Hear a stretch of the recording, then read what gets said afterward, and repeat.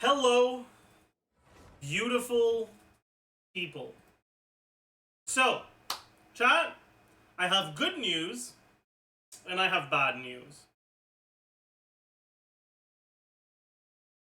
Good news, Kave's back. Bad news, Kave's back.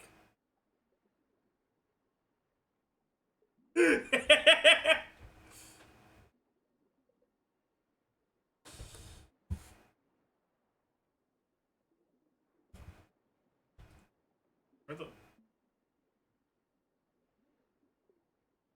Hello! Chat. This is what the upcoming banner is gonna be. Nilou, Kave, Kirara. What a blonde banner. Huh.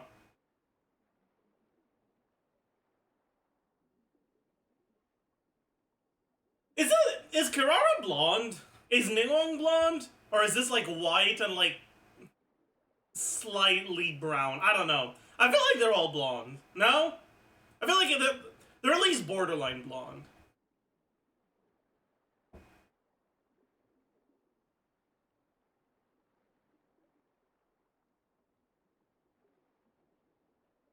I'll be right back.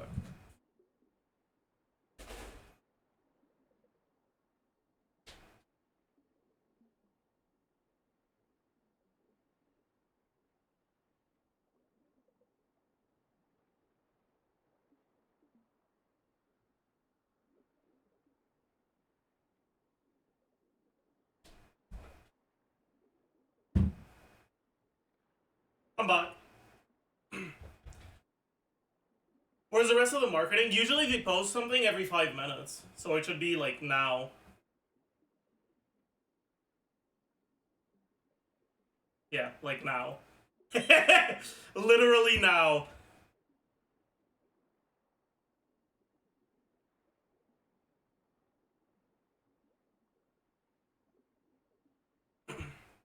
Where the fuck is a jaw? True.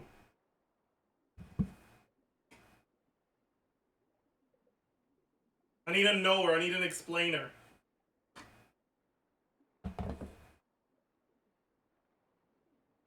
View the full picture? Oh. Omega.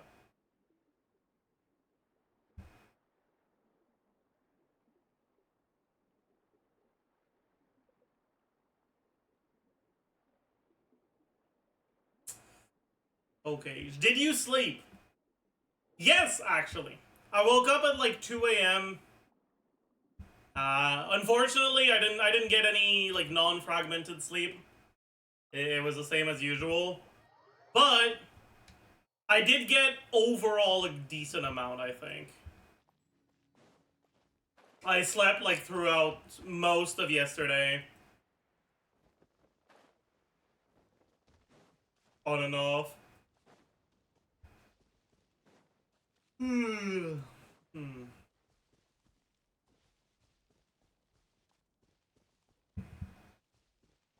You still have a special place in my heart. Hi, thank you for the 20 months, Utopia.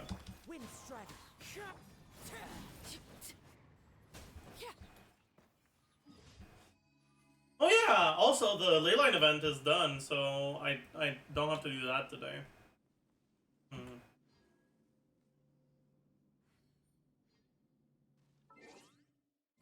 How many days until the patch?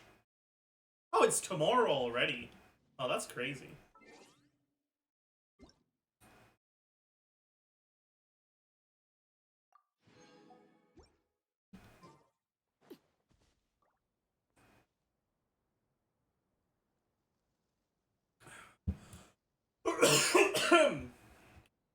It's always on Wednesdays. Bro, you think I know what day of the week we are?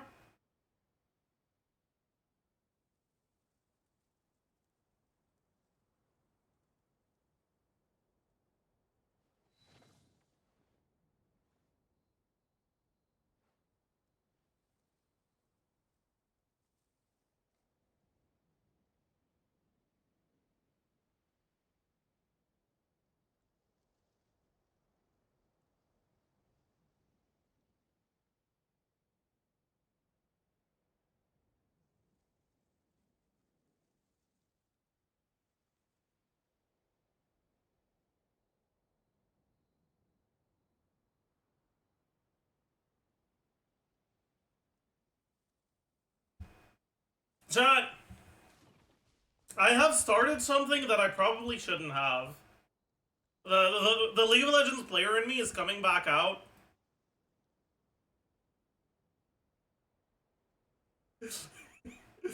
I've started.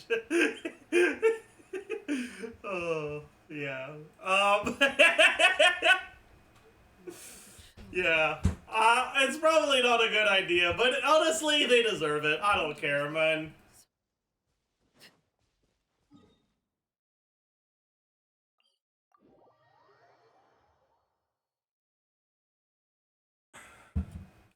Turn off DMs? Bro, nobody uses Twitter DMs. Like, unironically, pretty much the only messages I ever get on Twitter is scams. Hey there, I came across your awesome content and thought you might be interested in X.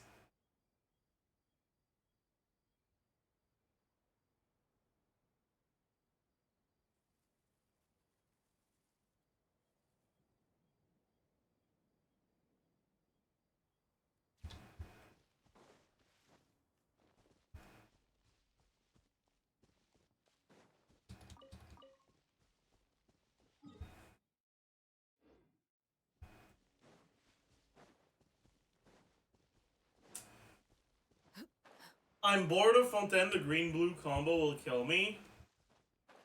You mean like how it looks? Like green and blue? Honestly, true. Good take. Fontaine sucks. Shit area. Plus French. Plus L. Plus ratio. Agreed? Agreed.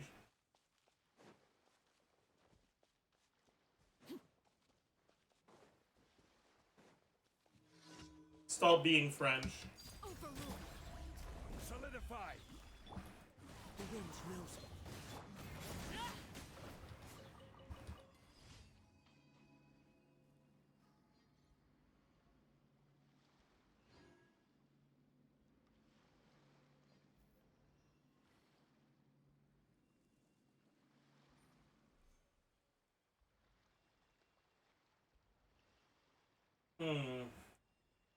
Oh, there's another one?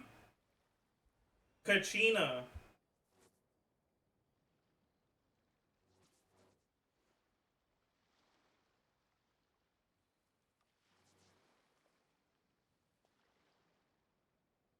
We'll read them later. Don't worry.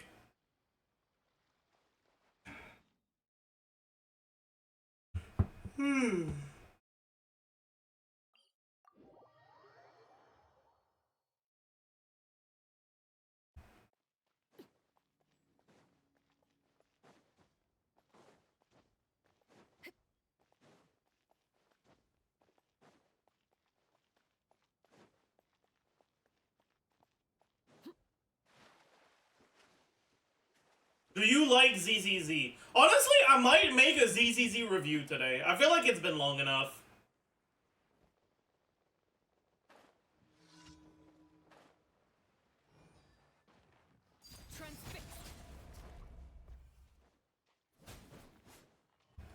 For YouTube? Yeah, for YouTube.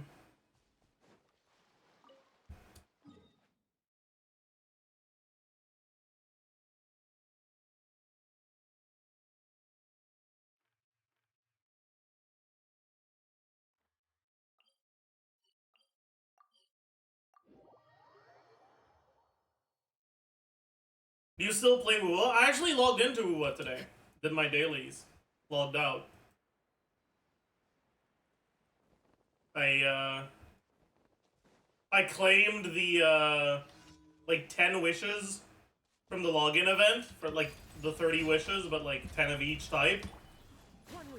Right? And I went to the standard banner, and I fucking... Dude, I got two 5 stars in my 10 pull, which means they're both the same weapon.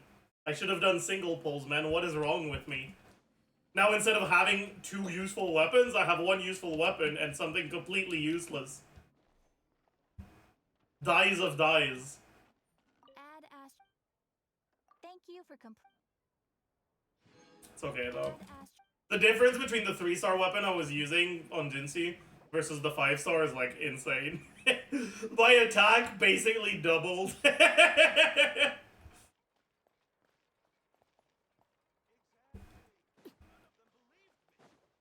I'm doing okay. How are you doing?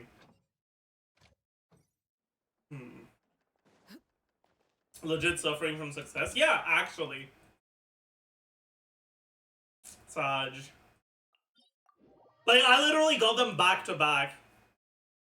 Like, fuck, man.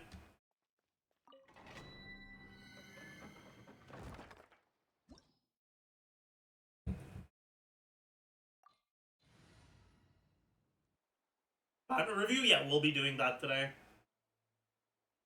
I'm not sure if we'll do the Zajef Nilou today or tomorrow, but I do want to do one, I think. Why huge day? We're gonna be recording a lot of stuff today. We're recording banner review, we're probably recording a ZZ video, and we might record a Nilou video as well.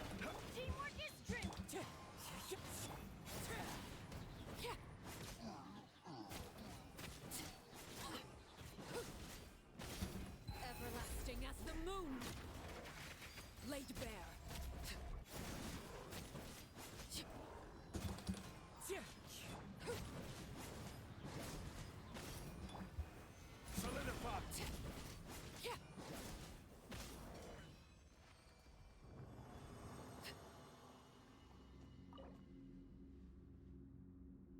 Did you know that Jian gets slower clears because he's too good at parrying? Wait, what?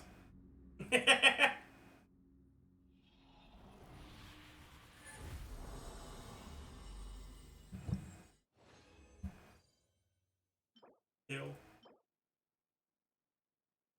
Honestly, this could be good. I've talked about this before, chat, okay? But there could be an actual hydro-focused burning unit. Or hydro-burning focused unit. I'm locking that. Drip marketing. Is there a fourth one? I don't think so, right? We've only got 3.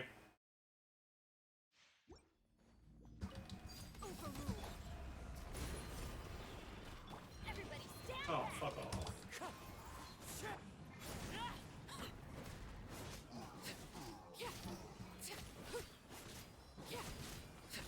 Witness my rise, laid bare.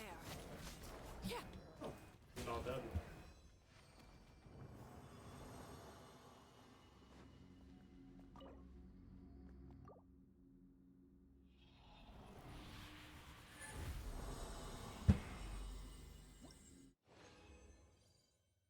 Wow! Wow!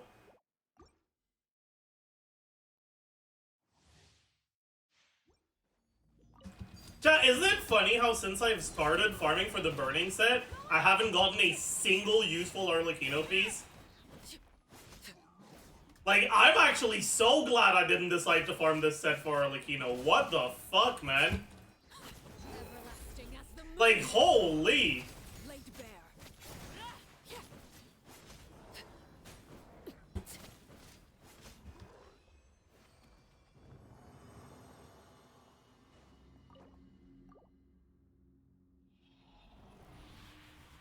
Imagine I just jinxed it and I actually end up getting an actual good Arlecchino piece. Wouldn't that be funny? Never mind. Okay. I liked it.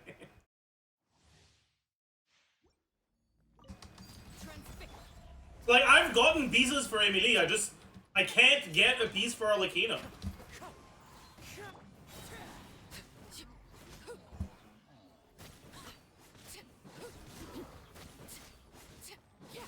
Witness my rise, laid bare.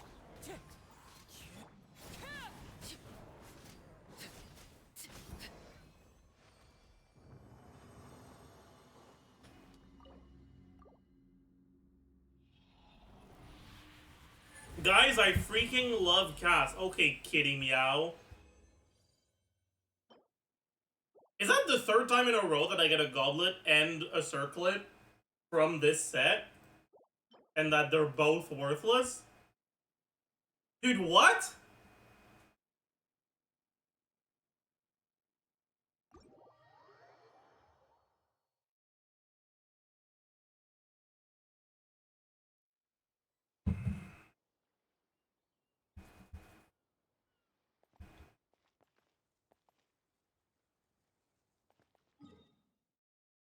Alright, let's go condense our resin now that we've used it. Chat, should I try to snipe a Zyphos? No. No, you should not. Still playing Sorrel, have not logged in since I said if I don't get Run May before her banner's over, I'm going to uninstall. So most likely I'm going to uninstall.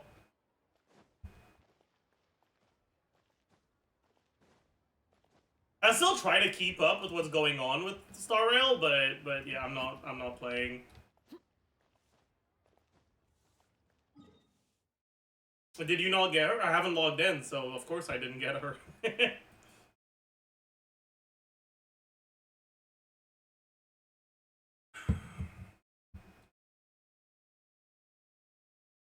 Difficult to get a character if you don't log in, huh? I know, crazy.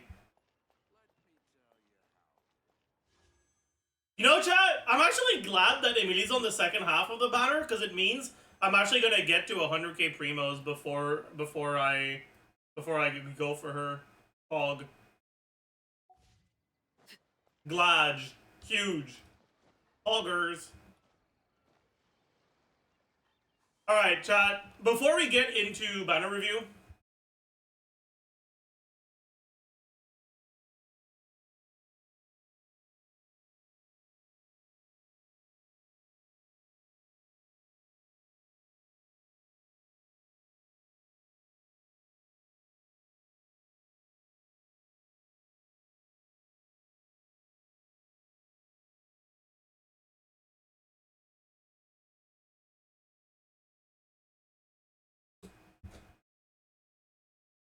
it's time to stall. Stall! Pound!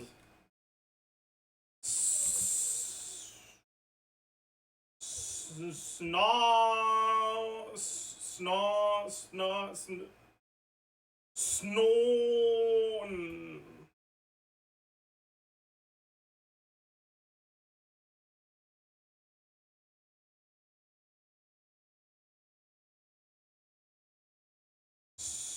Snore. Snore.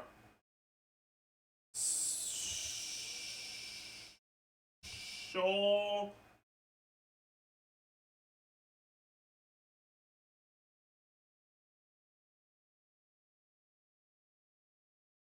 Scorn. No.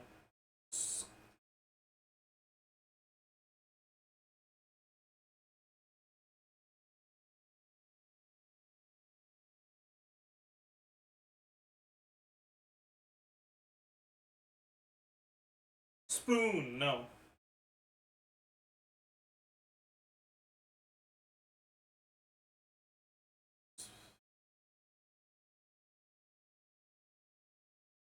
Omne. Obne. Ovne. Okne. Oxne. Osne. Okne. Ojne. Ochne. Own. No. Oven. No. Spoon. Other than spoon, I don't know what else it could be. Oin. Own. Own. Chone. Chone. Chone. Swoon! Swoon! It's swoon! It's swoon! I see. What the fuck is a swoon?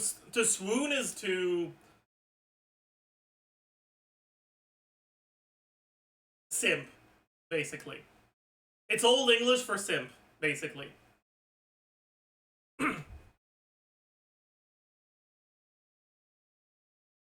Or, I get it can be used both for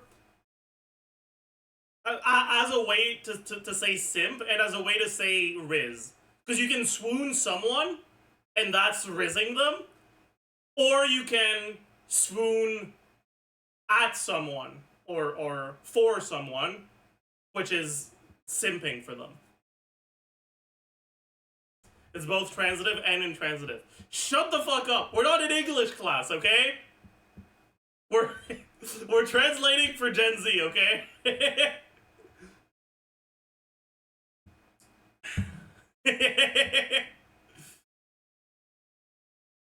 Woo would be the word for Riz, yeah. Woo would be more of an accurate one-to-one for Riz, for sure.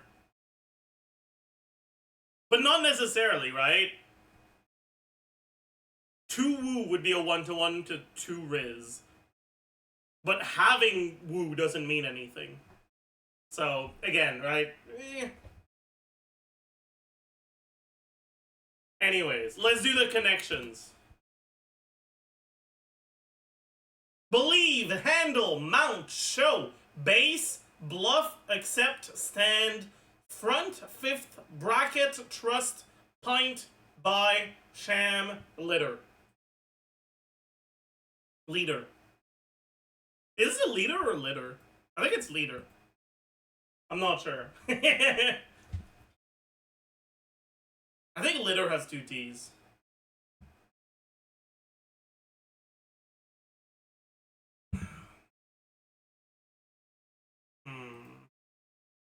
Believe, trust, accept,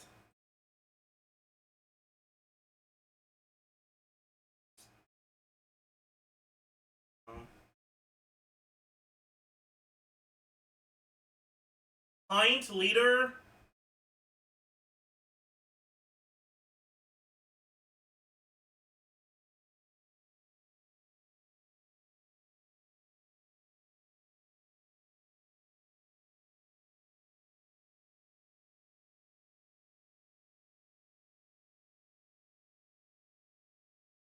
huh?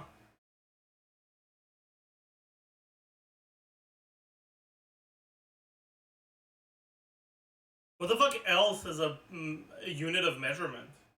I'm sure there's another 2 units of measurement here, but I don't know what they are. A fifth? There's no shot that's a unit of measurement, right?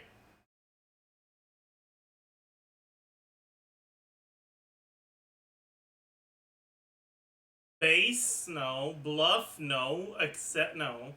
A stand? Maybe?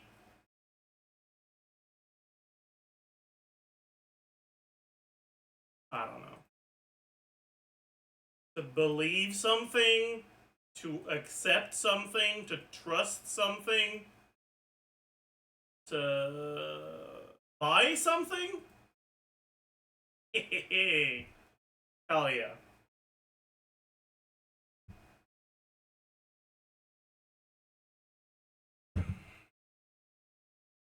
Bluff, sham, front,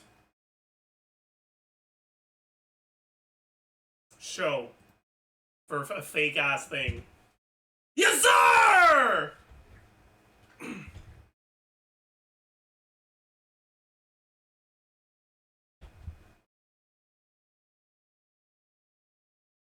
A stand, a base, a mount, a bracket. And I guess these are units of liquor bottle sizes.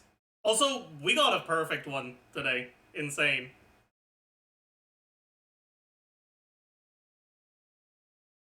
These liquor bottle sizes. What are you talking about? Liquor bottle sizes. A complete guide. Miniature, pint, liter.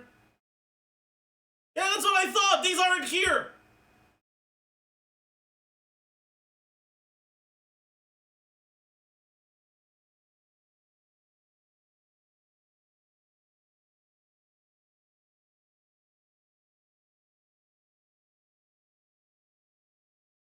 Ah, fifth. Fuck.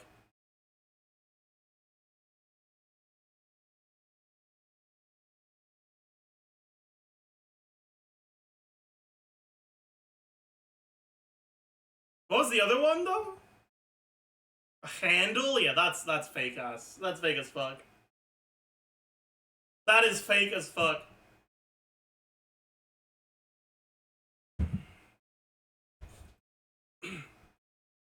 That is fake as fuck. Handle is a half gallon? What the fuck is a gallon, man? Use liters like a normal person.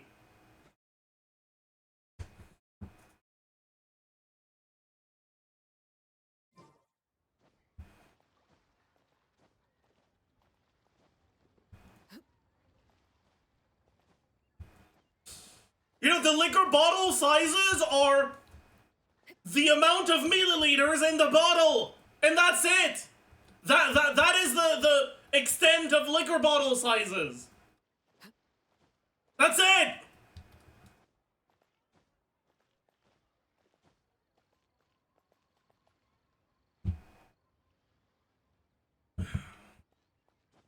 Oh yes, I brought a handle of rum to this social gathering. You're an alien! You don't know what words mean!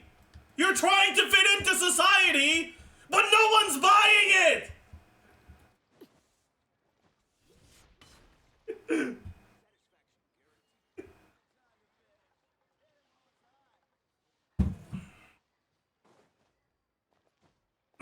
Anyways, sorry. Yeah. Okay, so...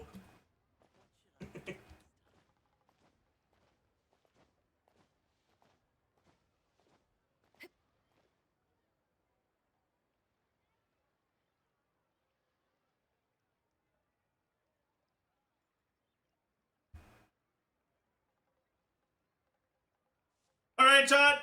I've been asked to watch this yesterday, and honestly, I kind of want to. So I think we will. TGS's top 10 best 5-star DPS for free-to-play. Guys, today I will tell you what the best main DPS are for free-to-play players. Free-to-play is a pretty arbitrary concept, so first thing I will do is establish some rules for this ranking. No 5-star constellations and no 5-star weapons. Technically, they're things a free-to-play player can obtain by saving Primogems, but I don't think it's generally the norm or wise. Obviously, no battle pass weapons. If a character needs specific constellation 6 4-stars, it will be penalized. Video The same link? goes Yes, for if here you it need is. specific 5-star teammates you wouldn't otherwise. As usual, when we're watching one of these videos, I want you to right-click on the tab right here. Mute site, or mute tab, or mute whatever, depending on your browser. Once that's done, right-click the video, loop, and then press play, and leave it running in the background. So it counts as a view, because you guys are watching the video. The same goes for if you need specific 5-star teammates you wouldn't otherwise pull for, like Shen-He for example. So I'm trying to make it as fair as possible for players who don't spend. Obviously, it's a Link. Here it is again.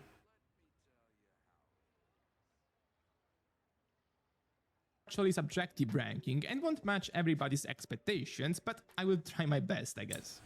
Do the message same as let and pin it? I can't actually pin a message from OBS. You have to be on mod view. And I'm not opening mod view. 10th place.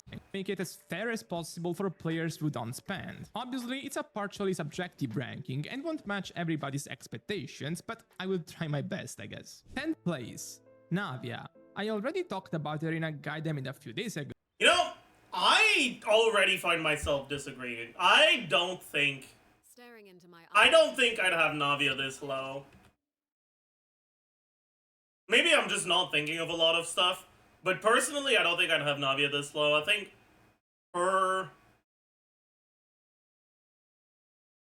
I mean, it might just be based on the calcs that he did, but like, again, calcs are not the end-all be-all. I think that her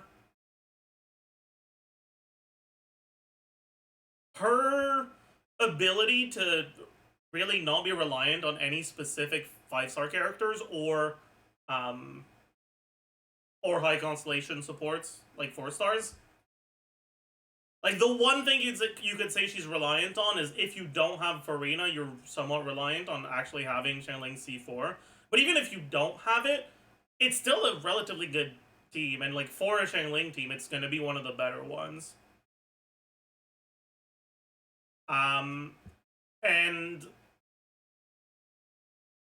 if you have Sag Greatsword, or at the very least, the Melusine event Claymore, I don't think you're struggling for weapon options either.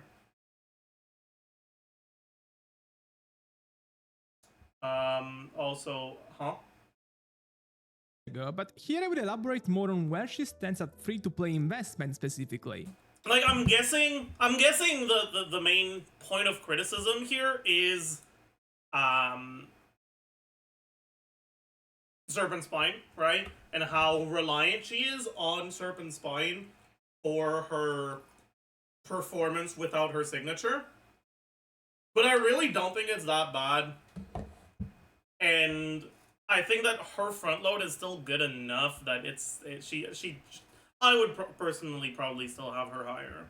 I like Navia in this list because she's pretty flexible in terms of team usages. As a Geo character, she doesn't really care a lot about specific elemental reactions, she just needs a bit of elemental application from teammates to consistently trigger crystallizes, and she's good to go. This puts her in a very advantageous spot for the purpose of this ranking, because if you have Navia on your account, odds are you will be able to— How reliant is she on Geo Resonance? Somewhat. Like, she can have good non-Geo Resonance team, but not teams. Like, she has one good non-Geo Resonance team, and it's like Bennett, Xiangling, Farina. But you can use Geo main character as your Geo Resonance, and Geo main character is very underrated with her still. It's something I talked about in my post-release, how Geo character, or Geo MC is a character that I completely overlooked in the pre-release. And, like, obviously, GeoMC does have some clunk that makes it maybe sometimes a bit unpleasant to play, but, like, in terms of power, they're actually pretty good in the Navia teams. an acceptable team for her regardless of what your roster looks like. However, sadly, the damage ceiling over teams at this level doesn't match what you will see later in the video for other characters. Her best free-to-play option is the Melusine Claymore, an event-locked weapon that you might not have, something a lot of people complained about in the comments of my Navia guide. The alternative will be Tidal Shadow, the Fontaine craftable, that however can be quite situational since it's tied to the character receiving heals to activate its offensive effects. She will be in a much better place if she could use the Serpent Spine for example, but that's a pay-locked weapon. 9th place, Brizzly. Brizzly is a quite versatile— Okay, I definitely don't think that Brizzly should be above Navia. Because again, right, maybe the calc with these assumptions would have him slightly higher, but like, again, calcs are not the end-all be-all. You have to look at how Navia frontloads her damage and her overall versatility, and I don't know, man. I don't know. Carry that can fit quite well in several freeze and melt. I do think Grizzly is overall a very underrated character, for sure. I think that people perceive him as pretty worthless because none of his teams really stand out that much. And in reality, yeah, none of his teams really stand out that much, but he has a lot of actually pretty decent, pretty reasonably strong teams. As far as free-to-play options go, he has Flowing Purity, Ballad, and Widzit. The first two are pretty general options that provide him good buffs all around, while Widzit is good on Melt more than anything, since that's the only team where the elemental mastery it can provide becomes useful. Melt is also my favorite type of Brizzly team, specifically Furina, Xiangling, Bennett, and Brizzly. It's a pretty nice team that performs greatly both in single target and in AoE content thanks to Xiangling. It's also a team where Brizzly not having high investment options like his signature weapon doesn't really feel like too much of a loss, as the other members on the team are contributing to quite the damage. Fritz teams are also quite nice, with variations of them containing the strong— Is he better than Ayaka? So, the main thing is, Risley is worse than Ayaka in Freeze. But Hoyo really does not want Freeze to be a viable thing overall, so they keep designing Abyss Chambers based on making Freeze feel like shit. And because of that, I would say that practically, overall, he does tend to be a better unit than Ayaka.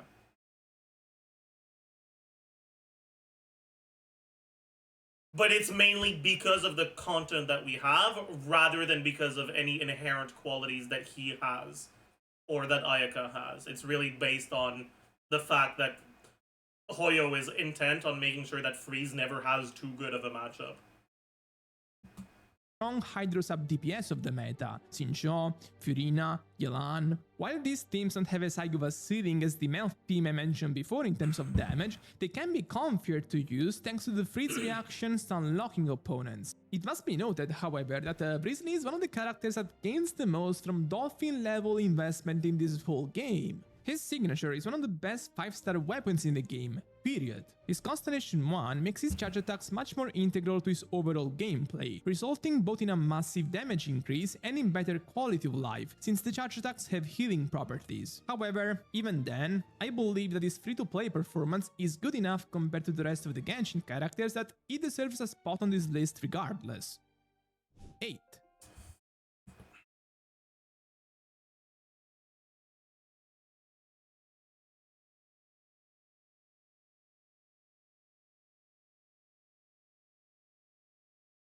Damage increase from C1 is not big at all. It depends a lot on the team.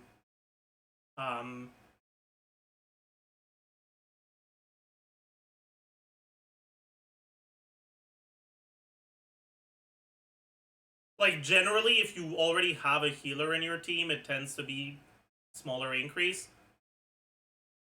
But there are situations where the C1 lets you get away without an actual dedicated team healer. And in those situations, that can be good, obviously. And it also just makes your charge attacks do more damage, which is pretty good for the meld teams.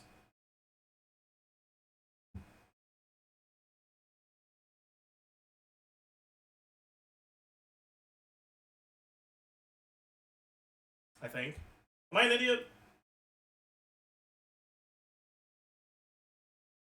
Is that another constellation? I forgot.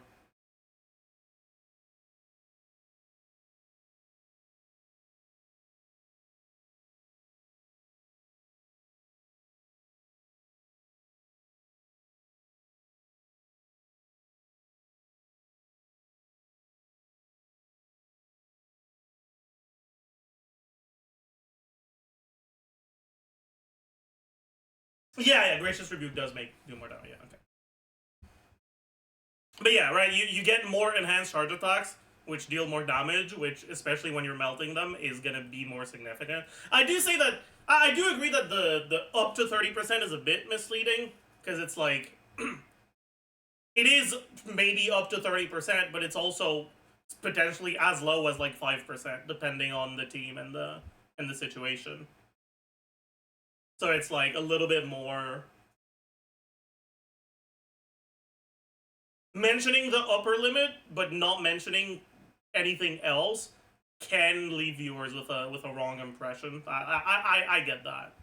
That's fair. Damage increase and in better quality of life, since the charge performance is good enough compared to the rest of the. I will say though, I think that the Hyperbloom teams are worth a mention for him. Hyperbloom teams for Risley tend to be the most brain dead teams to play.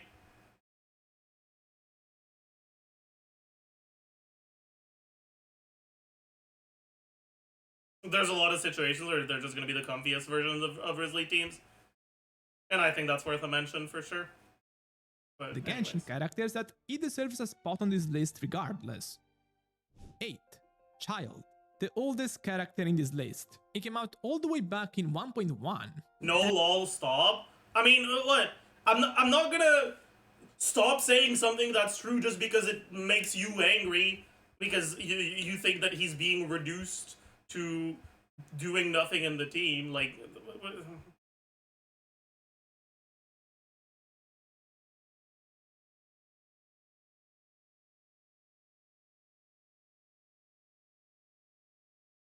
anyways. Opportunity cost is too high, IMO. Any Dendro character instead of him in the team probably performs better. That's not true. By any Dendro character, you mean specifically Alhaitham, and that's pretty much it.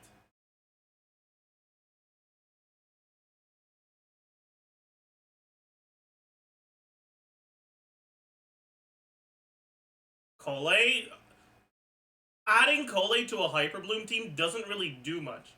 You already have all the Dendro up you need from Nahida. Kole does not improve your application because you already have enough application not to lose your Dendro aura. All that Kole would do is like the buff that you can get from her C4 and like I guess the elegy or something, but like that's not.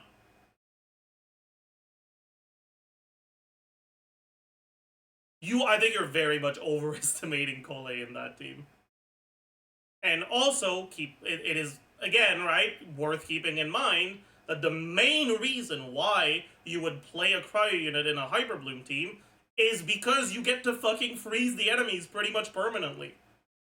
And again, freeze is really good as a reaction. Freeze teams often struggle because of the way that Hoyo often puts unfreezable enemies in a lot of, like, one unfreezable enemy in one of the chambers on both of the sides, and you're just sitting there with one of your chambers just being awful, and because of that it feels like it sucks. But in a Hyper Bloom team, your Hyper Bloom can do the heavy lifting for that chamber, and you still have the comfort of freeze for everything else. Like, I agree, Alhaitham would indeed make the team stronger, but I think the Risley version of Hyper Bloom is a lot more comfortable. So I wouldn't blame someone for preferring to play the Risley team.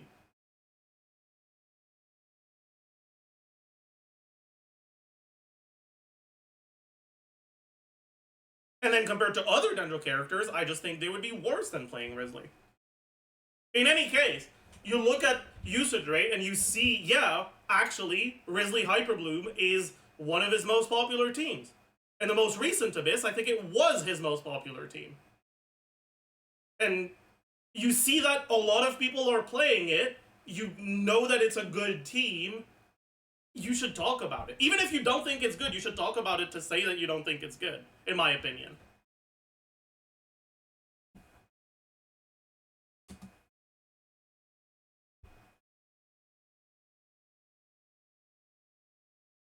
And is still going very strong, although probably not quite as much as in the past, unfortunately. The free-to-play value of Child mainly comes from the fact that a good chunk of what he does in battle isn't tied to his damage. In fact, it comes from his fantastic AoE Hydro application, that plays an essential role in maximizing the performance of characters like Xianling. To this day, Child is still the best Xianling enabler in the game, and with Xianling still being one of the best AoE DPS in the full game.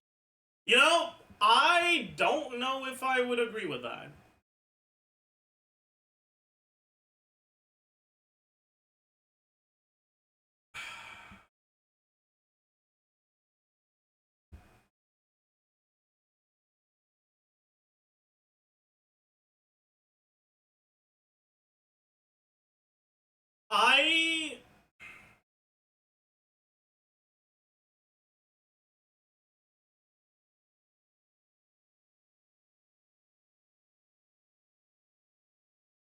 I think that nowadays, right, you have to keep in mind that new accounts...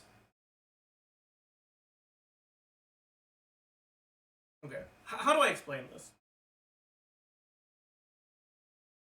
I don't think Child is that good of a character to go for new accounts, because he is a lot more reliant on having Xiangling C4 than a lot of the other characters that you can play with Xiangling, like the previously mentioned Navia that was in position 10, which is still a very good way to make use of a Xiangling team core, but that is a lot less reliant on Xiangling C4. And with the ever-expanding roster of 4-stars, it becomes more and more difficult to get high constellations of characters more easily. I think that specifically Xiangling, Xingqiu, and Bennett are the characters that suffer the least from that, because Bennett doesn't need cons to be fucking insane. And both Xiangling and Xingqiu can be available once a year in Lantern Rite and twice a year in the Star Glitter shop, which makes it a lot easier to mitigate. But it is still something that you have to make the conscious decision to make, and there's opportunity cost to that still. And it can take a little bit, right? It can take up to 2 years if you don't get lucky at all. Like, get awful RNG. It can take up to 2 years to get your C6 Xingqiu. It can take up to like a year and a half to get your C4 Xiangling. And that can be a pain in the ass, for sure. I think more importantly, though, International isn't as good of a speedrunning team nowadays because Abyss is more and more focused on multi-wave content, where Child's inability to swap out and then swap back in without fucking over the rotations because of his skill cooldown. And the relative difficulty of adapting rotations to multi-wave for International is more and more of a problem compared to other speedrun teams, like, again, the Navia team that was mentioned earlier, right? And I think all of these factors together make Child a lot less important of a unit than he used to be.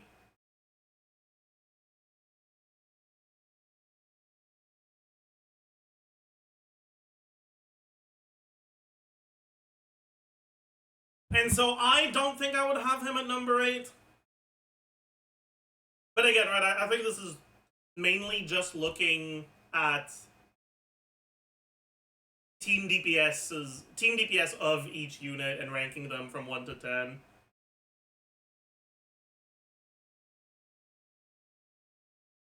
I don't know about that take. International is a guaranteed clear if you can. I mean, so is Navia National.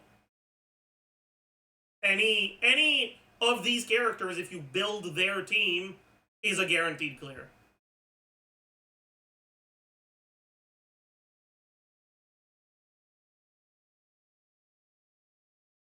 Game, Child So to me, that's not a point that really means anything.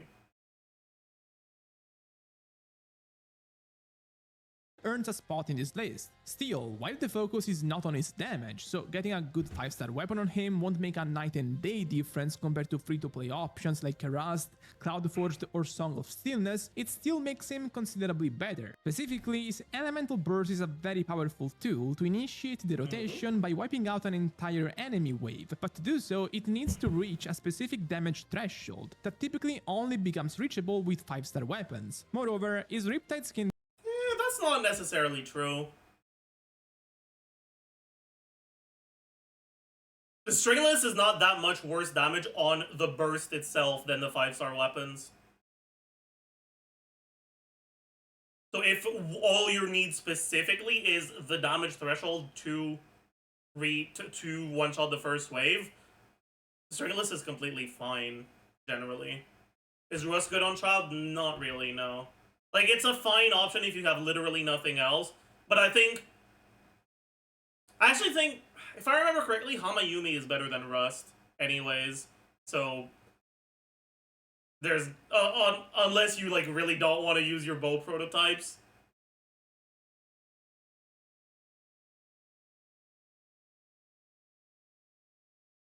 can deal quite high amounts of damage in AoE scenarios, so in those situations not having a 5-star weapon can feel pretty bad. Regardless, his international teams are still great at free-to-play investment over. But yeah, like, the actual, okay, let me actually calculate. I'm actually curious. Let me take a look at,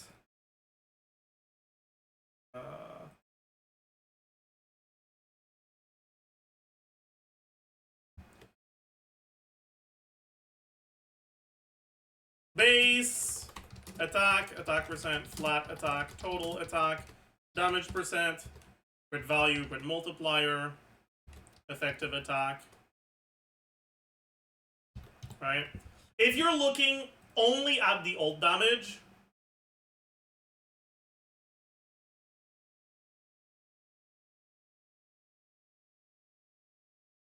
Oh yeah, I also have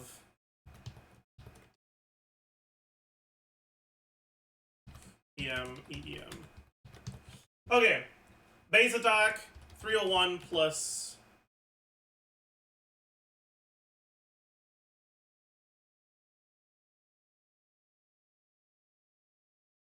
Where the fuck is stringless? Am I blind? Where the hell is stringless? There it is. Okay. Plus 510. And then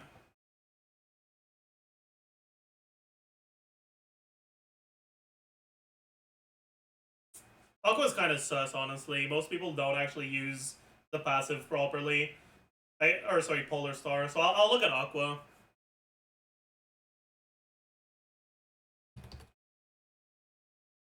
Okay, attack percent, 20% from Noblesse, 25 from Pyro Resonance, 46.6 from Sands, and like, I don't know, 20 from subs.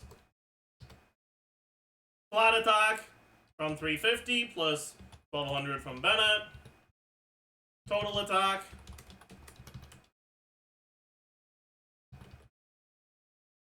Damage percent.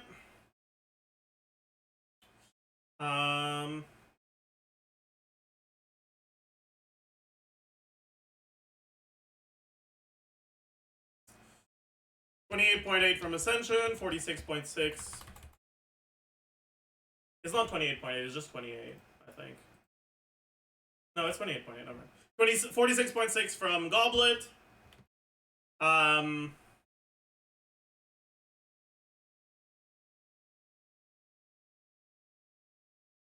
What set are we looking at? It's two-piece, two-piece?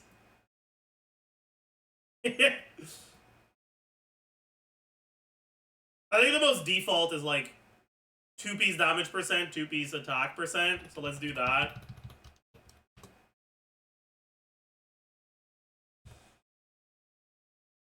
Okay. Plus, let's do 2-piece, 2-piece Hydro. I don't think most people do that because I don't think most people have 2-piece, 2-piece Hydro.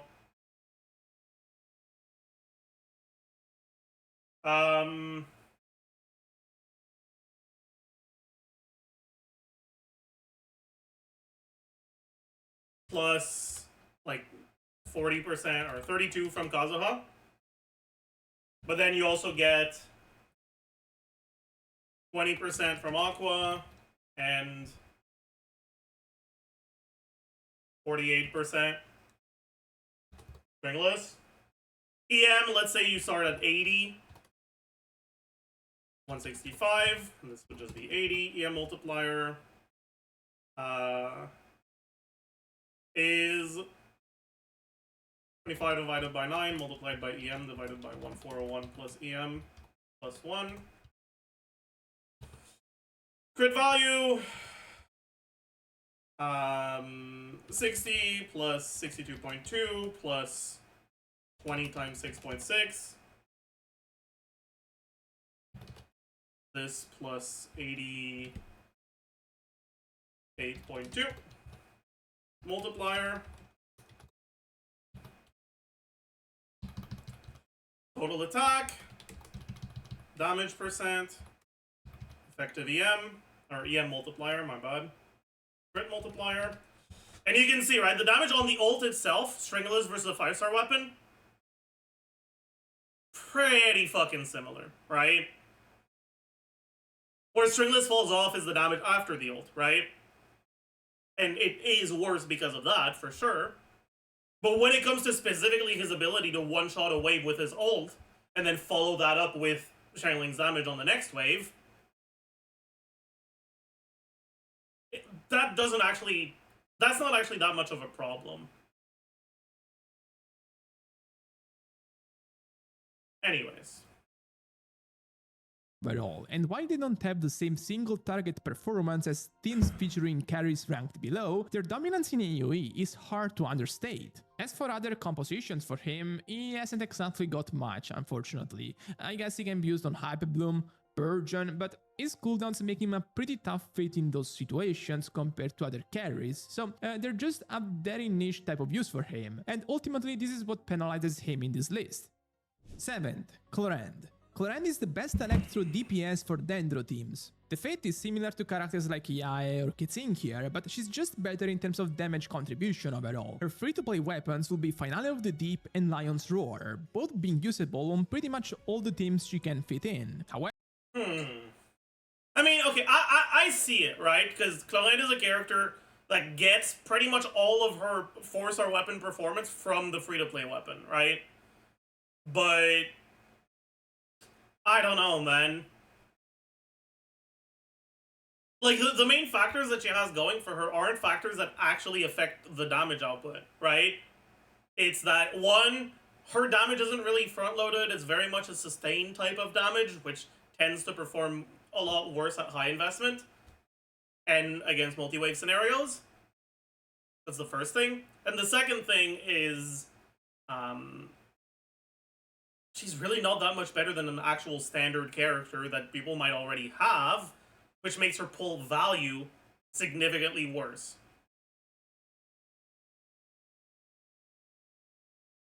And so because of that, like, I understand why she's here, but I definitely would not put her there myself. However, unlike the aforementioned Electros, Chlorand isn't just tied to Dendro teams. In fact, her damage profile is more flexible than theirs, as she's a more traditional main DPS in that sense, so she can fit better on ChesseBurgers teams, Electro Charge teams, and so on. Still, it's undeniable that her bread and butter are her Dendro teams, mostly because her best ally, Fischl, is magnified the best here. However, in the past few weeks, she received a lot of criticism, understandably so I would say, because she does have flaws like a lack of interruption resistance or relatively low field time for a main DPS, but I feel like the more you play her and become accustomed to her playstyle, the less you start to notice these issues, and once you can get past them, she does have pretty stellar Quicken and Quick Bloom teams that allow her to breeze through obstacles. Just like Grizzly, she gets very big damage increases from her signature weapon and constellations, but Recency once bias? again, No, I mean, it boils down to the fact that this team, or this list, cares a lot more about that number here than about a lot of the other factors than that number here. Which, like, is a fair way to do a list. There's no objective right way to rank characters, which is one of the things that... one of the reasons why I generally don't like tier lists in general, right? But yeah, like, that's the further context I'm providing for this. but once again, I don't mind it as long as the free-to-play performance is good, and clearly that's the case here. 6th, Raiden. Raiden is one of the most versatile characters in the whole game.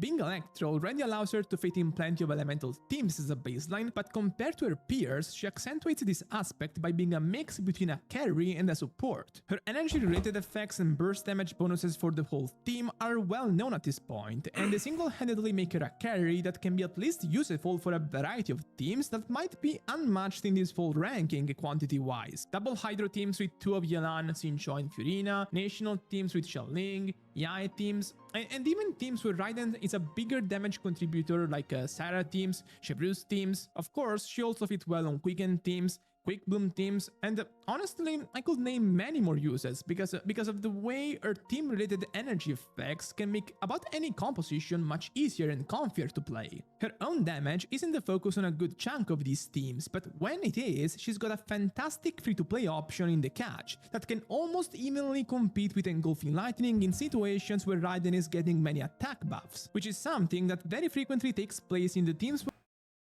damage is relevant due to the presence of characters like Bennett or Sarah. In terms of damage ceiling, none of her teams are extremely impressive, I guess, but her flexibility as well as her ease of use thanks to her full interruption resistance among other things make her a great option for any free-to-play player still. Then, if you want to go even further, she can even be considered the main DPS on full Hyperbloom teams, where she's built with elemental mastery and just plays off-field with her elemental skill. Just her and Cookie can consistently do this in the Electro niche off-field, so it's another thing that plays to her benefits. 5th, Hu Tao.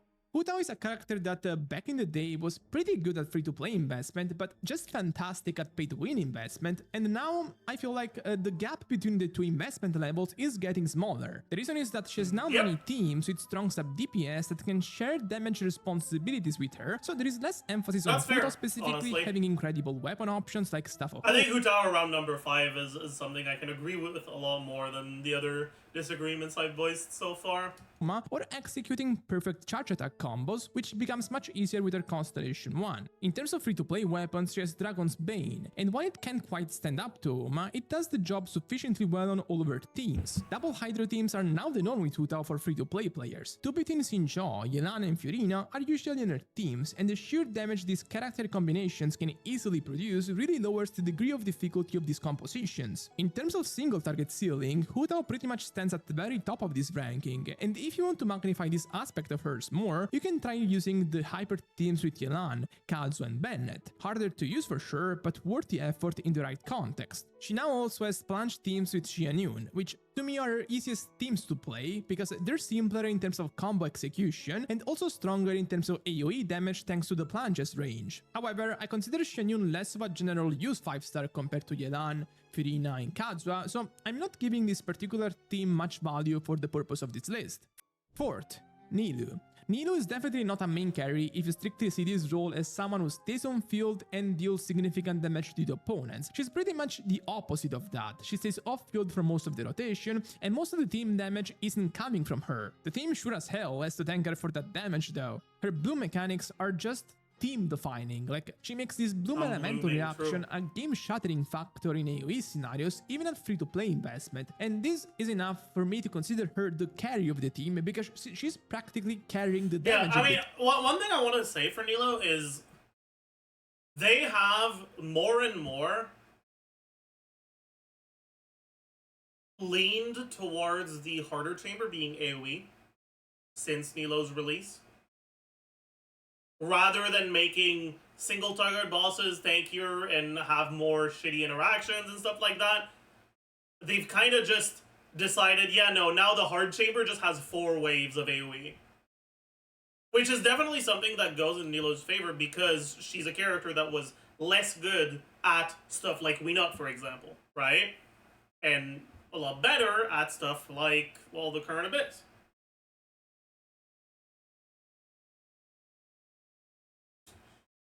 And, I mean, We Know was released a pretty long time ago now, right? It was released, like, towards the beginning of Sumeru. We're now at the end of Fontaine. It's been a while.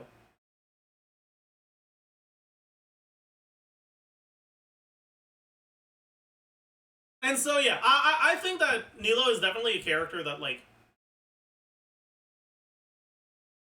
has gotten the exact opposite treatment to Venti, right? Like, Venti and, like, Freeze in general and stuff like that, like, they've gotten a treatment where they're characters that are good at a specific thing, and Hoyo has decided we don't want them to be too good, so we're just not gonna give you that specific thing, that specific thing that often. Whereas Nilou has gotten the opposite. We now have that specific thing that she's good at a lot more often than we did back when she was released.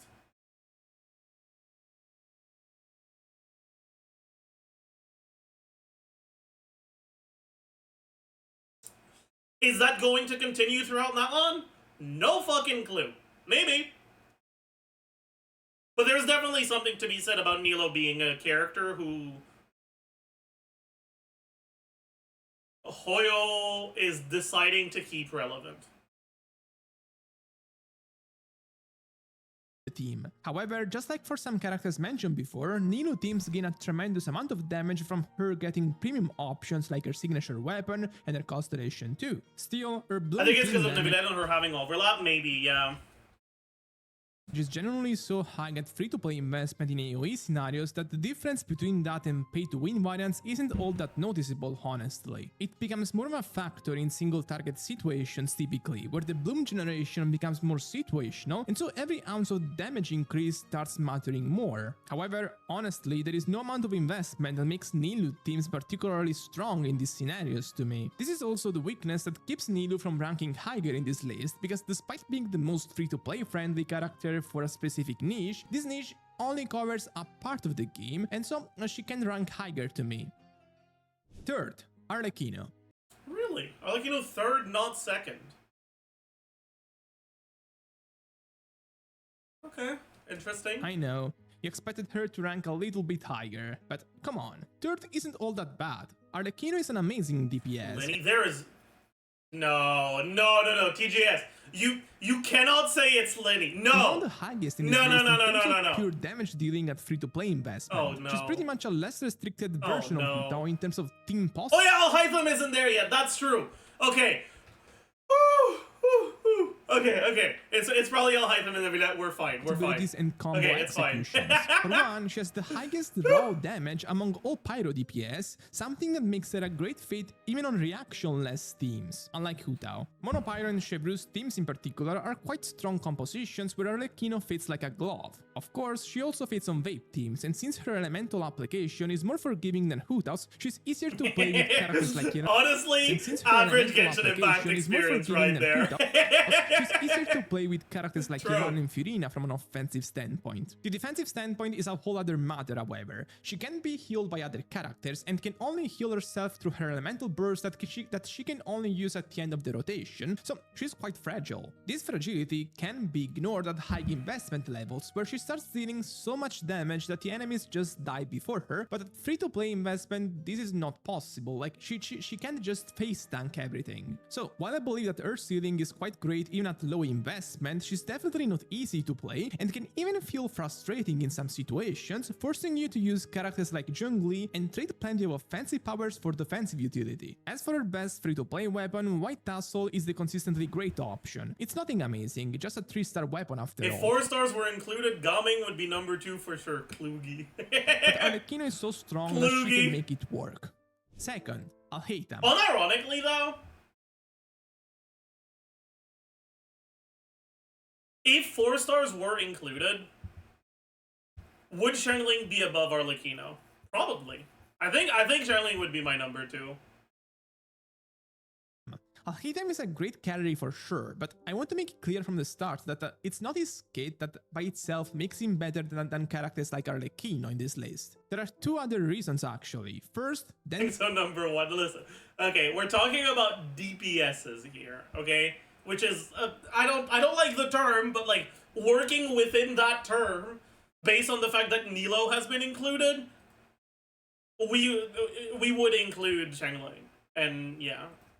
Teams like Hyperbloom are free-to-play friendly in general, thanks to how easy it is for free-to-play players to reach the elemental reaction damage ceiling through elemental mastery investment. Second, it has a 3-star weapon option that competes with premium 4-star and 5-star options, and that is the Harbinger of Dawn. Harbinger of Dawn is a weapon with great crit-based effects, but it also has serious weaknesses. First, low base attack, and second, it requires your character to be above 90% HP to take advantage of the effects. The first is never an issue for Alhaitham, as a big chunk of his killing and damage comes from elemental mastery. The second can technically be a problem for a main DPS like him, but it realistically rarely is. The Xiangling Glaze is crazy, or we still at Inazuma? Listen, I'm not the one who made Xiangling good, okay? You wanna complain about Xiangling glazing? Fucking file an in-game complaint to Hoyoverse, okay? Ask them to nerf her. Is constantly teamed up with either Zhongli Don't or blame me players for like this Kuki, shit. Baiju or Yao Yao. As a result, Alhaitham has all the tools to succeed even at free-to-play investment. Arlecchino isn't great if you don't already have good Glad Pieces / RNU account. I half agree with that. I get the point you're making. I don't think that's specifically true. Like, I think she's still very much a good character. If you don't already have good Glad Pieces, you just have to get some pieces on her new set. Just like if you don't have pieces on any character's set, you have to get pieces on their set.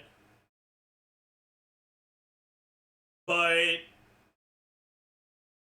I definitely agree with the idea that on newer accounts she doesn't perform as well, because what TJS said of like a lot of Arlecchino's downsides being effectively negated at high investment is very true, right? The higher investment you are, the less the fact that you can't heal is going to matter, because the faster you're going to kill the enemies and the less you're going to have the opportunity to take damage. And at lower investment on newer accounts that don't already have so many resources that they can just pretty much get a really, at least a very decent build on her on day one. If you're looking at like level 70 Arlecchino with decent pieces at level 6, maybe talent level 8, like fuck it, why not, 70 out of 80, versus another carry at the similar investment, you're gonna need to ult a lot more often, and it's gonna make her comparatively potentially worse than some of those other carries that are below her generally. Like, I get what you're getting at with that, and I do agree to some extent. But yeah. And it does so in plenty of teams. His strongest ones are the quick bloom compositions, specifically the ones with Furina. But yeah, because Glad is such a good set on her, most people never really experience that, because most people, at least people that watch my content, you know, most of you guys have been playing this game for a while, so you can pretty much get her to level 90 on day one, or maybe at least in the first week. And you already have some good Glad pieces because you've been playing the game for a long ass fucking time. Even those of you that are saying, no, my Glad sucks, like, you have like 20 rolls of crit on your Glad. That's completely decent, right? Actual new players, they don't have anywhere close to that. They have like 6 rolls total, you know?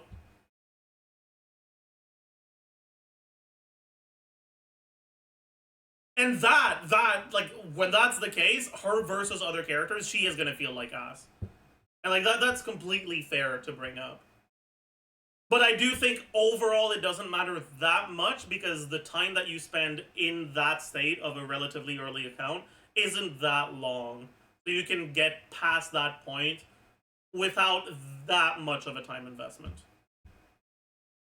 With Yelan and Sinjo are also really powerful and foolproof. Al-Haytham's quicken teams are also pretty great, as he's a character that deals quite the damage and feels incredibly smooth to use thanks to how flexible his rotations are.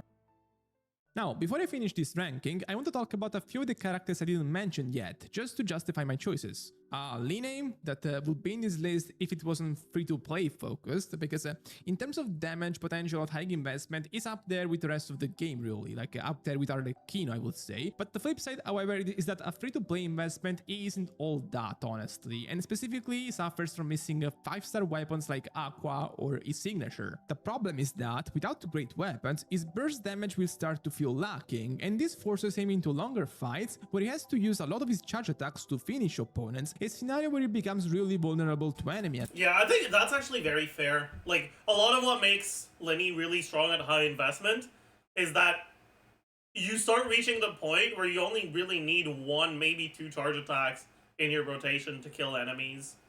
And the more charge attacks you need, the worse he is, because charge attack characters, especially charge attack characters like Liddy, that generally have really good synergy in teams that don't run shielders, feel like ass to play if you have to do a lot of charge attacks on them, right? What makes Lenny such a strong character compared to a unit like Ganyu, for example, is that so much of his damage is front-loaded into his burst and skill. And then he's not as reliant on the charge shots, but if you have 20% less damage, an enemy that someone could kill if they have his signature in a burst, 1 charge shot, and a skill is going to take you at least 2 charge shots, maybe even 3. And that can be a lot harder to do. If you get staggered, if you have to dash to dodge an incoming attack in the middle of your charging up, well, maybe your Bennett burst runs out by the time you E and you don't even kill anymore, right? And yeah, he definitely is one of the characters that gets affected the most by by stuff like that. And it's mainly because he is generally, like, a strong character, but he feels like asked to play in longer fights. And I saw someone in chat say, isn't that the same for Child? Child has a similar thing where, like, he is going to be a lot stronger if you kill enemies early, but Child doesn't feel completely awful to play if you have to spend some time normal attacking on him, right? You can still dodge without a problem, like, it's, yeah. Attacks. Then Wander and Xiao, both great characters for sure, but both dependent on having Constellation 6 Ferrozen, for example, and Xiao also needs Xianyun, that is a pretty niche 5-star. Yeah, I think not including Xiao is also fair. I think Xiao, if you're looking at, like, day one free-to-play, like, Xiao on an account that is free-to-play but has been playing since day one is very strong. Right? Because if you've been playing since day one and have actually done your dailies every single day, you have the primos you need to get C6 Farazan, to get Xianyun, to get Farina, and it's relatively likely you've gotten a Jadewing Spear along the way. With that, Xiao is an incredibly strong carry when it comes to, like, comparing him to other carries, right? But, like, if you're even just missing C6 Farazan, if you have C5 Farazan and everything else, his team DPS tanks by like 20%, more than that. Literally just that. And, like, yeah, that's fucking rough. That really is fucking rough. Right? Like, he's one of those characters where a free-to-play player can get the conditions for Xiao to be good, but it's a lot less likely. And it's going to take a lot longer. And that's why TGS started this video by explaining his requirements. We're at 1421, right? Explaining his requirements for the what he means with free-to-play. And saying, yeah, like, if you're reliant on a 4-star character being at C6, you get a penalty. If you're reliant on a niche 5-star teammate, you get a penalty. But yeah. All 4, so I don't consider that free-to-play friendly. If the parameters were less strict, they would definitely be in the list, but as things stand now... Yeah, and then when it comes to Wanderer, I think that he's very similar to Xiao with these criteria. But then on top of that, he doesn't have the same sort of ability to get better if you have all the pieces as Xiao does, right? He doesn't get as strong as Xiao when you have all the pieces. No. Then Sino, Tainari, Kitsing, Yae, the Dendro team. And that mainly comes to the fact that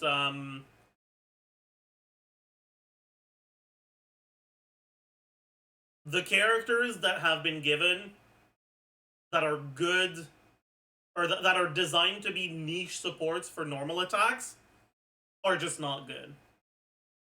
Right? Whereas the character that is a niche support for plunge attacks is very good.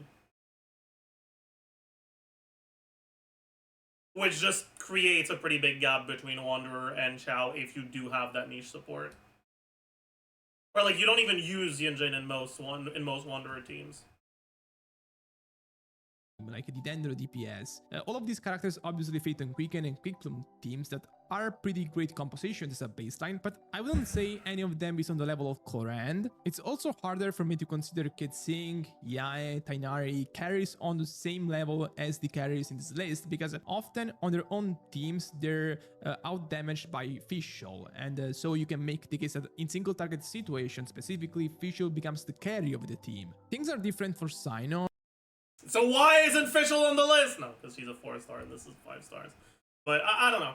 Personally, I think that I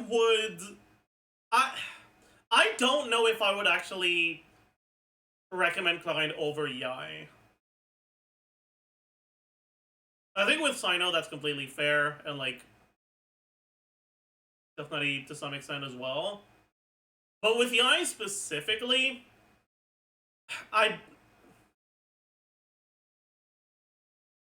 in the teams where you would use her in the same way that you would use Chlorine is a little bit better, but not even that much. And Yai has the ability to also be useful as a quote-unquote support in stuff like Alhaitham teams.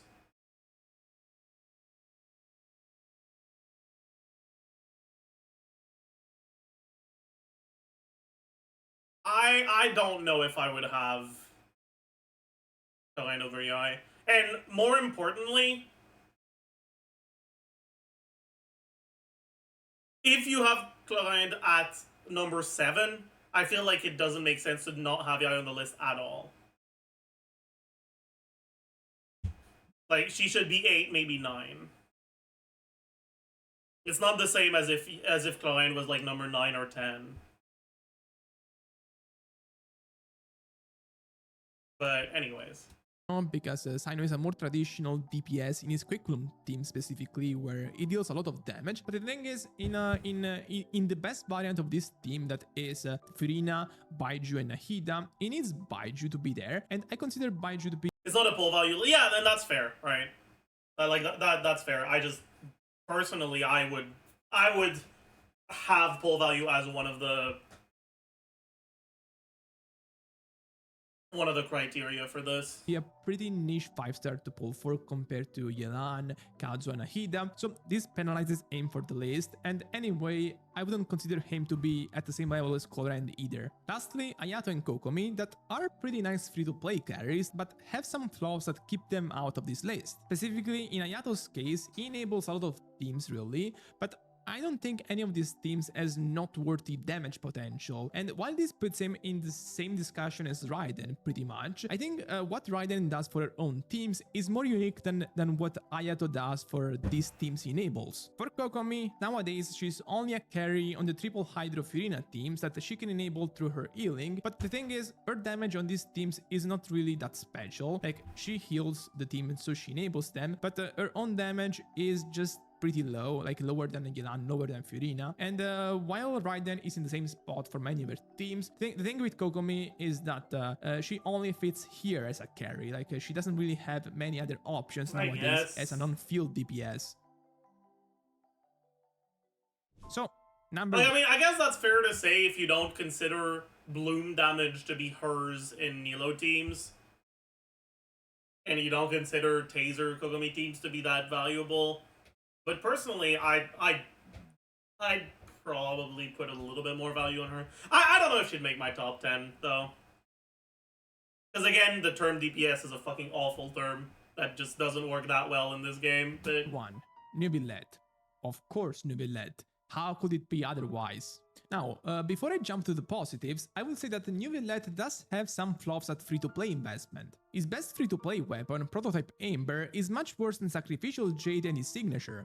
Also, his lack of interruption resistance can feel annoying, and this is something that gets fixed by his Constellation 1, at which point he becomes a literally perfect character. However, even with these flaws, he stands at the very top of this list because his damage is still more than fine with Prototype Amber, and more importantly, his massive gameplay-related advantages just put him in a different tier compared to others in this list. Nubillet is able to hit every opponent in the room in just about every instance, and this is a massive advantage, especially at free-to-play investment, where the lack of damage can really be felt if you don't handle the opponents perfectly from a tactical standpoint. Nubillet doesn't really need to care about tactics, he just needs to use his skill and burst and demolish the room effortlessly. His teams also help him hide the weaknesses I mentioned before. Specifically, the presence of Zhongli as a teammate makes the lack of interruption resistance irrelevant, and he has access to free-to-play friendly compositions like Hype Bloom that can alleviate the feeling of low investment on him. Still, his hyper teams with Furina and Kazuha are very powerful and allow him to achieve impressive results even at the investment level considered for this list. And that's it. It wasn't easy making this ranking. I'm sure I will receive a lot of complaints from people that claim, oh, I can use this character with a 3-star weapon and destroy the base, it should be higher. But look, these are just my thoughts, my subjective thoughts on each character I talked about, and it's just my list. Let's stay friends. So, if you enjoyed this video, make sure to subscribe. We can't be friends! You talk shit about Navia, we can't be friends!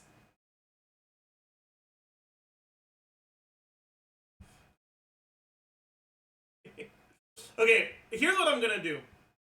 I am gonna write down his list.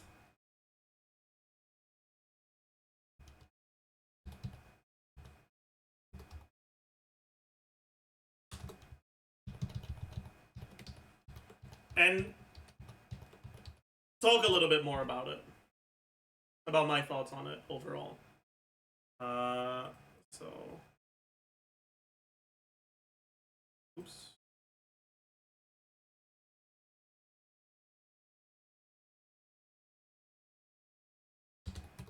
Grizzly, number 8 was Child. Number 7 was...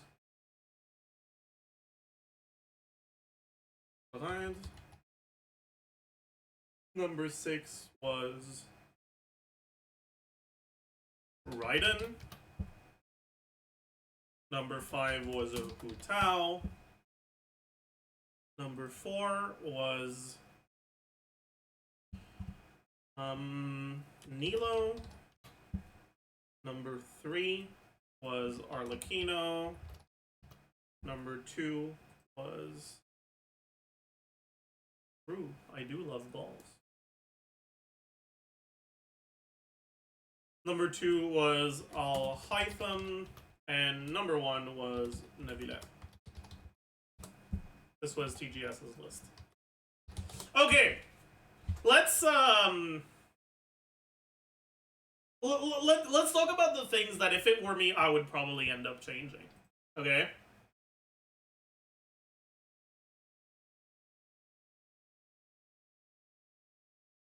So actually, first, let's talk about the stuff that I would not change. 100%, yep. I think Al-Haytham and Arlecchino, there's not really... I don't really feel strongly about either of them being above the other. I think Arlecchino's ability to scale with...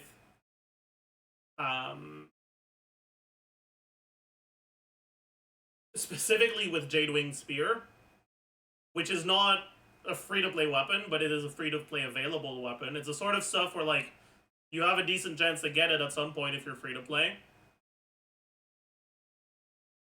Would be a fair argument for her being better, but it's not really within the constraints that TGS has stated.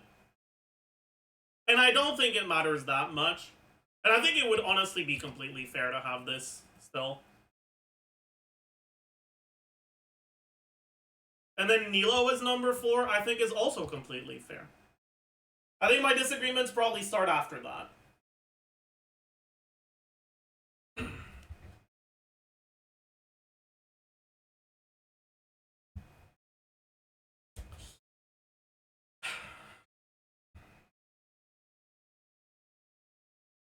The main thing... Well, I don't know. Maybe Hu Tao would stay 5. I think that's fair, honestly.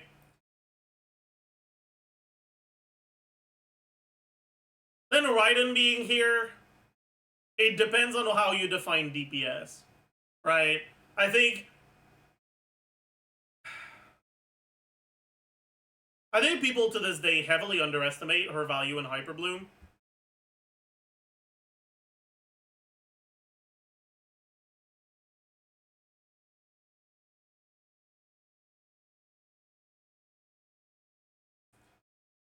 But it's kind of hard for me to call a character where you swap to them literally once per rotation, do a skill, don't even use their burst, and then swap out a DPS. You know? It just feels wrong.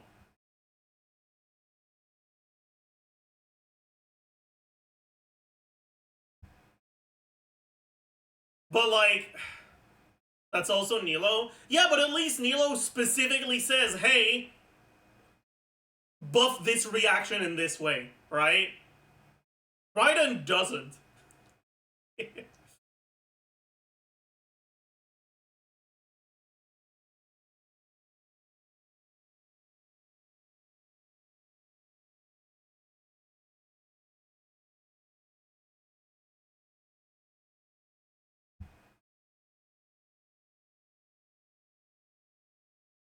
Like, if we're not accounting for Raiden's strength and Hyper Bloom in this list, then we would have to remove Nilou altogether. But I think it's completely fair to have Nilou here.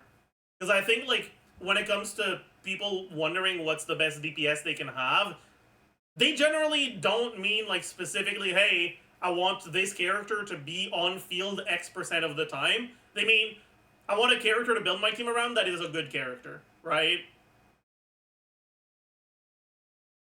And, like, mentioning Nilou, even though she's not really a traditional DPS character, helps make the point that she is a good character to build your team around in that way.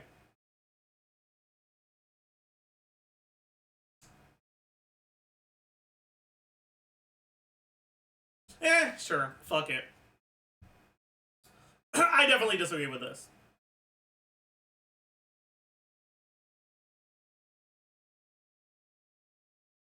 Actually, you know what? I think I'll put Raiden. Actually, I think I'll put Hu Tao down 1 as well. And I'll put Navia at number 5.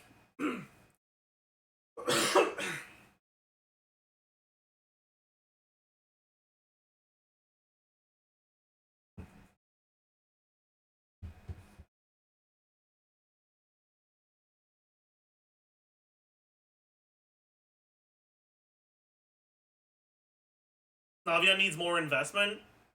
Does she?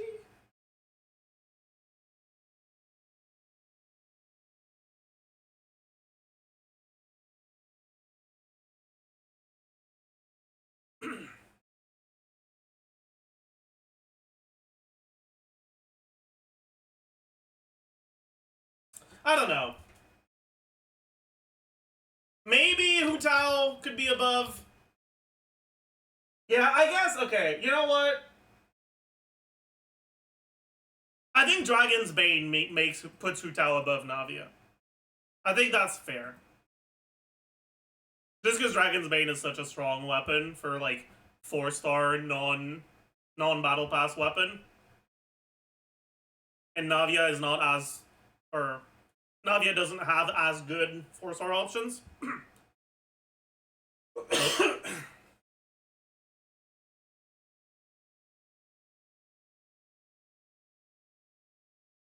But yeah, I think there's something to be said about Navia practically performing better for people that aren't willing to learn Hu Tao's combos, or just aren't good at them, or play on mobile. Which, like, listen, okay? The fucking Samsung event has made me realize the value that certain characters can have on mobile. And more importantly, the ways in which certain characters feel like ass on mobile. And I understand why Hu Tao feels like ass on mobile now. I really do. Like, the buttons just are not in good positions to do jump cancels comfortably. Like, what the fuck do you mean I have to have my whole ass hand on the screen? Like, no, that's dumb, that's stupid, I hate it. Okay?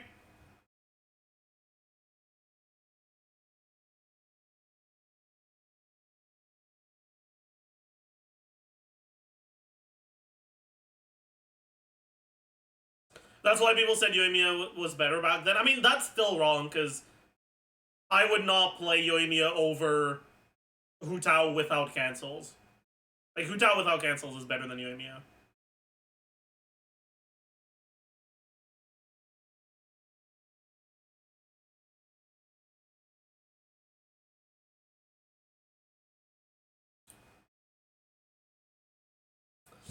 But yeah, like, I think that all of the characters outside of Hu Tao that are above here, right, like the first 4 characters, I don't think they're characters that feel that, like, particularly asked to play on mobile.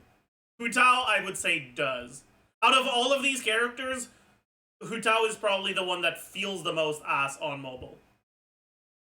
Maybe if you have high ping, which some phones just do, because, I don't know, sometimes Wi-Fi or whatever, like, then maybe Nilou, because it's a team, or it's Nilou teams, you generally have to swap a lot more. So, like, maybe. Like, same for Child, I guess, to some extent. And if you start getting to multi-rotation Child, where you have to do a charge shot sometimes, then that can also be a little bit of a pain in the ass.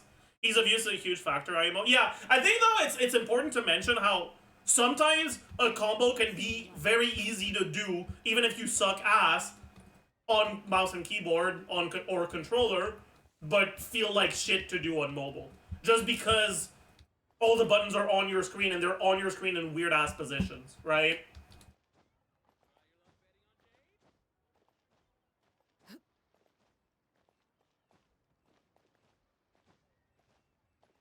And like, that's something I didn't really account for too much before the Samsung event, but I think is actually worth.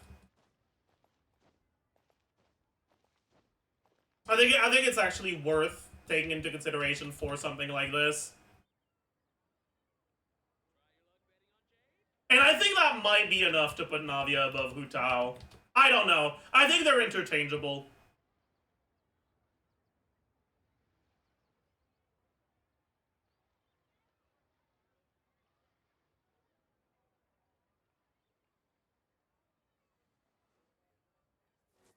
And then there's also the fact that if you're not holding your phone like this, right? Or pretty much the only buttons you or pretty much the only fingers you can use for your like to control things are your thumbs. If you're holding it like this, for example, like your phone, it's a lot easier for your phone to fall. Which, if you play outside of just in your house, What should I try this time? might just not be something you want to do at all, right? So, yeah.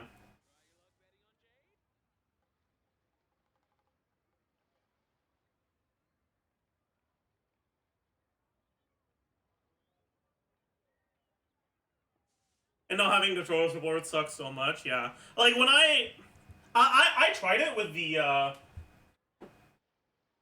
Razer, the controller that Razer sent me, which is now dusty as fuck because my phone doesn't have enough storage space to download Genshin. But like I tried it with a controller, and you could map your buttons to specific places on your screen. And it wasn't that bad for sure, but like it does suck that there's no actual dedicated controller support.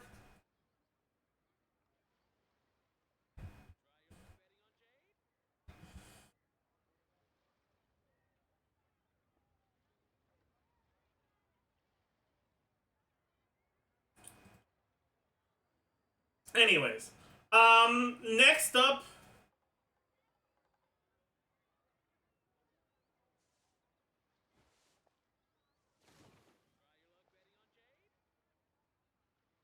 Hmm.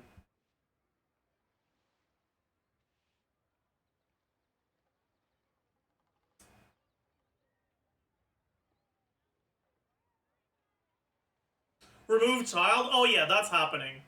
I'm just wondering who I'm putting in instead of child. Maybe Yai?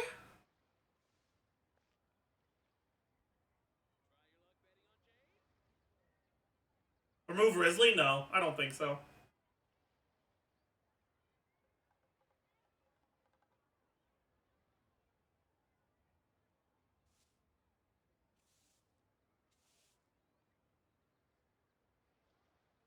Something you wish to report?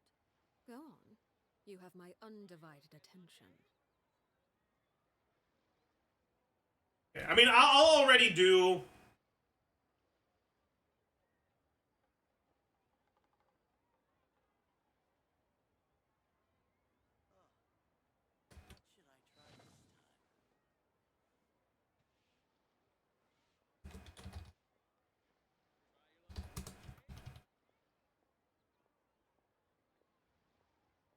What should I try this time? I guess it's Yai, yeah.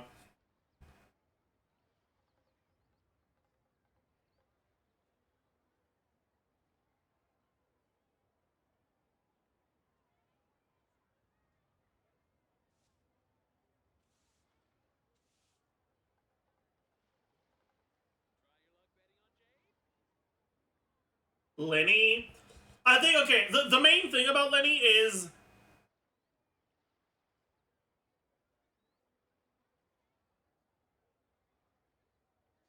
okay.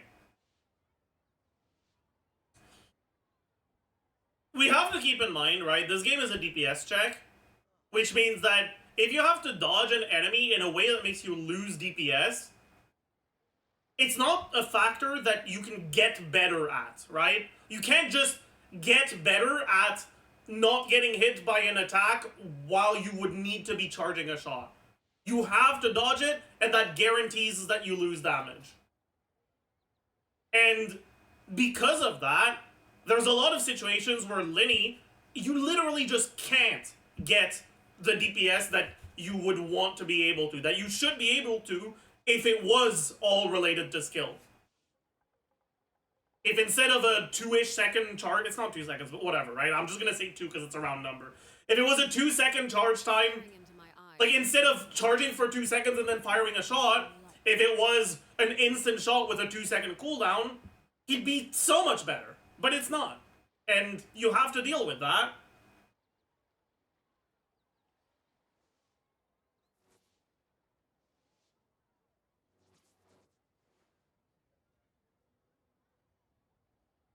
And it makes it so that in practice against a lot of enemies, Lenny just isn't that good.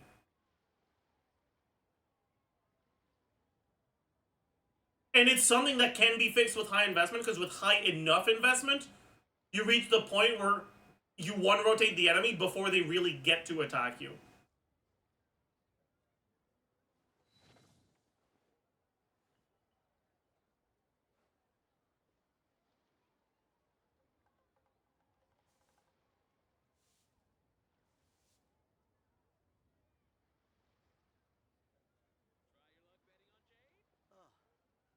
What should I try this time?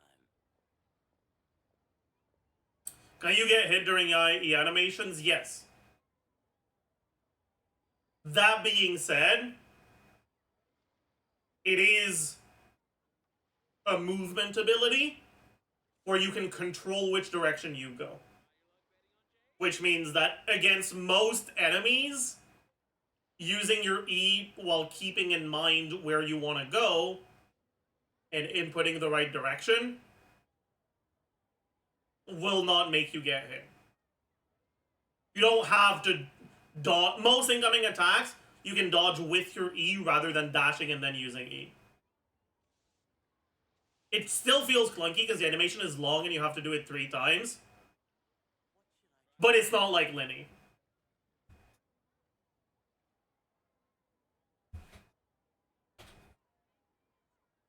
On top of that, she does the relevant part of that skill immediately when you press the button, not at the end of the animation. So if you get cancelled out of it, you still got the totem, right? If you get cancelled out of a charge shot on Lenny, goodbye charge shot.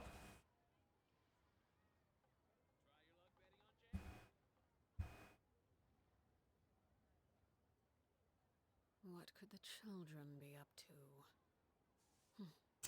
If we include Raiden's Hyper Moon teams, can we include Kokomi's Nilou teams as well? Yes, but under Nilou, not under...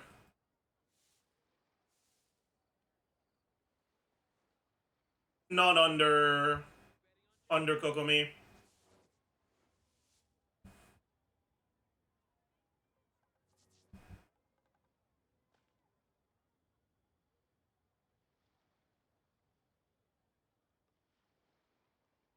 But yeah, I feel pretty confident in my top 6. With like a lot of these characters, it's reasonable to put them 1 up or 1 down, other than Neuvillette. But like, I'll hide them in Arlecchino, and maybe even to some extent Nilou. I think you can pretty much all make a fair argument for them being number 2 to number 4. I think Navia and Hu Tao, I think you can make a reasonable argument either way. Because of Navia's relative lack of great weapon options versus Hu Tao's higher difficulty and just fucking clunk on mobile.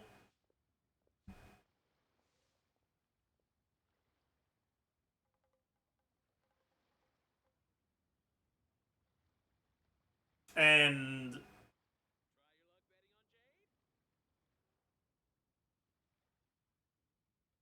honestly, depending on how much you value each thing, I think you can make a fair argument for any of these characters in any order. Hell, you can make an argument for Linny in here if you know you have incredibly good artifacts, right? Or you can reach that level of investment that's necessary, even though you're on a 4-star weapon. Or you're willing to reset a lot until enemy attack patterns line up with Linny attacks very well, right? Like, there's a lot of subjectivity in this, for sure.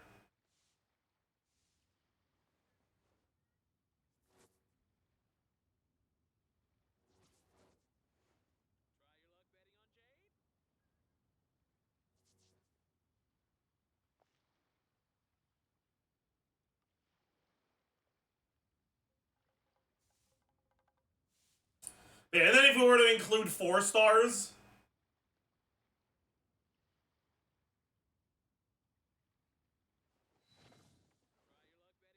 I mean, Xiangling would be in, Fischl would be in, probably as numbers 2 and 3.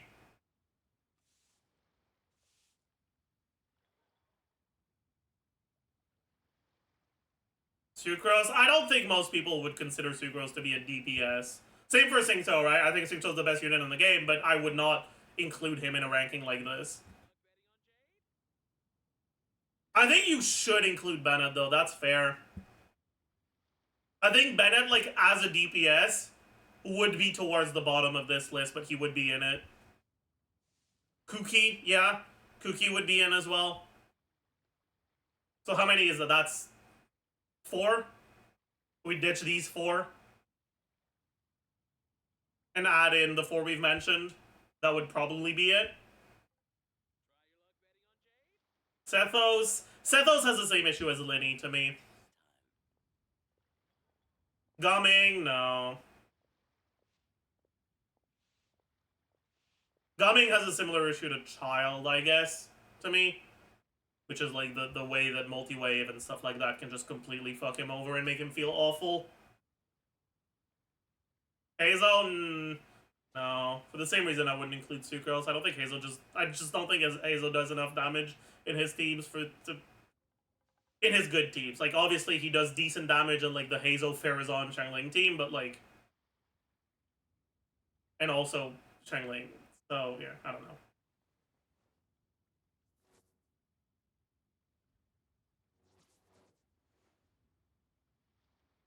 C6 Noelle. I don't know if I'd include Noelle. Maybe, honestly. I think you can make an argument for it.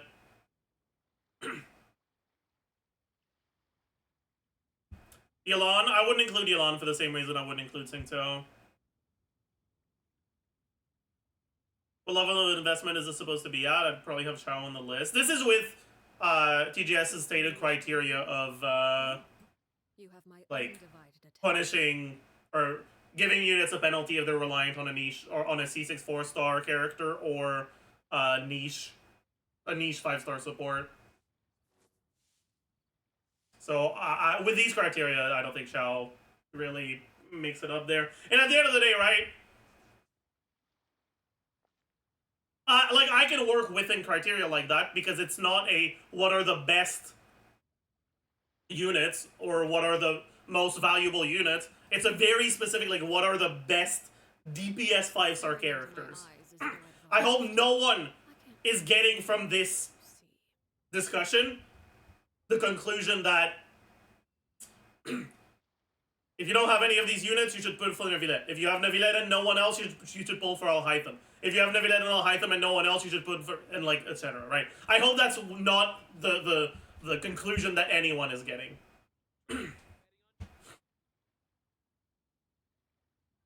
Shouldn't a tier list have characters at their max potential and all at the same level of investment? All at the same level of investment, yes. At their max potential, I mean, you can make a tier list based on characters at their max potential. You can also not. It depends on what you want to make a tier list for. a max potential tier list is just as valid as a medium investment tier list or a low investment tier list. Because people are at different levels of investment, and a character being good at high investment doesn't matter if I'm not at high investment.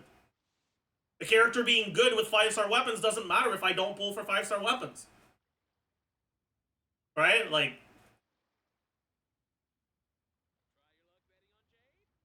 But yeah. You just have to make sure that your criteria are explicitly stated.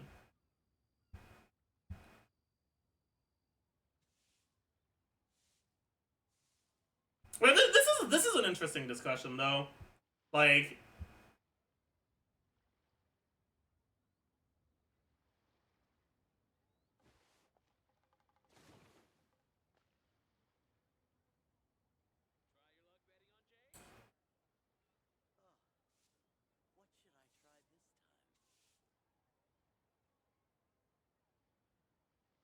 Do one for their premium teams?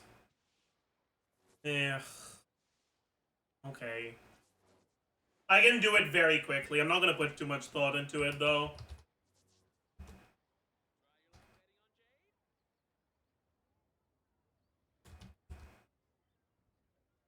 I mean, are we including 5-star weapons? If we're including 5-star weapons, What could the maybe Nilou's higher. Never mind. Let them do as they please. I don't know, man. I'm not including 5-star weapons. I don't know, man. It's like, I hate it.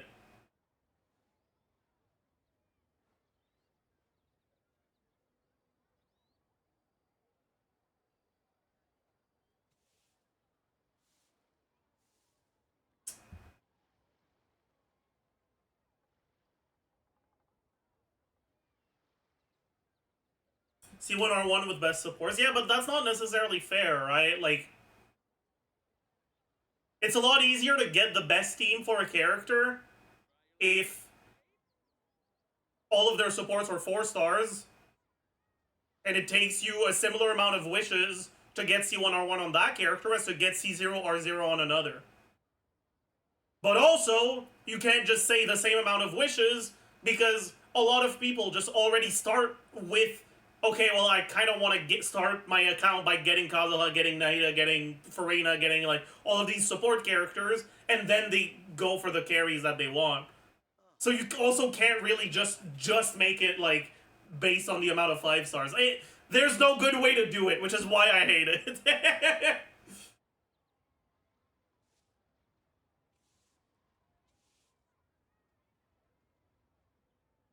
Like, free-to-play is relatively easy to define, right?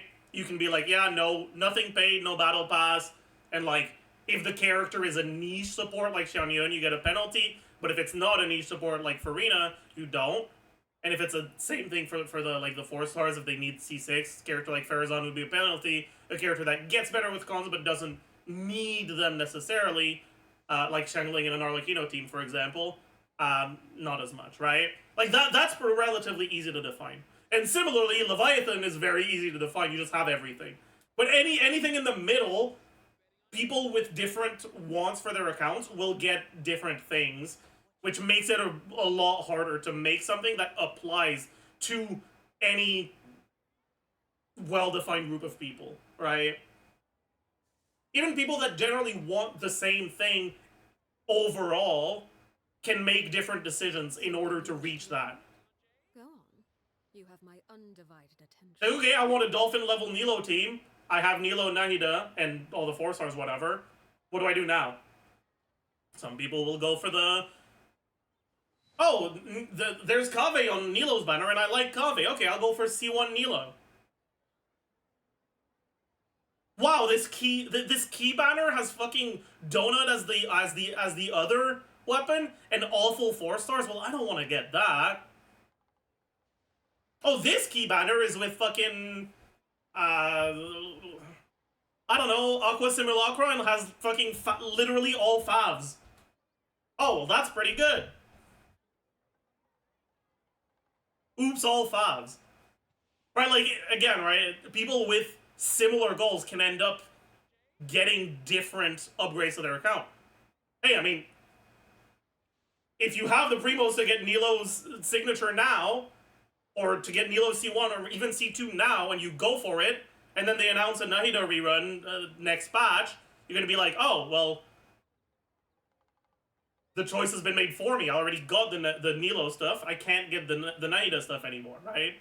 So again, right, it's very, very difficult to have a specific set of criteria that's gonna properly apply to any given group of people. What should I try this time? But yeah. 5 only banner would be insane. Hey, I mean, listen, I'm telling you right now, if they make a 5 only banner, even if the weapons on it are Sijuin's bow and Baiju's donut, What could the children I will go for it until I have 5 swords. Okay? I will. I will.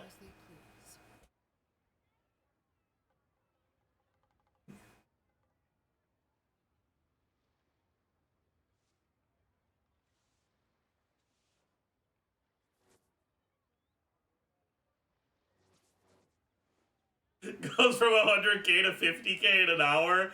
Man. What should I try this time? How many 5 swords? I think it depends. If I get my first 5 sword after 200 wishes, I'm gonna settle for that. But if I get one really early, I'd probably try to go for a second one. Remember this banner?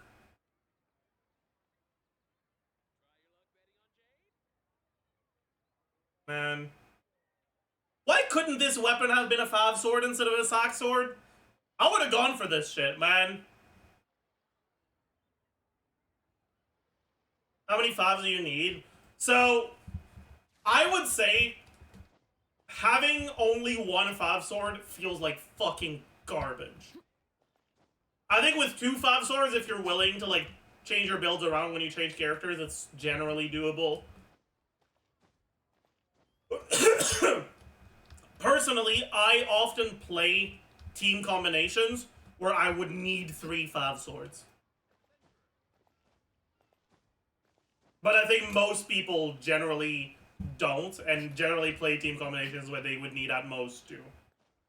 But 3 is still more comfy, because like the reason why you wouldn't need a 3rd one isn't because you don't have another character that uses it, it's because you'd be able to switch the weapon you're using based on the team you're using, right?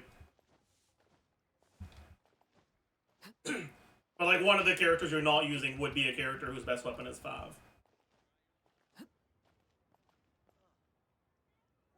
You get a free 5 at very, very early game. You get a free 5 bow, and that's it. You get a 5 bow from the Mondstadt quest. Same like you get a, is it a Harbinger of Dawn that you get from Chaos quest? I think so. And then you get a prototype Rancor from one of these, I think.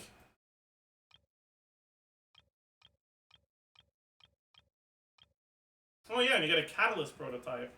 I don't remember the Catalyst prototype. Has it always been a Catalyst prototype, or did they change it? Maybe it always has been. AR Wars, yeah, that's what you get the Rancor from. Oh yeah, Cool Steel is what you get from Chaos Quest. True, true, true, true, true.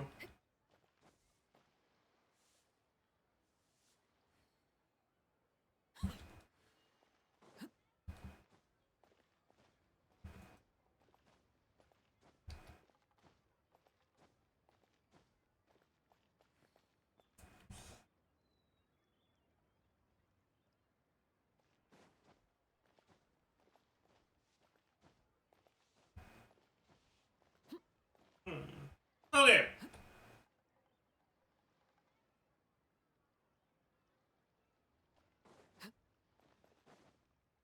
I think... Jesus. I think it's time for the banner review, chat.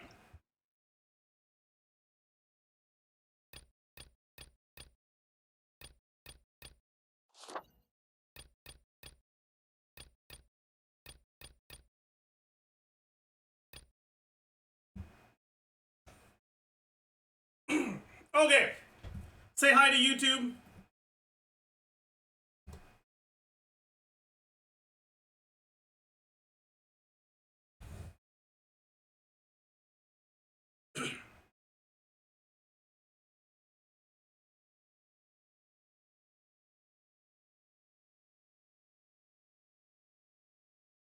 Hello, beautiful people, and welcome.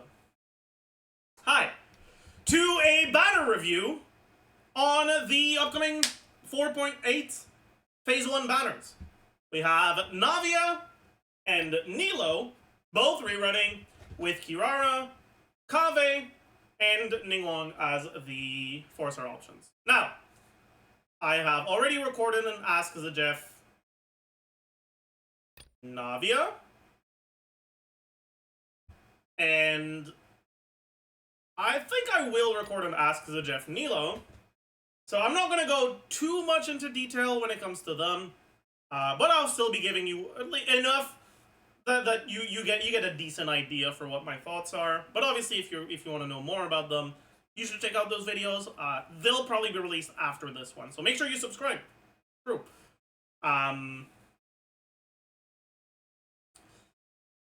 yeah, the weapon banner has Verdict, Key of Kajnisut, and we have Rust, Zyphos, Dragon's Bane, The Bell, and Eye of Perception. Which, yeah. Okay.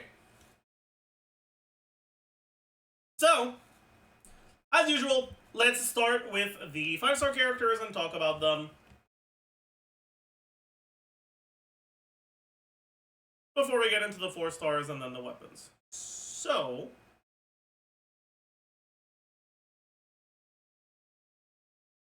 first, Navia. And this is actually interesting because these are actually 2 characters that I think are relatively strong, and I do not have. And there are not that many of those, right? Like, if we're looking at all of the 5-star characters, when talking about characters that are on that level of strength, I'd say that, and that I don't have, it's like Navia, Nilou, and then Alhaitham maybe, and that's kind of it, honestly. Wait. So it is kind of funny that they're running at the same time. I wish this was a banner where we had Gumming and Dory and all the characters that I don't have on my account or want constellations for on my account. But hey, it is what it is. We got what we got. Let's talk about Navia. So, Navia is a Geo carry that isn't really Geo. She kind of likes Geo Resonance, but that's really the only thing she cares that much about when it comes to Geo. She is a character that wants to trigger Crystallize, or wants your team to trigger Crystallize, but she triggers it by herself more than enough when it comes to her requirements for Crystallize, which means that you actively want to play her with characters of other elements that will let you trigger the Crystallize. You don't really want to play her with a lot of other Geo characters.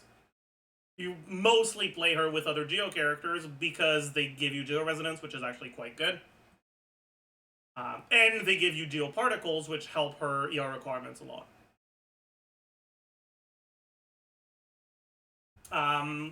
She's a skill-focused carry.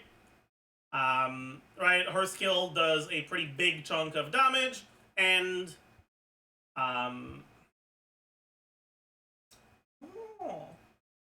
Wait, is this new? Oh my god, is this... They have the impulse and the poise damage and oh my. Wait, that's huge.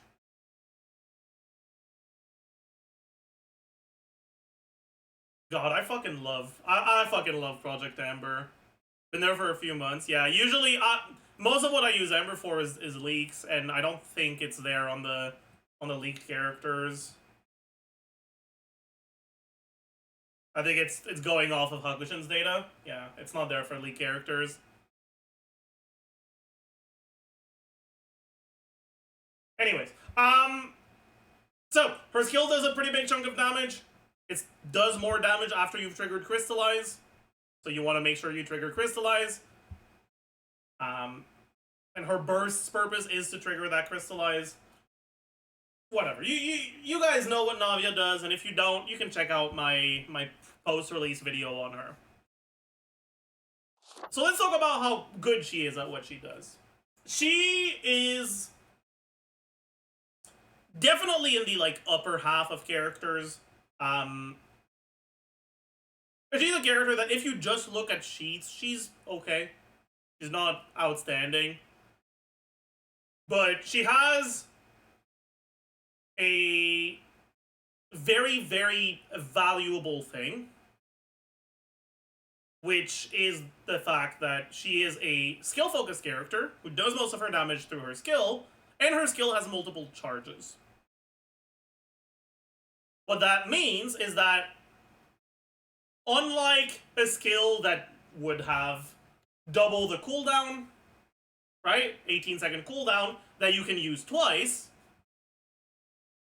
you can use a third skill 9 seconds after you've used the first one, right? A lot like Xiao's skill. When it comes to Xiao, that doesn't matter that much because, well, Conquering. you don't want to use your skill during your ult, right? Because he's not a skill-focused character. When it comes to Navia, though, you set up your buffs, you swap into her, you use 2 skills, and then you stay on, well, you don't use 2 skills immediately, but you use your first skill, you do a little bit of damage, you use your second skill, and then before your uptime is over, the cooldown of your first skill can come back up and you can use it again, right? And the fact that she is a multi-charge, or that she's a skill-focused carry with a skill that has multiple charges, makes it so that she is able to effectively borrow 1 skill from her next rotation, right? Usually, actually, let's open Paint, right? You have your timeline or whatever, right?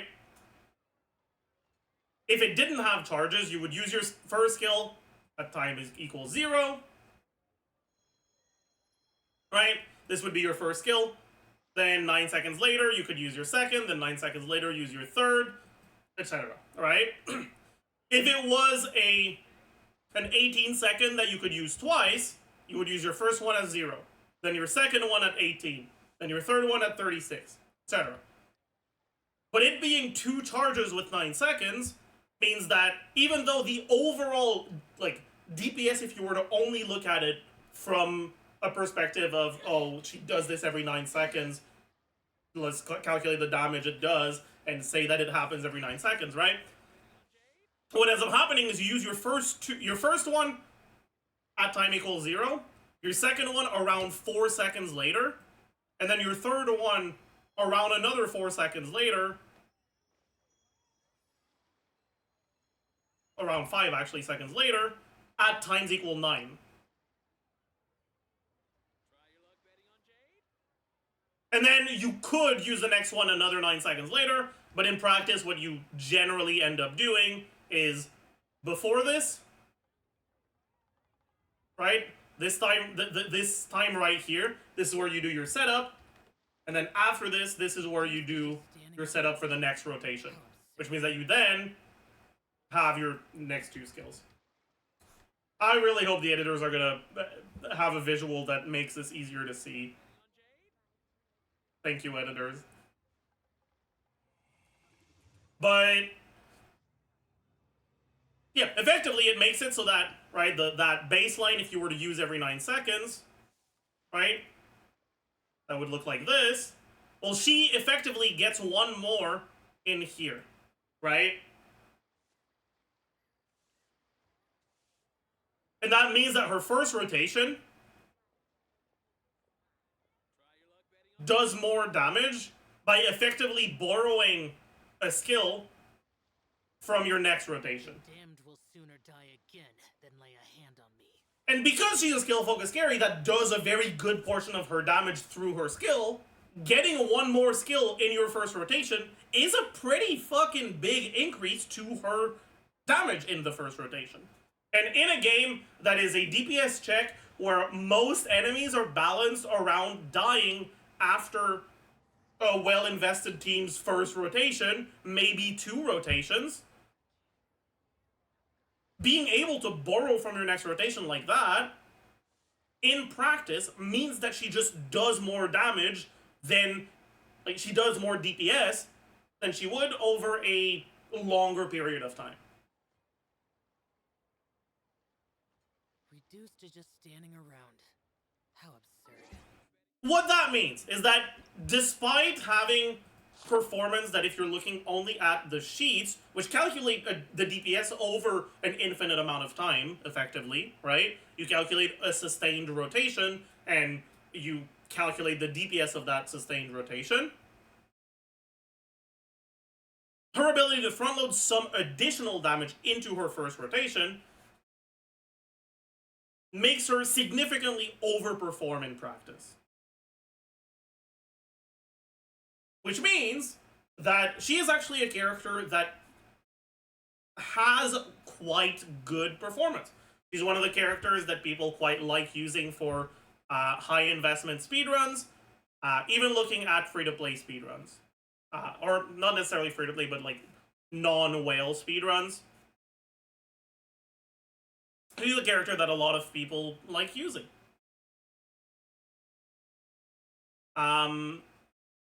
But yeah, I get into this in a lot more detail in the Ask Zajef Navia video, which don't forget to subscribe and you can check out. But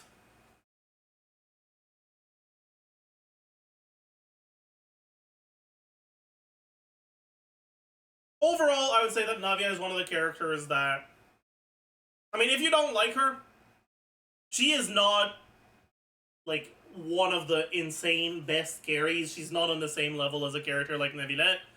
So skipping her will not put you in a situation where you feel like you're missing out on a great carry, if you're going for another carry instead. However, she definitely is a character that if you do decide to go for her, you will most likely be satisfied with her overall performance. I don't like... Wait, I'll be right back. Actually, no.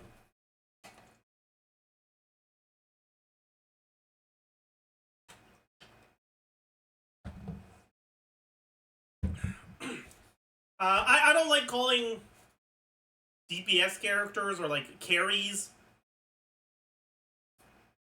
great, or like great pulls in general, because I think that as a general rule, it's more important that you focus on having a strong roster of supports than it is to have strong carries. Mainly because if you only ever focus on having strong carries and you get every new strong carry, well, most of the carries you get are going to end up benched because you can only have 2 teams in Abyss. However, within the carries, she's definitely one of the better ones. Next up, let's talk about Nilou. And I think there's a lot of important, or there's a lot to say about Nilou. I think one of the most important things to say about her is that she has gotten, and yeah, sorry, Strio, I'm repeating myself because I talked about her earlier today, but she has gotten a treatment that is the exact opposite than what Ayaka and Venti have gotten over the years. Which is that since her release, the Abyss content has actually catered to her more than it did before her release. And the main reason for that isn't really that they phased out single target enemies, but rather that they have increased the difficulty of the AoE chambers, but they haven't really increased the difficulty of the single target ones.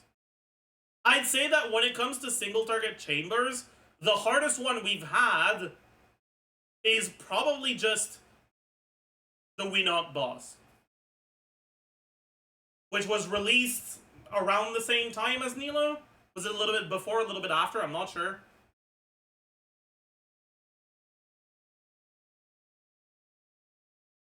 A little bit after? 2 versions after? Okay, yeah. Which was released a little bit after her. But since then, right, and it has been a while since the Winot has been released by now. Since then, Abyss difficulty has more so been focused on difficult, like high HP multi-wave AoE content. Which is actually content where Nilou is great. I think for a long time up to Nilou's release, and even for a little bit after, right, because of Winot's release, the hardest chambers were generally the ones where you had one boss, but the difficulty of those single target chambers hasn't really gone up since then, whereas the difficulty of the AoE chambers definitely has. I say difficulty, when I say difficulty in this case, I'm specifically talking about the DPS check, not any sort of mechanical difficulty. Anyways, Nilou's biggest strength has always been how her teams perform in AoE, and her biggest weakness has always been how her teams perform in single target. But the thing is, she has a specific power level, which is generally just barely enough at medium level investment to be able to do the harder single target sides while still having enough time on the second side for your other chambers, as long as it's not like a bad matchup for the second chamber, right? And the main reason why, when she was released, I emphasized so much on her single target weakness was because through the years, single target content, at least up to her release, had gotten more and more difficult, with bosses having more stalling mechanics and higher HP pools. But after her release, that just hasn't really happened, right? And so her relative weakness in single target hasn't really been that big of a deal, because by the time you have the damage you need to clear what is now significantly tankier AoE chambers with her, you probably also have enough damage to clear the Magukenki chamber, the Aeon Blight Drake chamber, or stuff like that.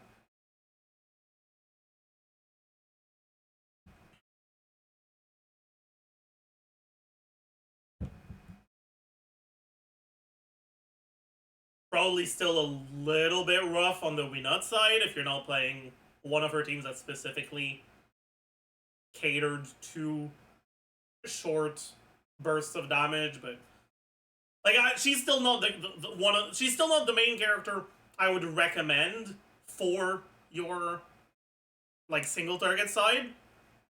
But because the single target difficulty hasn't really gone up too much, using her isn't actually that big of a problem.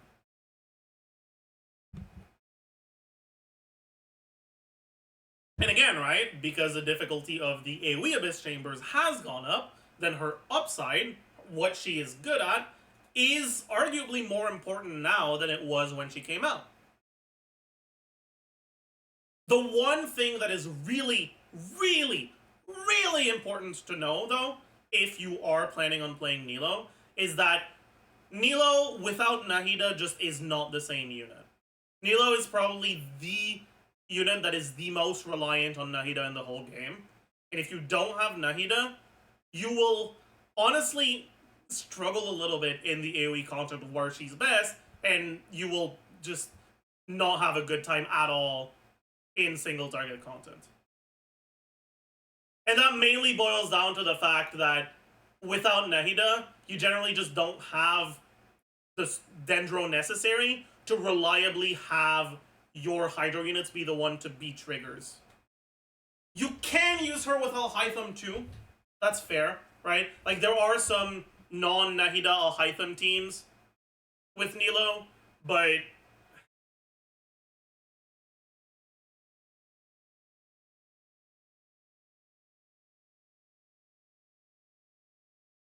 one, they tend to be harder to play, and two, there are not that many people that have Alhaitham and don't have Nahida and want to improve their Alhaitham by pigeonholing him into a Nilou team. It is something that is worth mentioning. That's fair. I should mention it.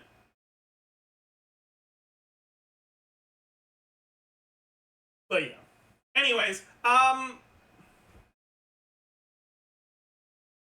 just want to make it very clear, like, if you don't have Nahida and you're planning on getting Nilou, you should save up your primos after that until there's a Nahida rerun. Because it's going to make her feel significantly better.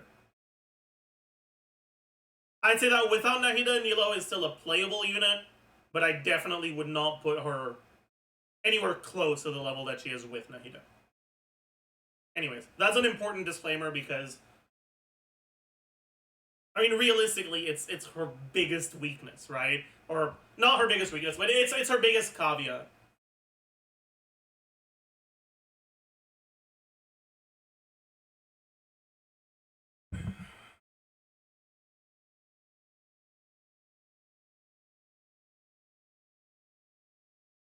Okay, so I've talked about her strength in AoE, I've talked about how AoE content has been more and more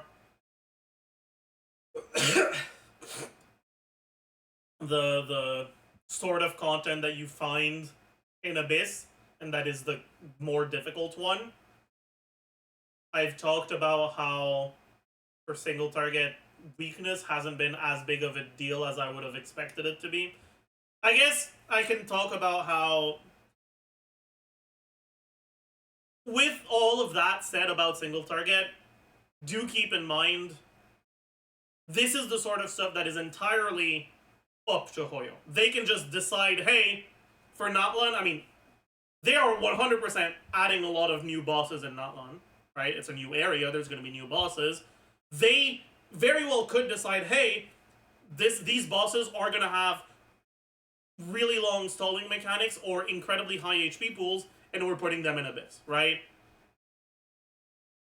We know for a fact there will be new bosses that will be put in Abyss. It is very possible that those new bosses continue that trend that hasn't really been too bad in Fontaine, but that was definitely the case up to Sumeru, where new bosses tended to have higher HP pools and more stalling mechanics.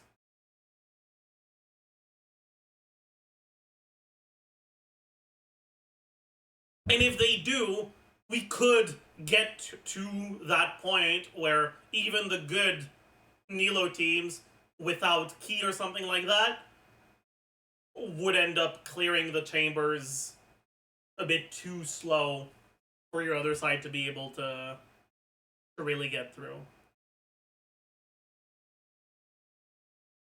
Alright, so like that's something to keep in mind as a possibility for the future. At the end of the day, that's something that can happen to any unit, though. Like, a unit's strength could just be completely negated by the sort of content that they decide to put in Abyss, but I do want to mention that as a possibility because I talked about how, at least so far, it hasn't been the case.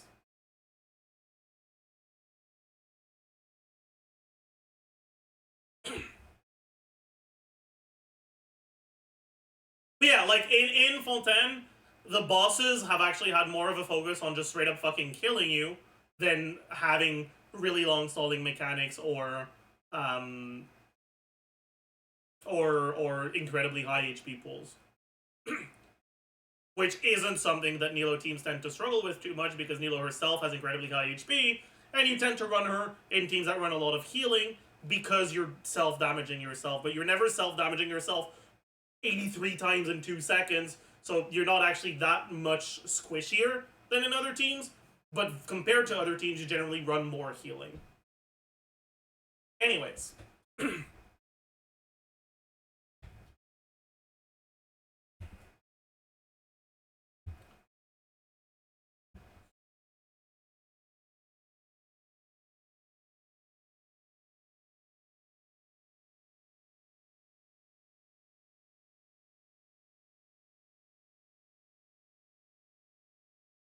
When it comes to her, like the rest of her team outside of Nahida, the most popular, the most common core is one other Hydro and one other Dendro.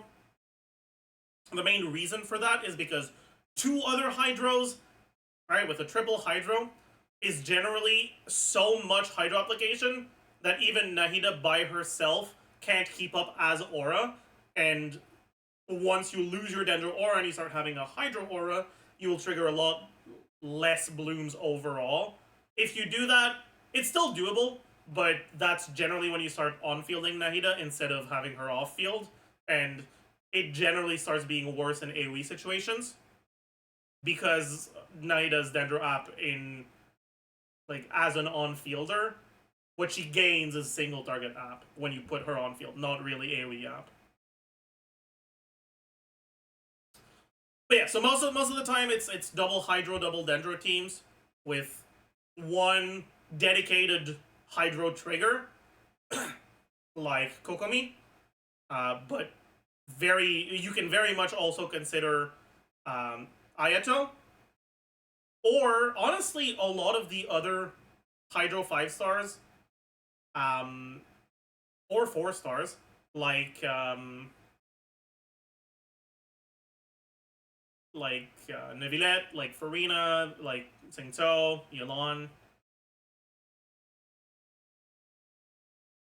Candace also is one of the better options for sure. But when you're playing Candace, she is not the only one triggering, right? Which is why I'm naming her separately. Generally, Candace is played with either Kirara or Yao Yao as the Dendro option, or as the second Dendro option, so that you can infuse their attacks with Hydro and swap between the two to trigger most of your blooms. The other Dendro option generally is Yao Yao or Kirara.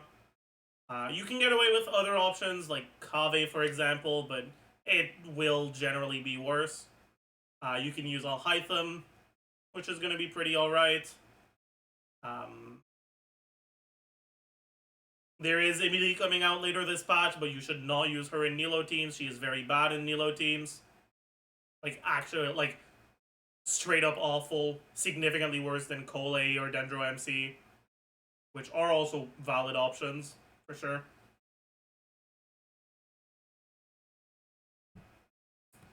Cole tends to be a unit that is used a lot in Nilou speedruns because you get to front load a lot of your application, which can quickly finish off a first wave or something like that.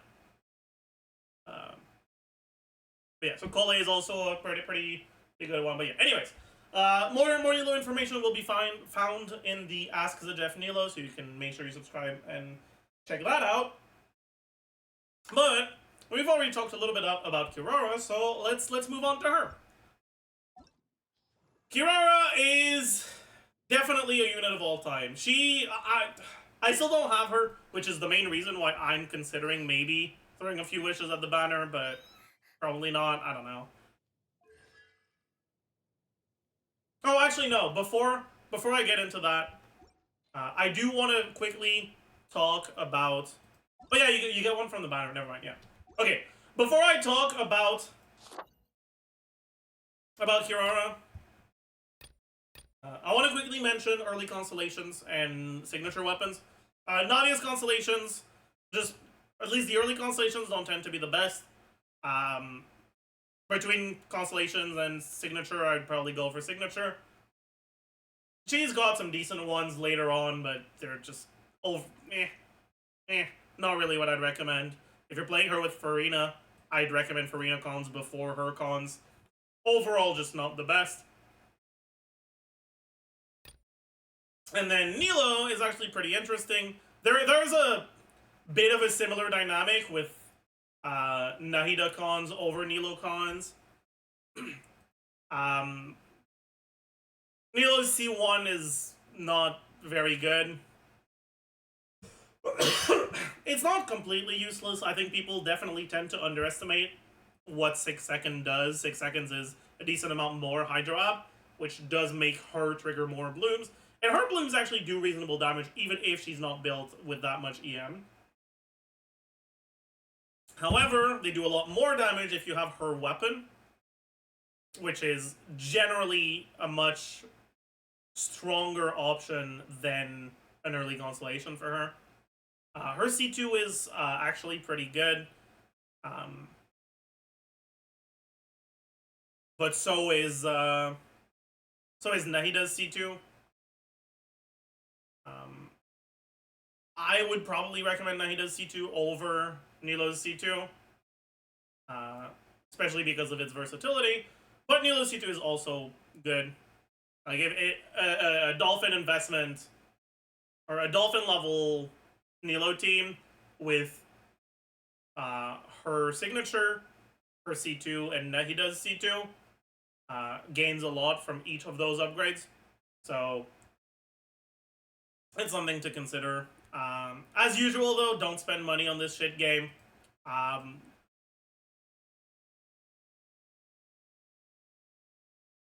But I know some of you guys still want to know how much you gain from those cons. But yeah.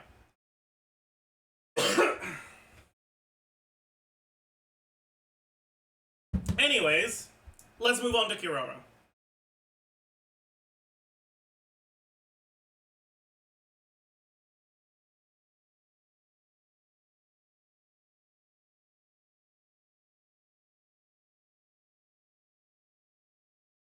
Sorry, I'm a little dizzy. I don't know why.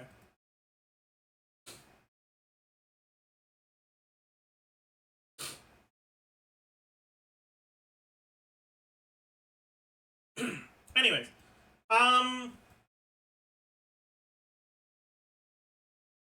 heat? It's not that hot. Like 26 Celsius in my room. It's really not that bad.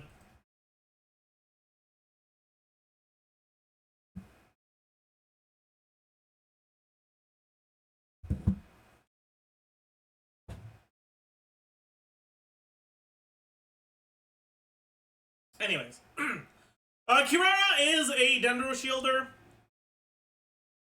who honestly doesn't do much outside of Dendro Shielding. She has a burst that actually has relatively high motion value, but it's pretty much her only significant form of damage in her whole kit, and by itself, it's not really enough to justify building her for damage instead of for her shield, which means that because her shield scales with HP, whereas her damage on ult scales with attack, which means that in most situations her burst just doesn't do too much.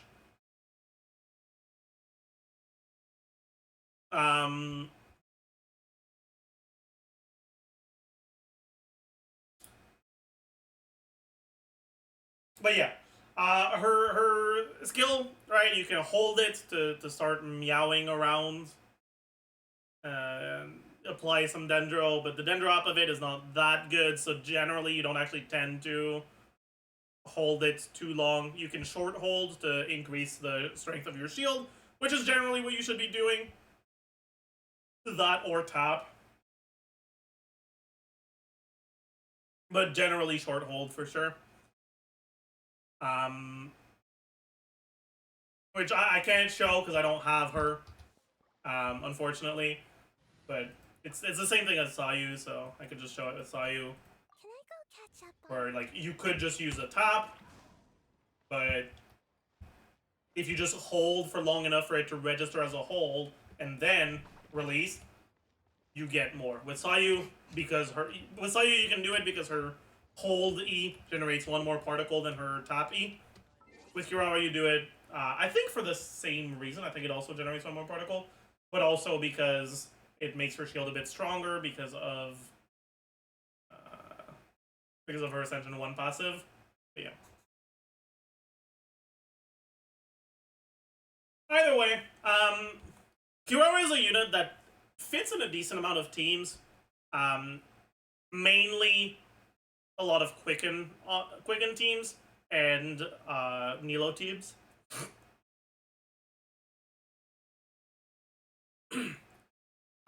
Right, so Quicken teams and Nilou teams are the main ones, but there are actually quite a few different Quicken teams that like her.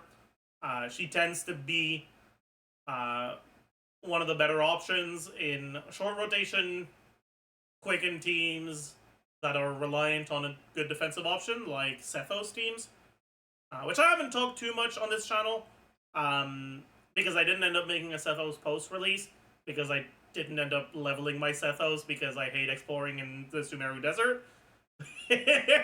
But very quickly, Sethos.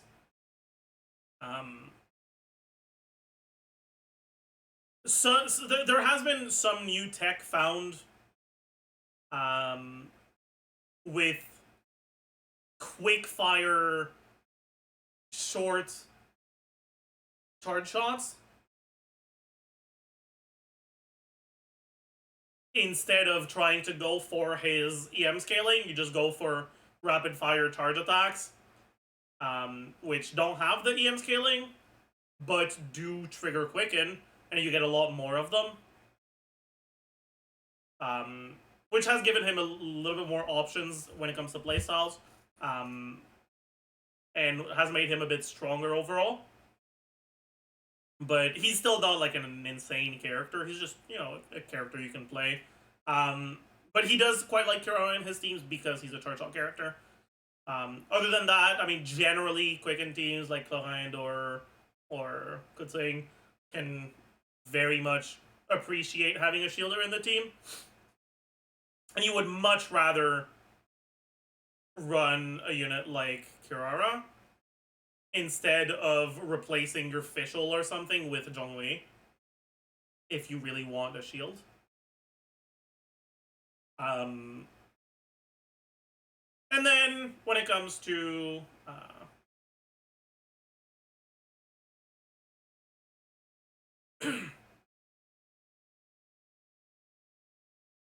when it comes to Nilou teams, she's a decent option. This is one of the few teams where you actually can find yourself wanting to use her hold E, like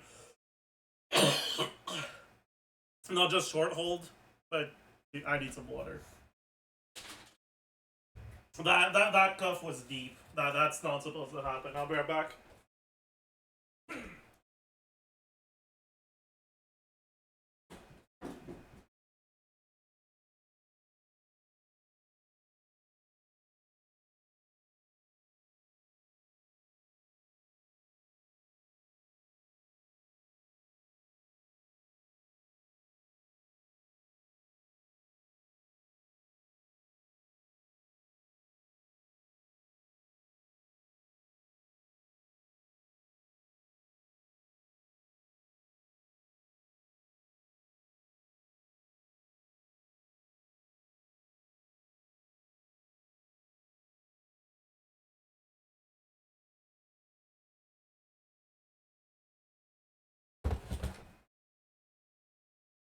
Alright, I'm back. Sorry about that.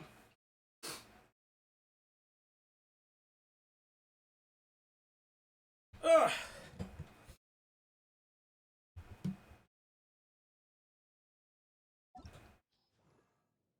So, as I was saying, the Nilou teams are pretty much the only ones where you'll find yourself actually wanting to use her hold E sometimes for the AoE Dendro application if you're running around between enemies. And again, right, in Nilou teams, she is a fine shield option. I would not use her as the only form of defensive utility. So I generally would not recommend Kirara in Nilou teams that aren't using Kokomi as the Hydro character. Also, I just realized I didn't mention Barbara earlier. Barbara is also a pretty decent option as the Hydro applicator for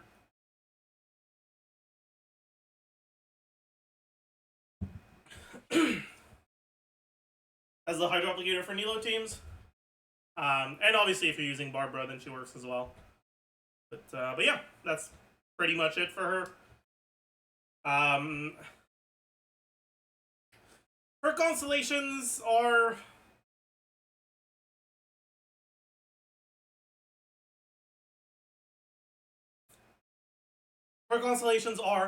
yeah, that's pretty much it. Her C4 helps with Dendro up, which is nice, but it's not that big of a deal. C6 is a little bit more damage percent, which is fine.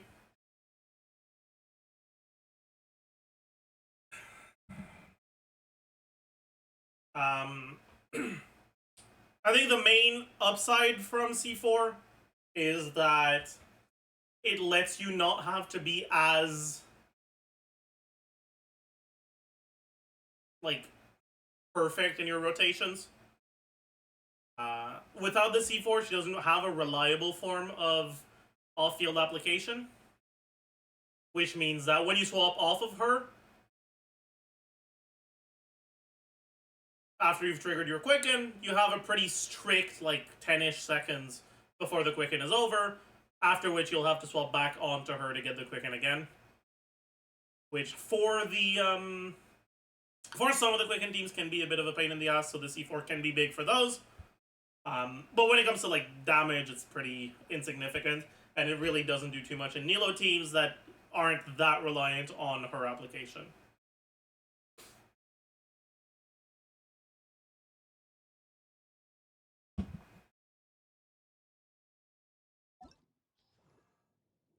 Next up, Kaveh!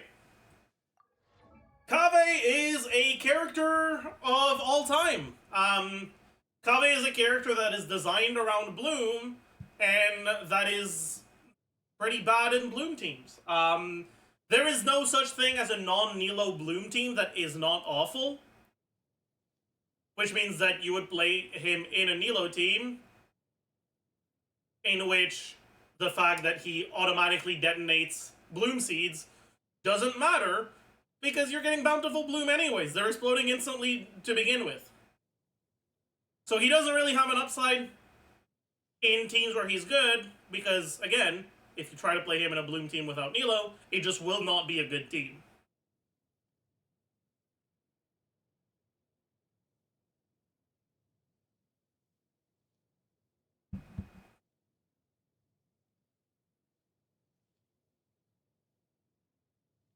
Kaveh has a team where he's somewhat reasonable, and that is because Kaveh's plunge animation is actually quite fast for a Claymore. He has a special plunge animation. He's one of the very few characters that have a plunge animation that's slightly different from others of their weapon type. So, when it comes to swords, for example, Bennett and Albedo have a slightly faster plunge animation. When it comes to Claymores, Kaveh does.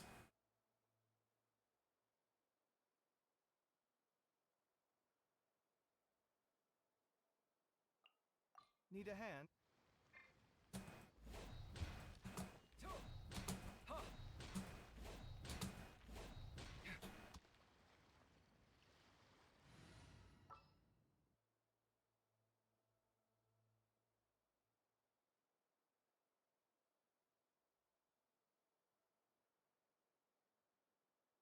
Where the fuck is a Claymore character? There we We're go. going to hunt.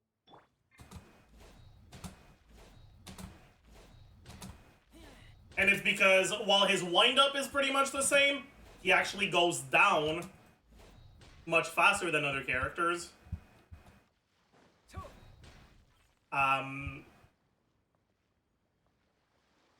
Anyways, which means that out of the characters that you can play in a Xianyun C6 Bennett Vape team,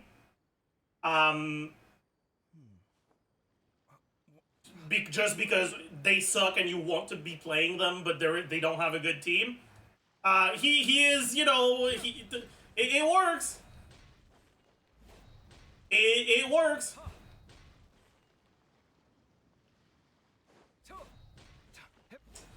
But anyways, the reality is that the plunge animation speed doesn't really matter that much. The main thing that actually makes him good or not good, but not as bad in the Xianyun plunge teams is that he's a Claymore user, and Claymores have, at a baseline, a much higher plunge multiplier. I have his normal attack talent level 6. His high plunge is 271. I have a character of a different weapon type at level 6. Xianyun for high plunge is 206. I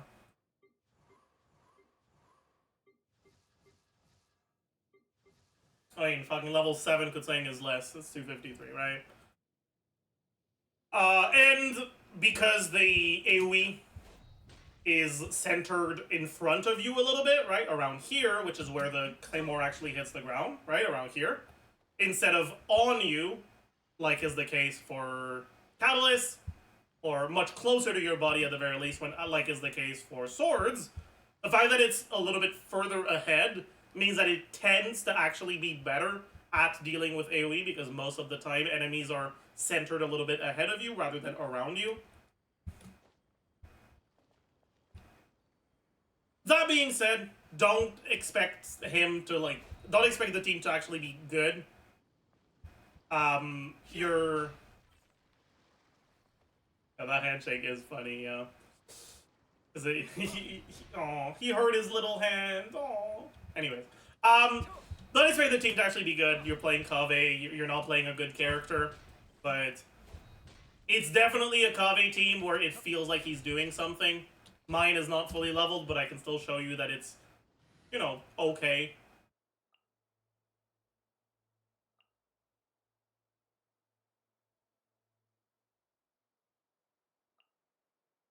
I have high hopes for this.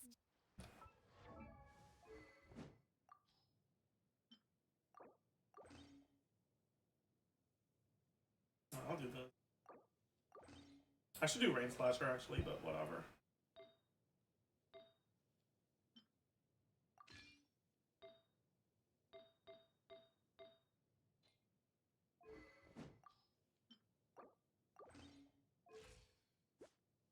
That's really low crit rate. No, that's fine actually. Please don't be pyro. Please don't be pyro. Please don't be pyro. Thank you.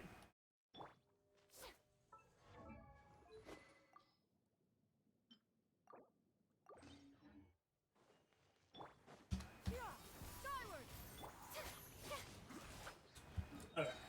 So obviously, one thing to say about this is like when you're playing these C6 Bennett Shenyan teams, they're always worse than like actual good Shenyan teams. It's just a nice baseline that bad characters can take advantage of to have teams that at least do something. Let the world collide! Strike clouds confirmed! Going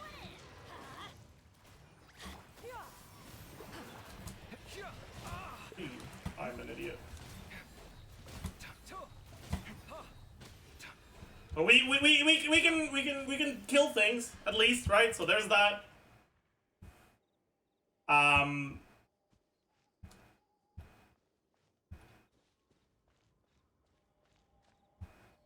you could get better numbers, obviously, if you were to fully ascend him, get his normal attacks properly leveled up. It's one of those things, right? Where like one of the things that I talked about at length when it comes to Shenyan is her ability to make really bad characters have okay teams if you're playing them with Bennett Farina, with C6 Bennett. And yeah, he does have Where's my... he does have EM Ascension, which is a stat that is actually useful in this team. More useful than in his Nilou teams, honestly, if we're being completely honest with ourselves. So he does have a couple things going for him that are going to make him better than, for example, if you were to play Yunjin in that team, right? But yeah, honestly, like, I'm going to be honest with you guys, the biggest downside of Kaveh is that his Ascension material is a Sumeru Desert material, which means that you're actually going to have to go in the Sumeru Desert. So, sorry about that. Where's my... not again. No, but yeah. I can very quickly go over his constellations. None of them matter. If anything, the C... Is it the C6? Yeah, the C6 isn't even necessarily an upside. Actually, no, it's fine. Why? Okay, yeah, no. None of his constellations really do anything. his C4 sounds like it does something, but again, he is awful if you're playing him in a Bloom team without Nilou. Like, you're playing a terrible team. Which means that the C4 will never really have value if you're playing him in one of his good teams. It is also worth mentioning that this is not actually 60% more damage. This is a 60% added multiplier onto the EM multiplier, which is already in the like 500 to 600%, right? If you have your trigger, your Hydro character with 1000 EM,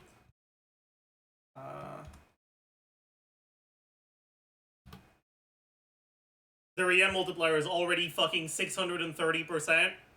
So that's 60% more damage is actually 10% more damage.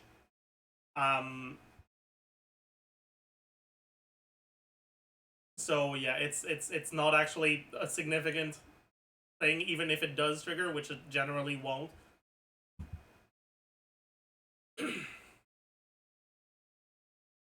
He gets a bit more app from C6, which is okay. But yeah, overall, it just really isn't much, unfortunately. And then finally,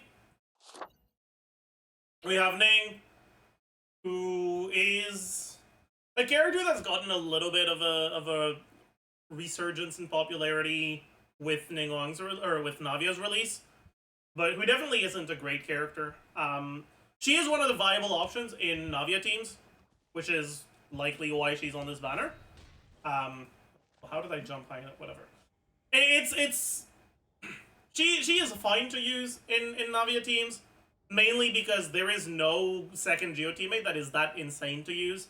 I'd say that with Chiori's release, I don't think there's a real argument to be made of her being better. Like, the best second Geo option when you're not using Zhongli, I'd say that Chiori is almost always strictly better.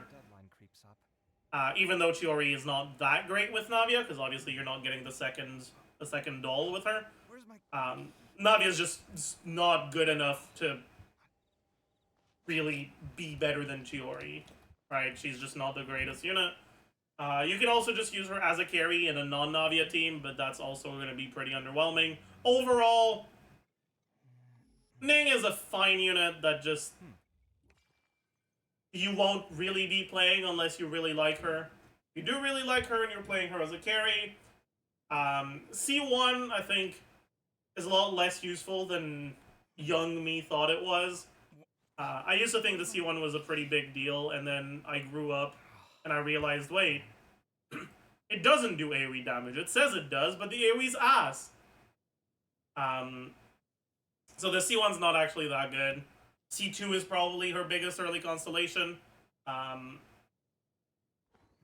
If you actually play around the cooldown well, this effectively makes her skill cooldown 6 seconds. Because using your skill when you have a Jade screen on the field counts as shattering the Jade screen, so you will immediately refresh your cooldown. But then if you use it another time, this effect will be on cooldown, so it'll be a 12-second cooldown this time.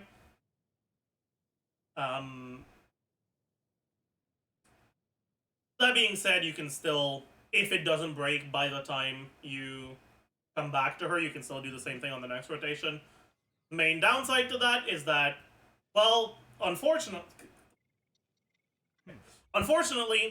there's particle ICD to her skill, which means that she will only generate particles from using her skill up to once every 6 seconds. Much like Farazan's charge attacks after her skill. It is very unfortunate. It's really stupid. It sucks, but it is what it is. Same reason why Sacrificial Fragments does not increase your particle generation on her, because you just don't get particles from the second one, so keep that in mind. But her skill is actually her main form of AoE damage, and it actually does relatively significant damage. It's not like an insane amount, but it is pretty good. So if you can get 2 skills in a row like this, this is a good amount of front-loaded AoE damage, which AoE damage tends to be her weakness, so it's good to know about it. Also good to know that her skill AoE is it's a circle. It's a, I don't remember if it's a cylinder or a sphere. I think it's a cylinder. But it is not actually just hitting on the wall. It's a cylinder around the wall. I don't know if it's in the properties here. I don't think so. Yeah.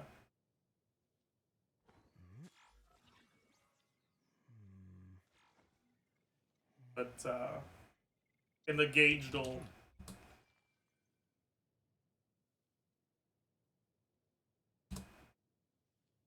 It's a 10-meter diameter cylinder, which means you don't need to try to get the wall to be hitting the enemy itself. It's actually a pretty generous AoE anyways. Anyways, what have I done? That's not what I wanted to do. Okay. Then her other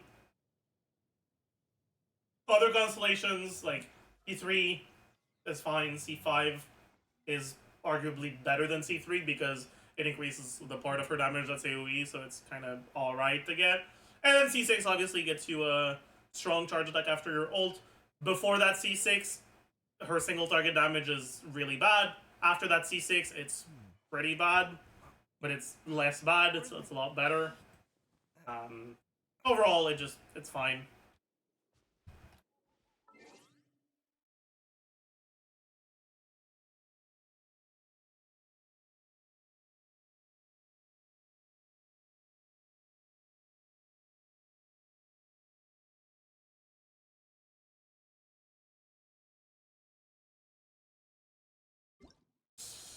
But yeah, she doesn't have the best constellations, and she's not at a baseline that good of a character.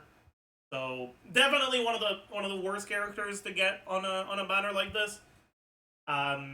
Same for Kaveh, although I'm aware that a lot of people are glad he's here because they didn't get him on his first run, and it has been over a year by now. So as usual, right? Like, I'm talking about the character's actual like meta power. But if you want a character because you want them for a non-meta reason, then obviously that supersedes any talk of their meta strength or whatever, right? That being said, do be careful going like wishing for a specific 4-star. You can get burned. You can end up fucking sinking 200 wishes on the banner before getting it. Be careful with that, but yeah. And Kirara, I would say, is about average, maybe above average. She's a pretty decent character for there to be. However, we're also getting her for free in an event in this patch. And like I said, her constellations outside of her C4 don't tend to do that much. So it's not actually that bad or that good of a character either. Like, her being on banner is a lot worse because she's also free in the same patch. Than it would be if she wasn't also given for free. That being said, both of the 5-stars on the banner are above average. They're both characters that are quite overall strong. I think that Nilou specifically has some synergy with Kirara. Navia, to some extent, some synergy with Ning if you don't have Chiori. But even then, I generally wouldn't really recommend Ning over a character like GOMC or Zhongli if you have him. And then Nilou, Kirara is a pretty good option for her, for sure.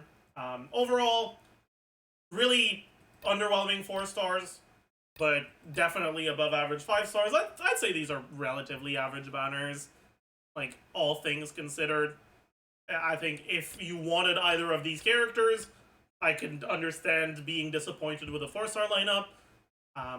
But if you're like a new player who's thinking of getting some of these characters, the 5-stars themselves are definitely strong enough to potentially justify that. Then when it comes to the weapon banner, oh boy. So, we have Verdict, and we have Key of Kajnisut. Verdict is pretty good. The biggest downside from Verdict is that it's not actually that much better than Serpent Spine. the biggest upside from Verdict is that you don't have to play Serpent Spine, which is often very, very annoying, because in order for Serpent Spine to be as good as people calc it to be, you need to wait 20 seconds at the start of your chamber, which used to not be that big of a deal because you had to wait anyways to get your cooldowns, but ever since they have added the mechanic that resets your cooldowns when you click retry in Abyss, Serpent Spine has felt a bit worse to use.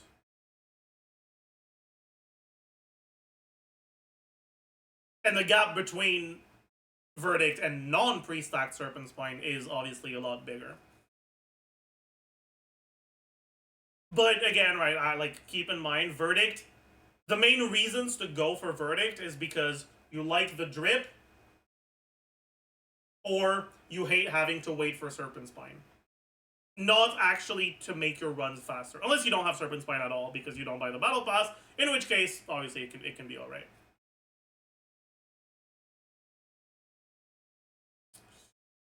And then Key, very much in contrast to that, is actually quite a good weapon. It is obviously by far Nilou's best weapon, but it's also just a pretty reasonable stat stick because, as it turns out, we have a lot of characters that care about either HP or EM, and the numbers on this weapon are outrageous enough that if you care about either of them, it's actually a pretty good option. It's a good option for Farina in general, and it's a great option for Farina in teams where she's triggering Vape. Competitive, if not stronger, than her signature in those teams. It's also a quite strong option on characters like Kuki, for example, where you just care about the EM, but it just gives you enough EM.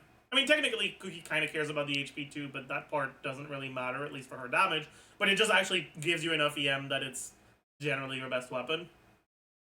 And obviously, if you're playing Kuki in a Quicken team rather than just a straight Hyper Bloom team, sharing the Elemental Mastery with the rest of your team is also going to be a damage increase for them. I'd say that if you are approaching this banner as a Nilou player, it's a relatively disappointing one because Verdict is not a particularly versatile 5-star weapon. And even on even on Navia, it's not that big of an upgrade over Serpent Spine if you're willing to wait for the Serpent Spine stacks. Potentially even losing out to Max Refined Serpent Spine in some situations. However, if you are a Navia player who wants to get Verdict for Navia, this is, I think, a pretty good lineup for the 5-star weapons. Key is definitely one of the more useful 5-star weapons overall for an account. So, probably something to be pretty happy about. But then you look at the 4-star lineup, and honestly, it's really not good. Zyphos is a good weapon. However, at low refinement, it isn't even really better than Fav. Even at high refinement, in a lot of situations, it's worse than Fav on the characters where it's good. It's mainly good for Kuki, but Kuki herself doesn't care about the ER you get from it. So, it's not even that great for her. It's fine on, like, Nilou. It's okay on Kazuha, but again, Fav just tends to be so good on him that it isn't even necessarily an upgrade. Zyphos is one of those weapons that, like, on paper, it is a pretty good weapon, but it's actually not that much of an upgrade on anyone, so it doesn't actually tend to be that big of a deal. Honestly, I think the one character on which Zyphos is actually a significant upgrade is probably Ayato and Nilou teams, and that's kind of it.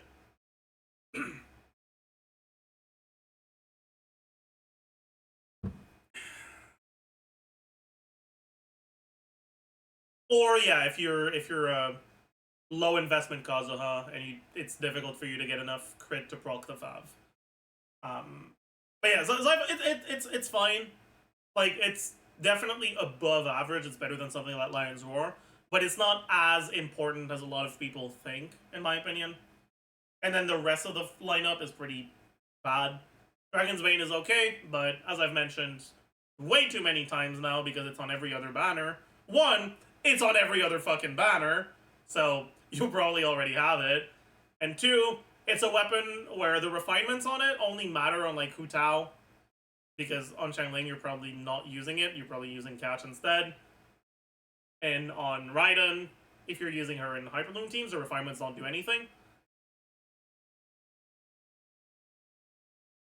So it tends to be a weapon that most people aren't really happy to see on a banner, because either you already have it and don't care about refinements, or honestly, you've been playing for long enough that you already have it at R5 anyways. Bell is really bad.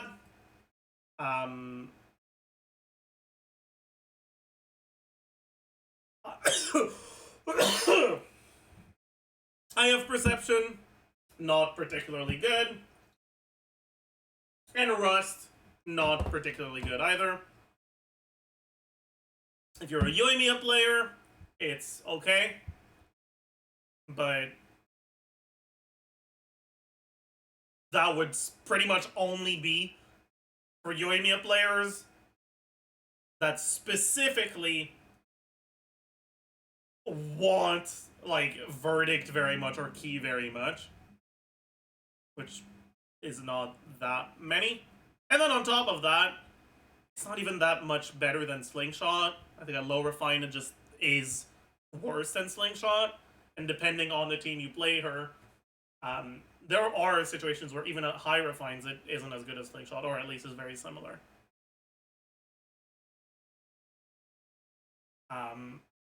And then on other characters, it's just not particularly good. It's a fine option on Child, but it's worse than weapons like Stringless, for example. But yeah, that's pretty much it. Overall, the 4-star lineup is really, really bad.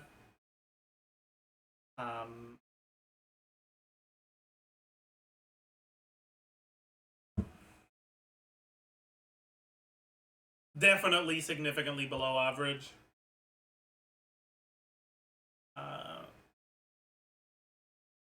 And then the 5-star lineup, I think, again, right? If you were wanting Key, it's a pretty underwhelming one, because Verdict is not a great second weapon for there to be on a banner. If you wanted Verdict, it's actually pretty good, because Key is alright. And a lot of the characters where Key is good, Zyphos is also at least a reasonable option. So if you manage to get Verdict early and get a Zyphos on the way, you're also probably pretty happy with that. All in all, I'd say below average banner. Pretty sad for people that were waiting for a Key rerun / Nilou rerun. But yeah. And then the character banners again, right? Overall, pretty average banners with significantly, or not, with below average 4 stars, but above average 5 stars. But yeah, that's going to be it for the banner review. I hope you enjoyed. Hope you learned a thing or two. By the time this video goes live, I should have posted my Elden Ring Day 1 video on the second channel. So we will leave a link in the description for that. Make sure you go give it a watch if that's something you're interested in. Make sure you subscribe to the second channel. Subscribe to this one too if you're not already. And I will see you guys in the next one. Bye, YouTube.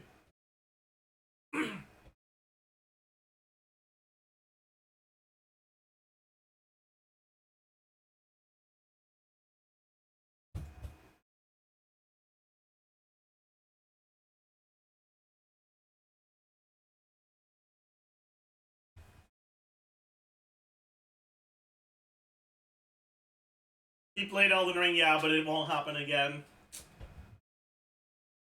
Ugh. Elden Ring arc is done. I need to find something else to play by next Friday, though.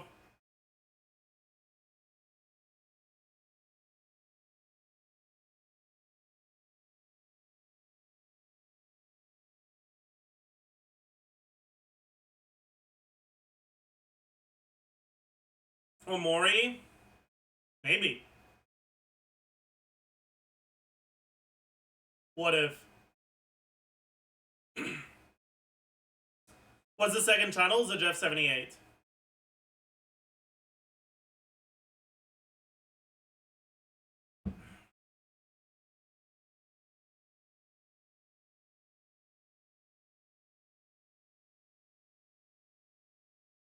Continue Elden Ring? No, that's not happening.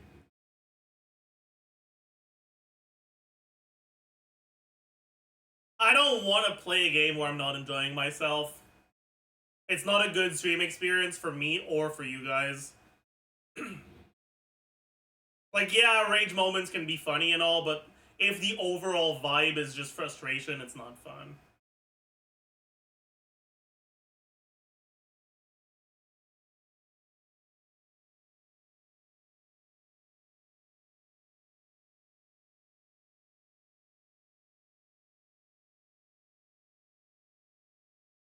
More Slay the Spire? I'd be down to play more Slay the Spire, but I don't know.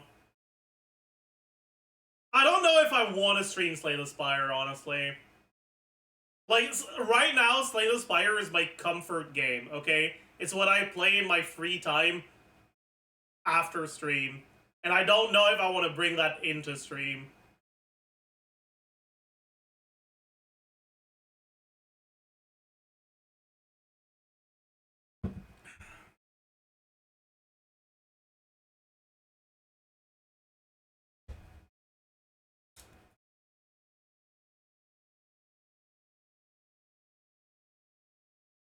But man, I really love Slay the Spire.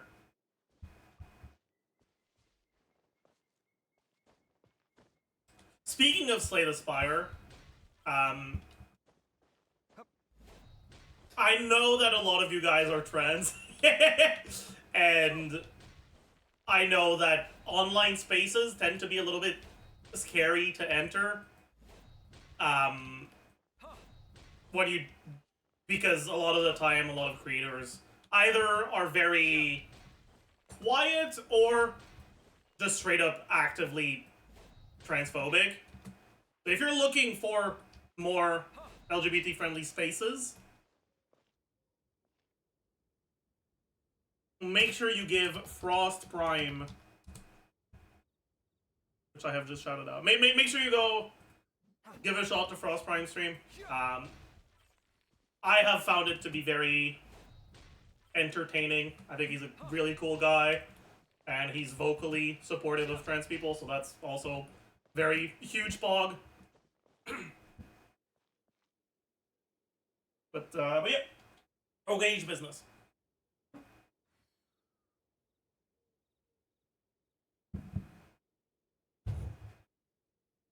They're a Slay the Spire streamer, Appreciate beauty is an important virtue. which is why I said, speaking of Slay the Spire.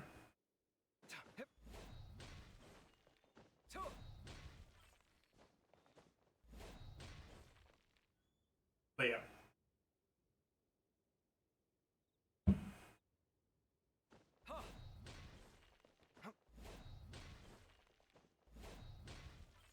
Do you love me some Frost Prime? Yeah. I will warn you though, his humor tends to be a bit more,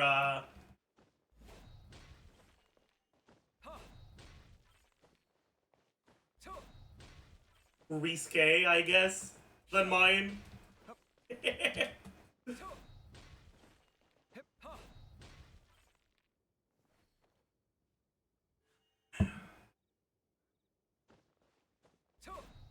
PP jokes, got it? Yeah, pretty much. Yeah,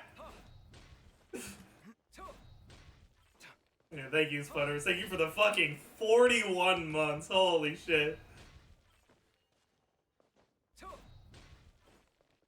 That is actually crazy, man.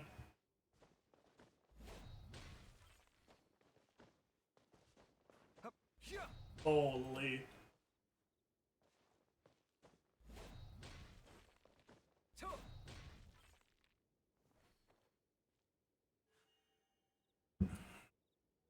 Think of the Prime, Grinkus. Okay, business. Anyways, what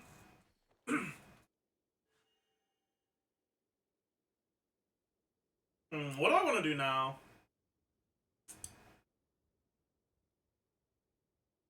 Why does Zajef love Spire so much? It's just a really good fucking game. We can talk about the drip marketing, yeah. But before that, for when it comes to Slay the Spire, like, it's just actually such a good fucking game. Like, if you have not played Slay the Spire, you should. It's a really, really good game. It's good to get out and stretch your legs once in a while. People aren't made to stay cooped up inside all the time.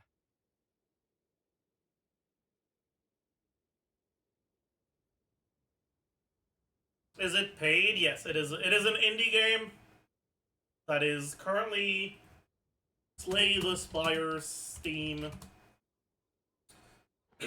Currently on sale? Hog?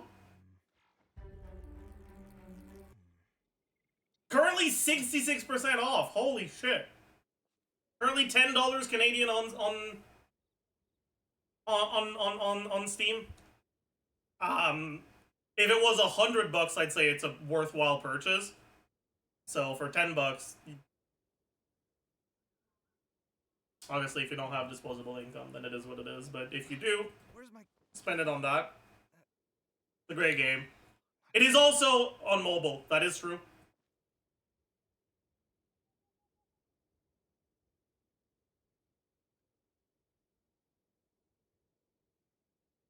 Is it available for console? I think it's available everywhere, but you don't need to have a good PC. It's a card game roguelite that doesn't require particularly high specs.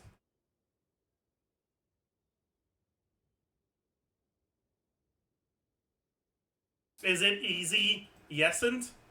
There are 21 actually different levels of difficulty. Where's my key?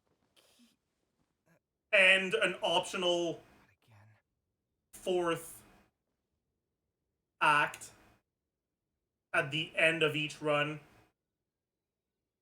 If you play on the highest difficulty and do the optional fourth act every time, the best players are not able to have a 100% win rate. My latest design's getting there, but there's still room for improvement. Better make my finishing touches. Their win rate generally varies between 50 and 90% depending on how good they are, and you know, sometimes you get good streaks, sometimes you don't. Where's my key?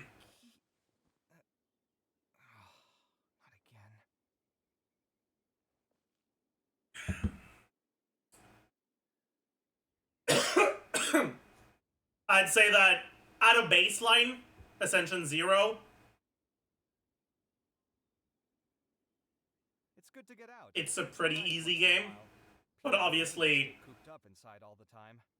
it's a roguelike card game, which means that a lot of the difficulty comes from decision making, which means that if you're actually completely new, you're very unlikely to win your first run. It's probably going to take you, if you don't watch content on it before you start playing, probably going to take you somewhere between 5 and 10 runs to get your first win.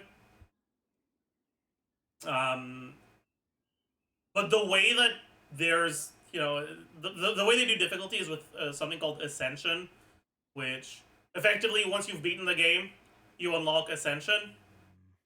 And when you do Ascension for the first time, which is Ascension 1, if you beat it, you unlock Ascension 2, and so on and so forth until Ascension 20.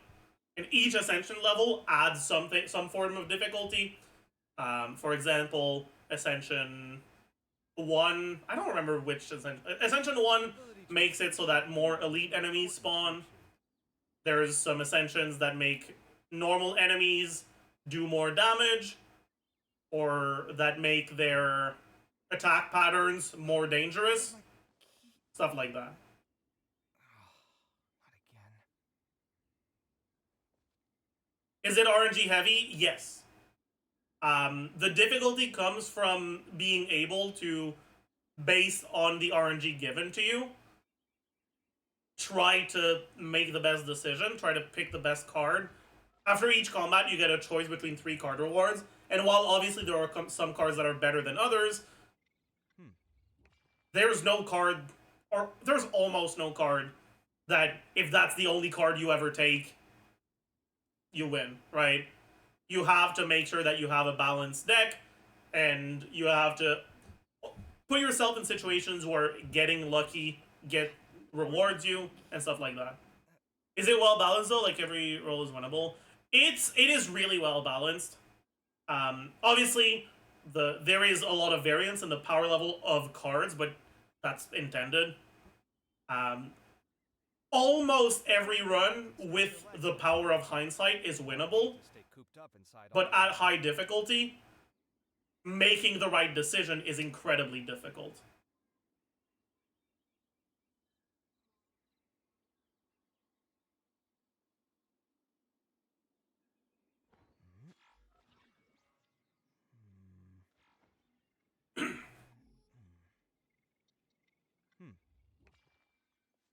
I think Act 4 is not balanced, but it's because it's not trying to be. The very best players at Ascension 20 can definitely end up struggling a decent amount of the time in Act 4. But it's an optional thing, right? You don't have to do it. The way I play usually, I only do Act 4 if I have an insane deck.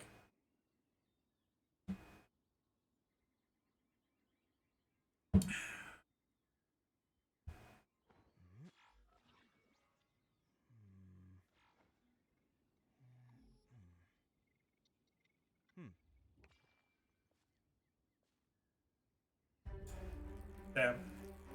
I think this might be... Is this literally my only Steam review of all time? It might be. But apparently I have left a Steam review on this game on the 20th of April, 2018. Fucking 6 years ago.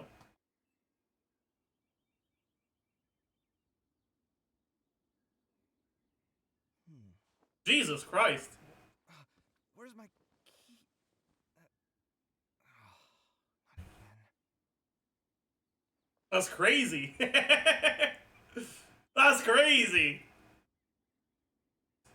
Product received for free. Is it because... Yeah, it was early access. Yeah, okay. Dude, yeah, damn. That is insane.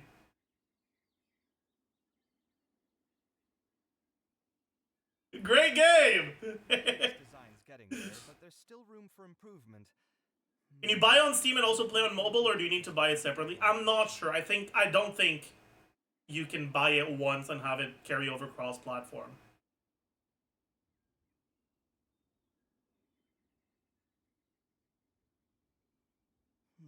Did you write a review for an in-game reward? No. Where's my key? There wouldn't be stuff like that. There is no reward in-game that you would be able to unlock that way anyways.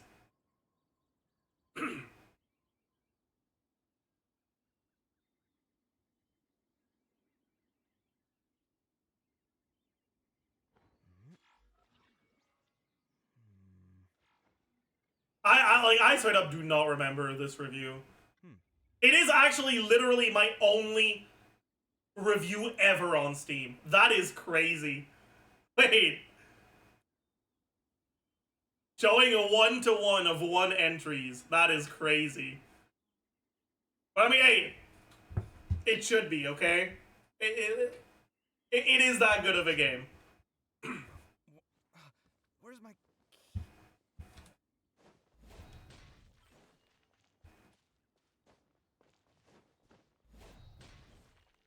Like, okay.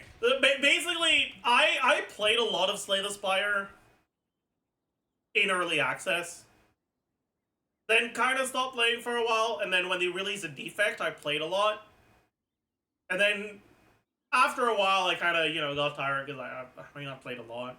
It says 400 hours, but I don't think it's including the time I've spent playing modded characters before there was official mod support for it, because it wasn't through Steam.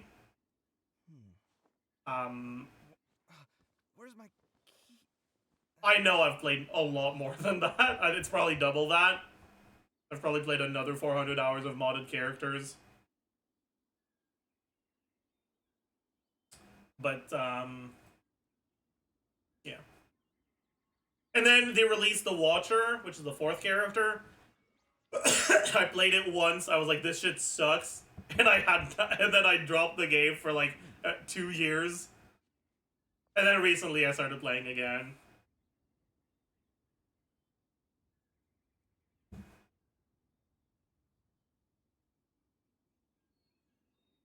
Play the Spyro Downfall mod? Nah, bro. The OG Ability to appreciate was something the is an important virtue.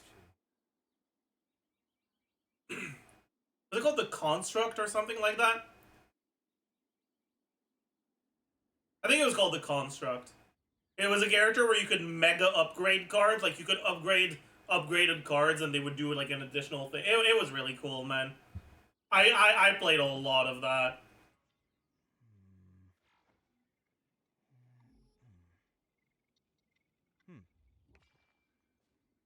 Construct is literally in the Downfall mod? No. The Construct, I mean, I'm sure it is now, but it wasn't back then. I'm talking Downfall didn't exist back then. Like as far as I understand, Downfall is a mod that was created as a way to group a lot of different mods in the same mod. But this was long before the Downfall was a mod.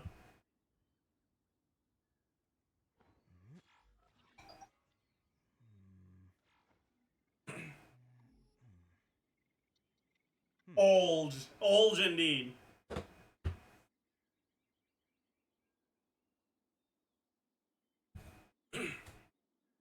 Alright, chat, by the way, are you guys ready for ChesseBurgers to be on the Emily banner?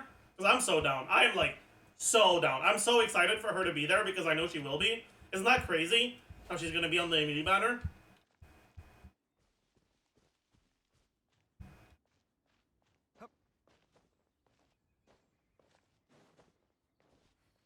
If that happens, I will commit crimes. Hog. I love crimes.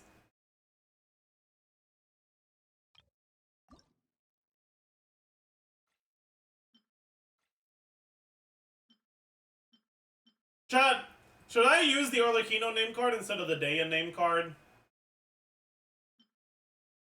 No, I shouldn't. It's good to get out and stretch your legs once in a while. People aren't made to stay cooped up inside all the time. Huh. Tuh. Tuh. Yeah. Huh.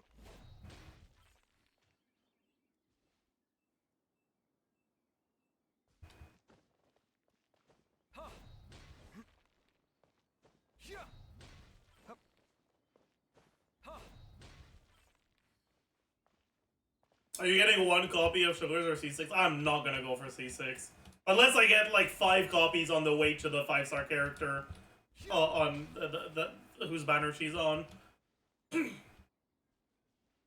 God, imagine for like second banner of 5.0, Kutsing rerun, Diluc rerun, and ChesseBurgers is on it. Would you pull on that or not?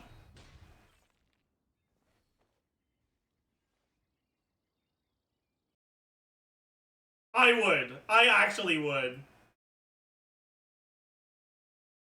Anyways, let's go do our ZZZ dailies and then make a ZZZ review.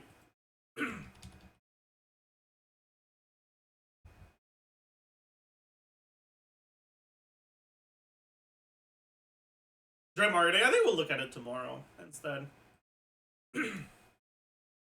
ZZZ review today. Wow. I'll be right back.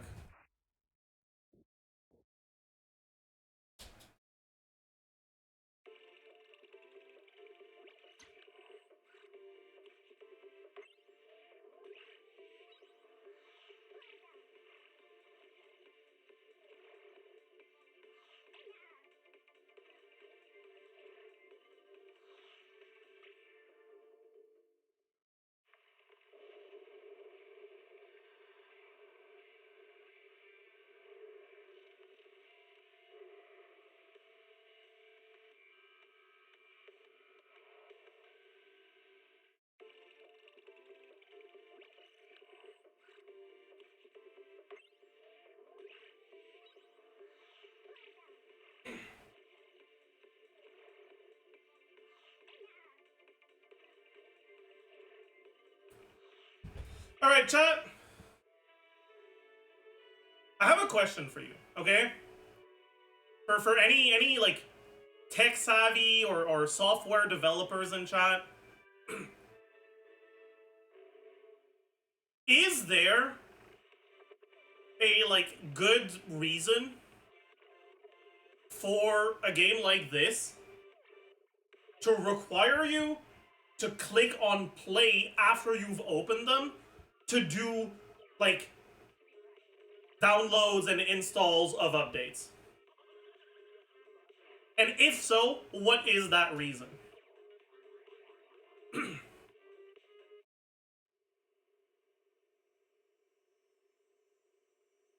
was 15, the thought of an apocalypse never troubled me.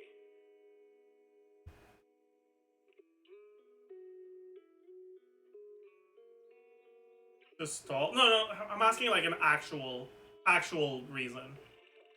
So you're aware it's downloading things? Kind of like a permission? I mean, it doesn't say click to download, it says click to play. You know? So it's not like it's actually asking for permission anyways.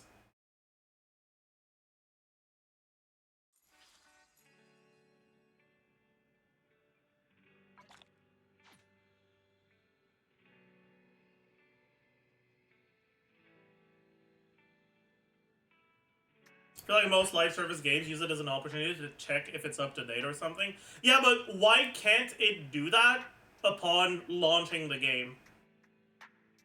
Like, why can I not just click on launch and then go take a piss or take a shit and then come back to a game that has been updated?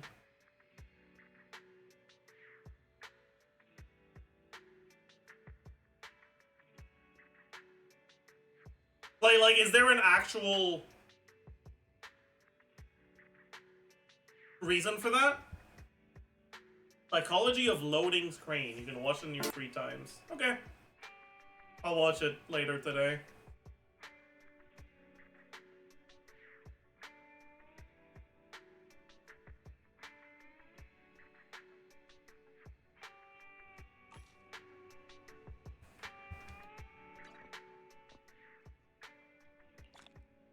Oh yeah, it's a new week. Huge. Take a picture of the cat. Eh.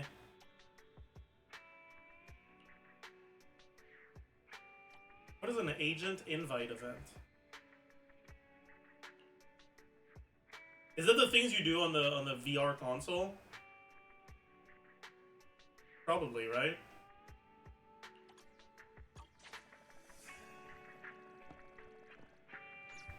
Oh, it's DM. Oh, okay. I have to do that anyways. So that's fine. Am I capped? No, I'm capped.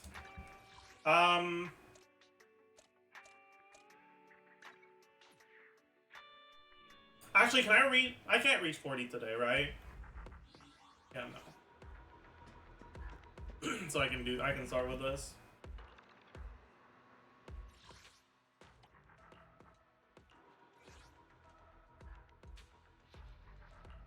Pay the coffee. I'll do that after I...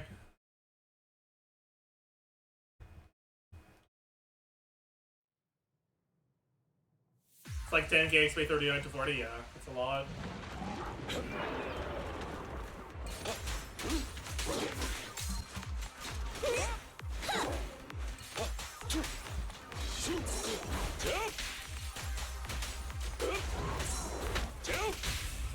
Blow, blow, blow, I don't want to hit that one. I guess it's fine. Don't mess up This my is name. gonna... Can you resist? What a pain.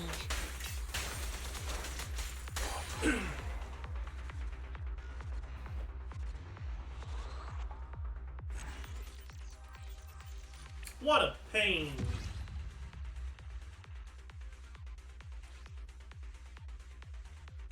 Eh. Ew.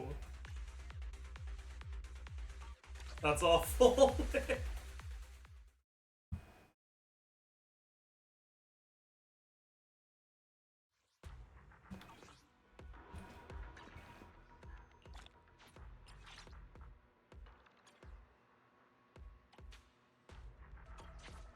Is that 39? Oh. 15 XP away. Yeah, I can go to the newsstand. If I pull for Nilou's weapon for Farina and also Zyphos, am I baited or is the weapon banner okay? It's... eh. If Nilou's weapon isn't really something you want, the weapon banner is not great. Alright, we've reached 39. Wow. Okay, Ready and waiting.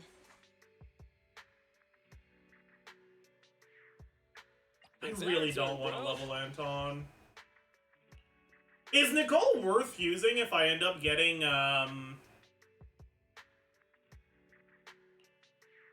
if I end up getting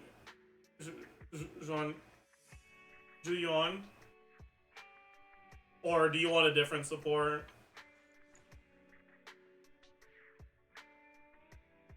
Ambi Nicole is her best team when she releases. Wow, that's ass. Jesus Christ.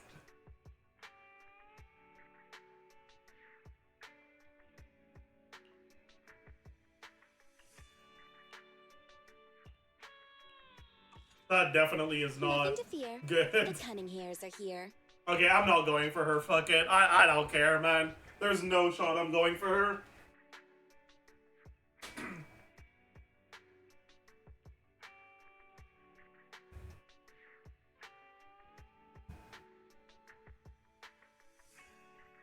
You can use Koledo Lucy. Is one of them in Juyan's faction? Or is her faction buff not worth anything?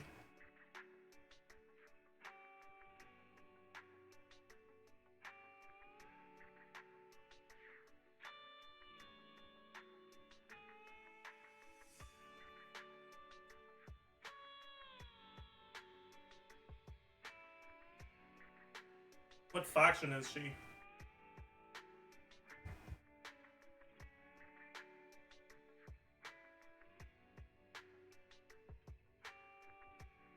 Police? Yeah, neither Koledo or Lucy are police, right? So you lose out on 30% crit? There's no way that's good. There is no way that's good.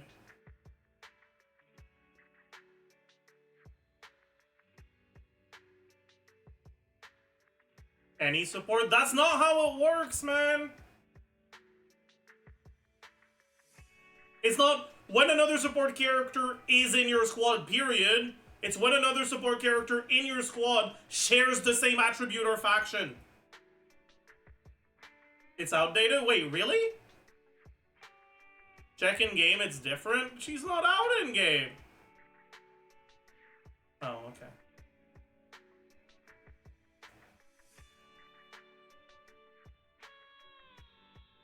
Go trial?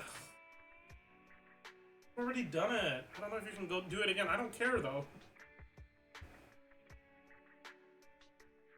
Anyways. I mean, if you can actually get it, then sure, that's fine.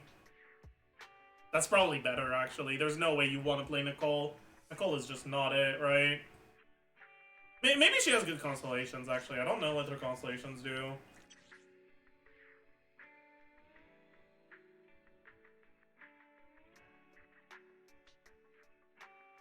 That's not terrible. Lasts longer. It's not good, though. Nah. Alright.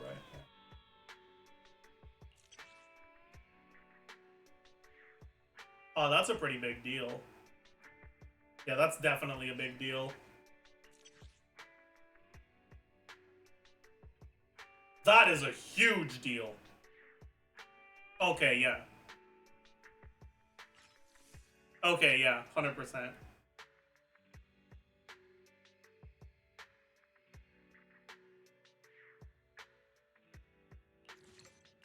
Like, you look at Sogaku's cons, for example, and it's like... C6 does literally nothing. right?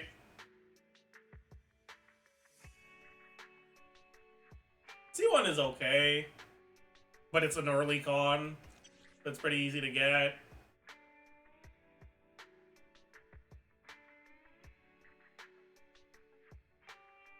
This is honestly pretty worthless.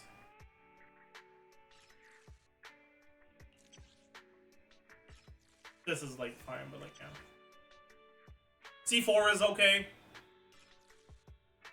but it's not like that huge of a deal.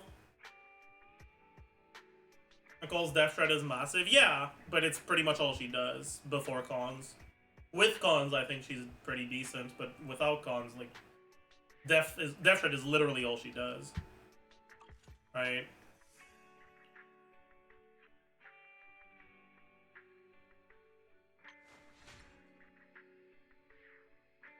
Yeah, and her multipliers are awful as well.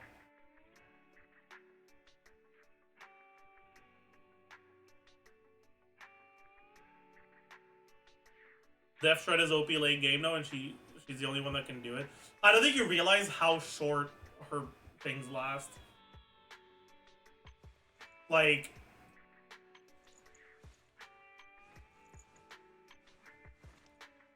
like 7 to 8 seconds. Yeah, that's not a lot, actually.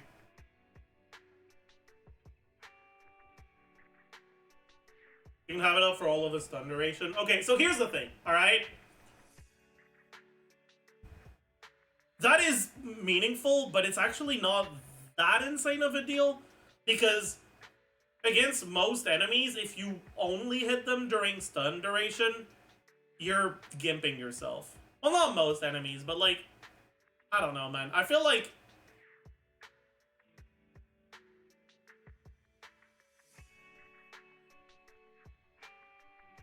I don't know.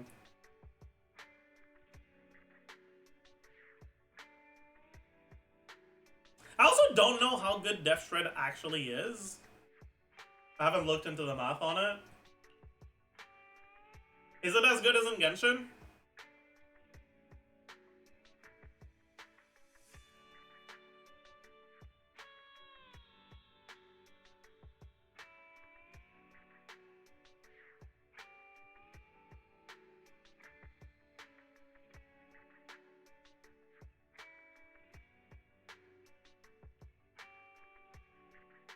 Anyways.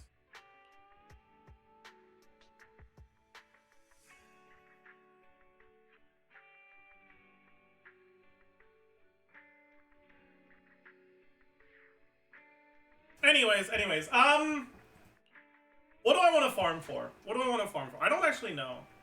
What do I want to farm for today? I can try to get ready for my ascension, which is probably what I should do, but I don't really want to. Awaiting Let's further go get instructions. some coffee. Choose based on our options here. Ah, hello there. How about a tin Attack special for certification little seal, bit that there? works. So does defense certification seal or attack or defense Wenjin.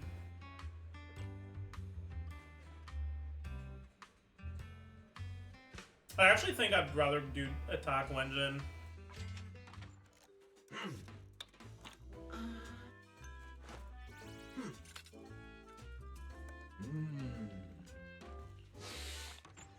Wait, this value goes up at 45? I thought it went up at 40 as well. Wait, really? It doesn't go up at 40? Wait, that sucks. Wait, that's awful. Ah, shit.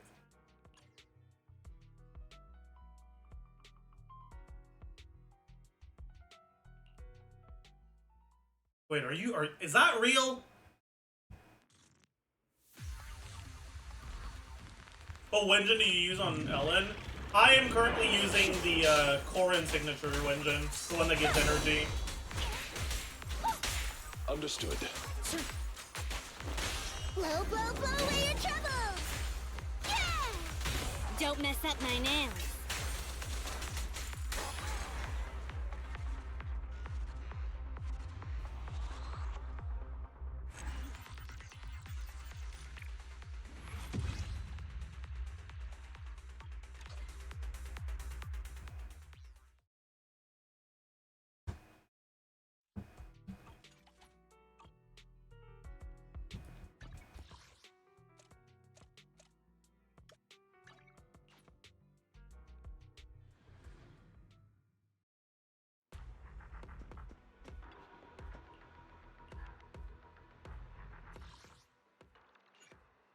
You're right! No! That's awful!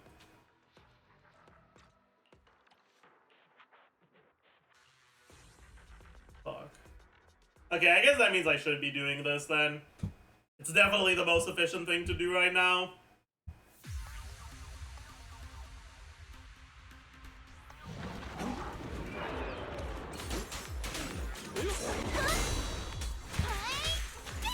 Understood. I'm here! Ha! Yeah! Blow, blow, blow away your troubles! Yeah! I'm scissors, you're paper!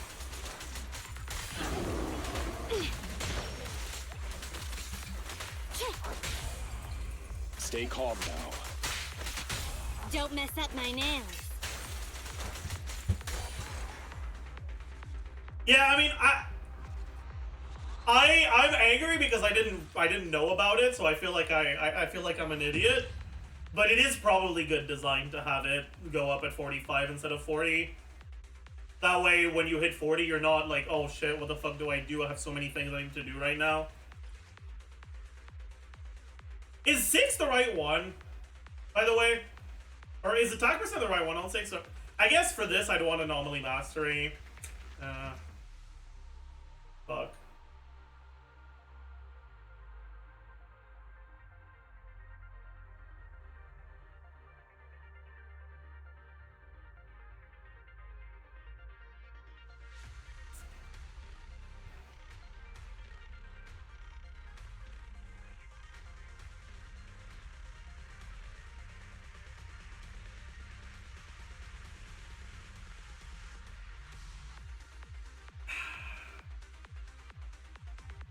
Yeah, I'd probably want Anomaly Mastery. And this is still good. Actually, how does Anomaly Mastery stack with Viper's thing? Any knowers in chat?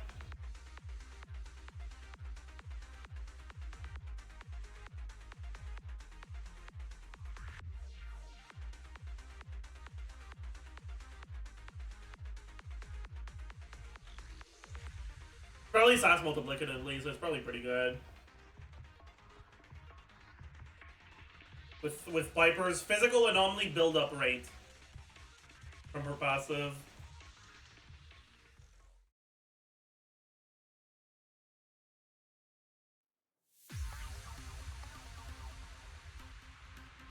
Zenless zone zeros at Jeff. True.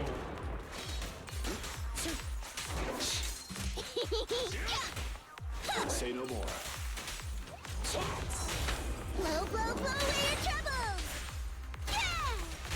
I'm scissors, you're paper!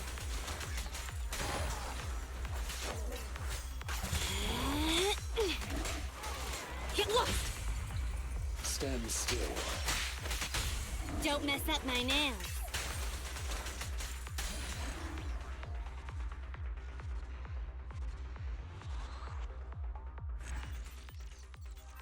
When are they releasing Zenless Zone 1? I don't know. Okay, please be Anomaly Mastery.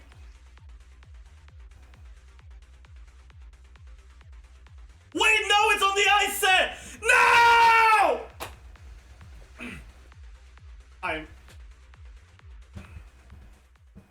They're all the same color, man. It's so cringe. Fuck! I hate myself. It's fine. Everything is fine. It's okay. They're gonna release an ice anomaly character, I believe. Understood.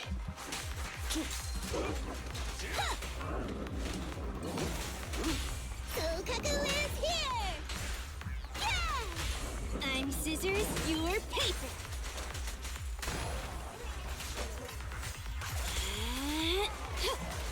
Take that! Get back! Get lost! Stand still. Don't mess up my nails. Play Anomaly Sokaku? Honestly, I could.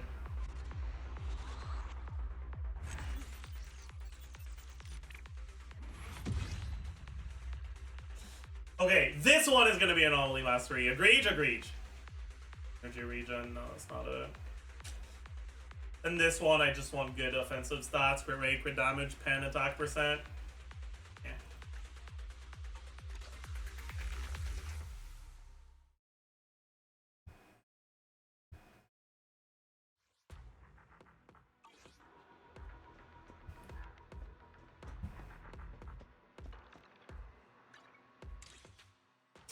Meh. Like, what is that?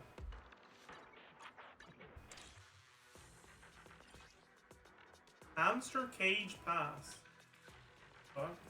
Is that like a crown? I guess it is.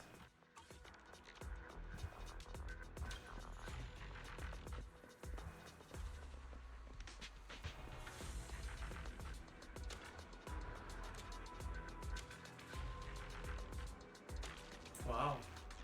Crazy.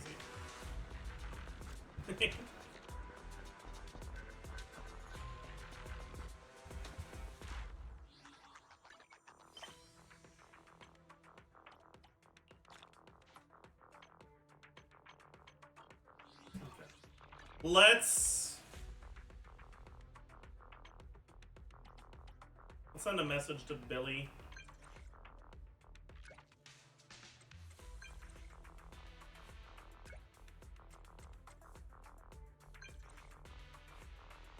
Fox Galaxy. I got you.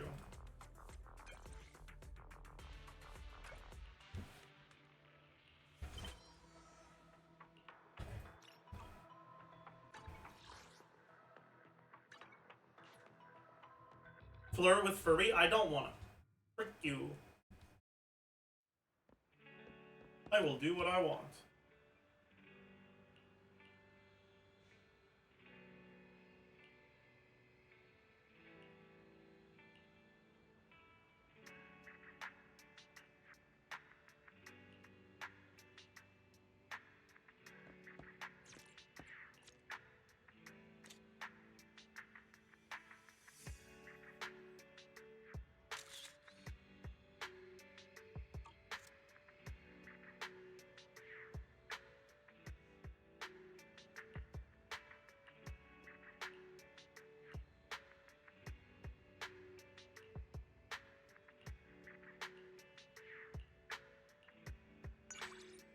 Wow.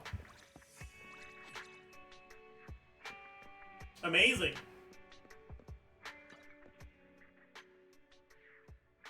Eat one bowl of noodles. I can do that. Is there a non-cosmetic incentive for doing this? Yes. You should want to do this on 3 different characters for this. Raise 3 agent stress to level 4. It gives you 100 aeronaut experience, which is so much. What can I get for you today?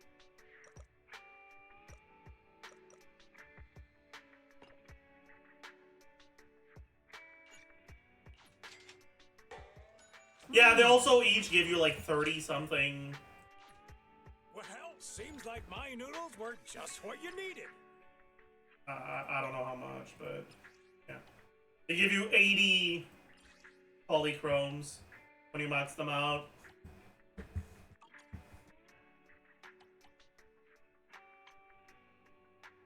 Yeah, I don't need to do this anymore, right? Because she's already maxed out.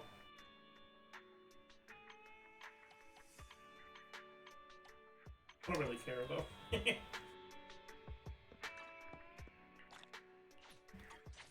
We probably have a bunch of Holo Zero progress we can do now as well, though. Even though we didn't unlock any new thing. We have our weeklies to do, so... Yeah. Does this improve on 40?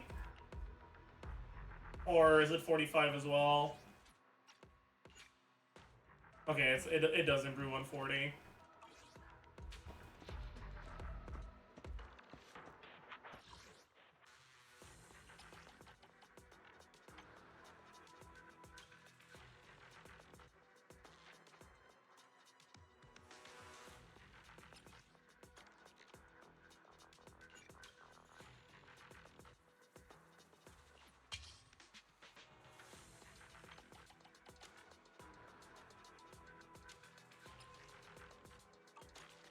Boo Resher. What is that? Oh. I forget the event? What event?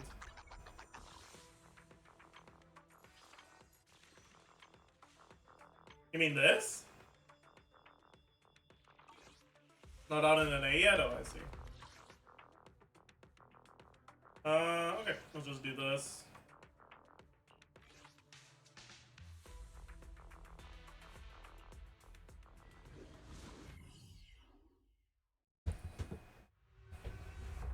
In an hour? Probably.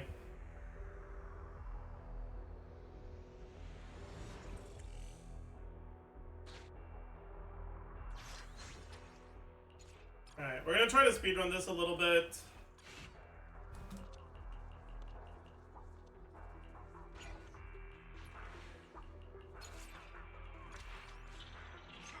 Commission start. Objective. That's right.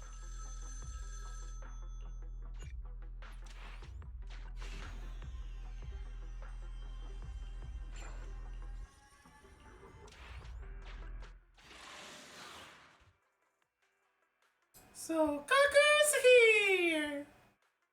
Sorry.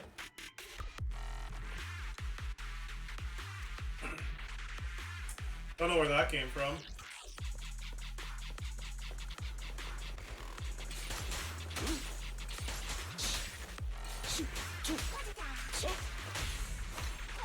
Oh yeah, I'm orange. It's fine actually, it works out. Oh, it's fine.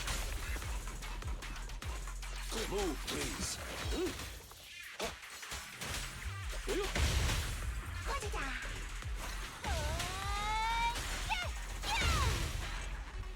Wipeout. Blow, blow, blow away your troubles! Ah!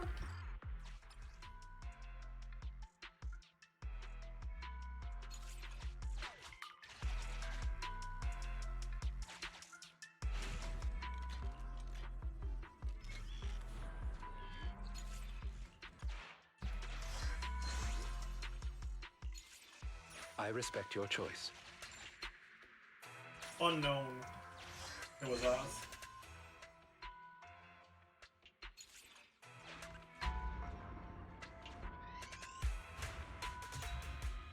That's fine.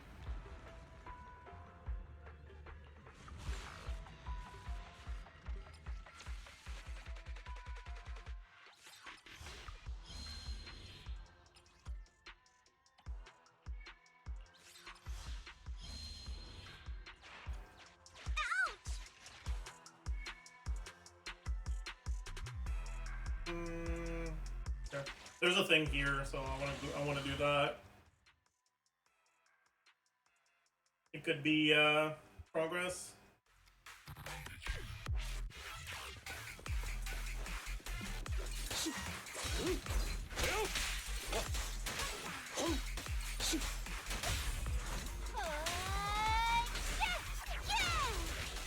Apologies. Watch out!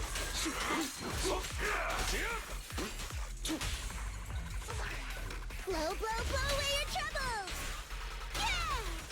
Yeah! I'll bite your throat out. Okay.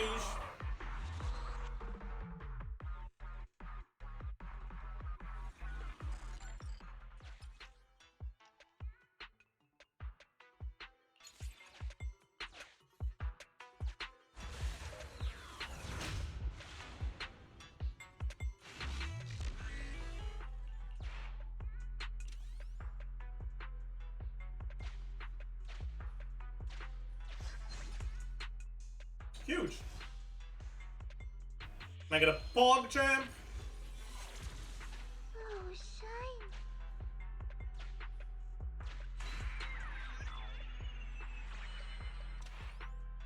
Oh, very nice. That is actually out of game progress.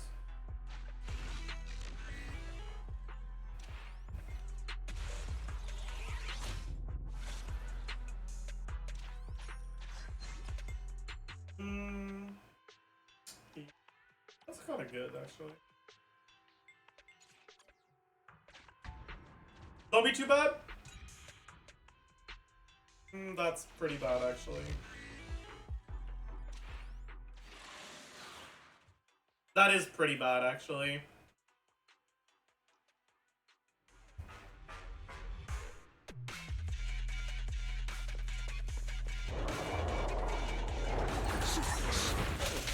Amateurs.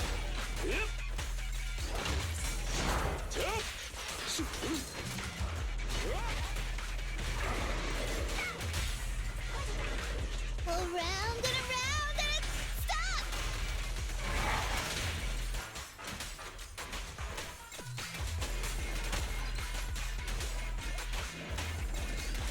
Ready to continue.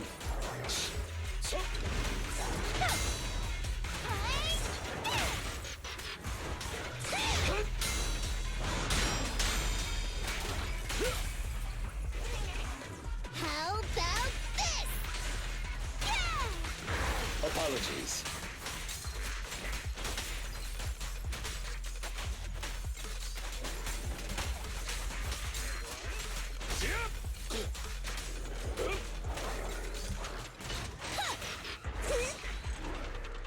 Okay.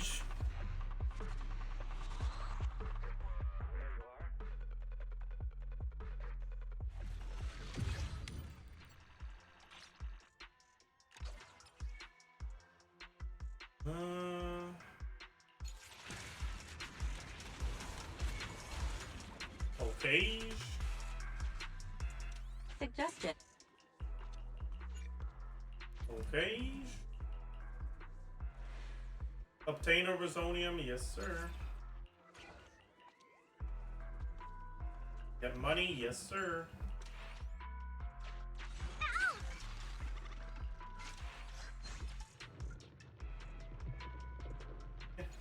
Sounds good.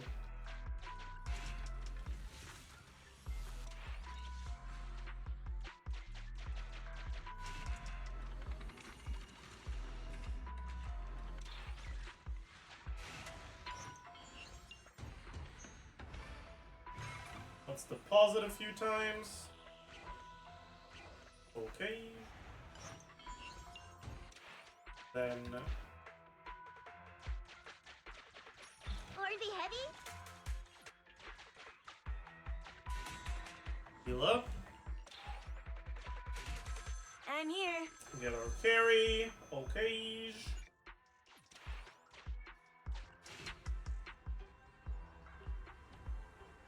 Pressure, that's fine. Not good, but it works, I guess.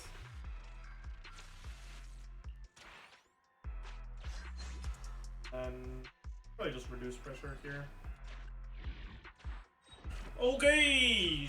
Continue the operation and complete. Probably just reduce pressure again.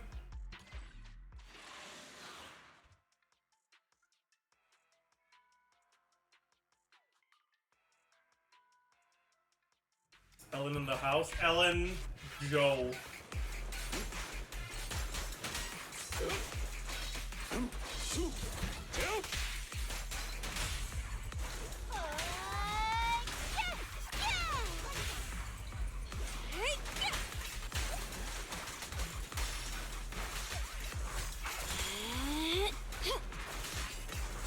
I see. Your weak spot. Get back.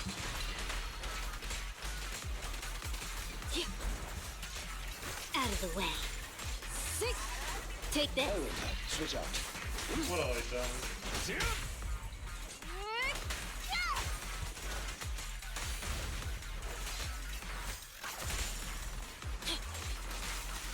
Get back.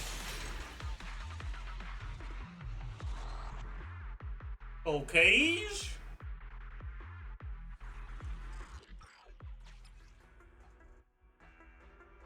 These are ass.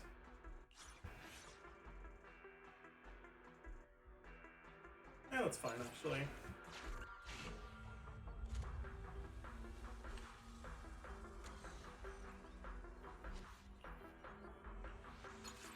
Ew. Suggestion. Squad members require That's healing. unknown, I like that. Oh, there's that too. Huge. I don't really want to... Actually, no, this is worth it.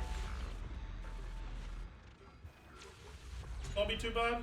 That's fine, that's fine, that's fine, that's fine. Huge. Huge. Okay. Huge.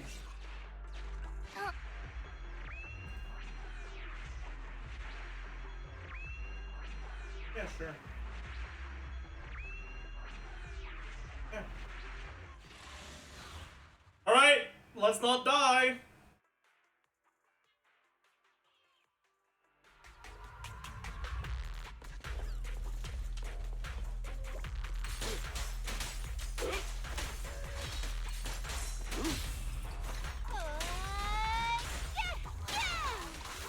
Troublesome.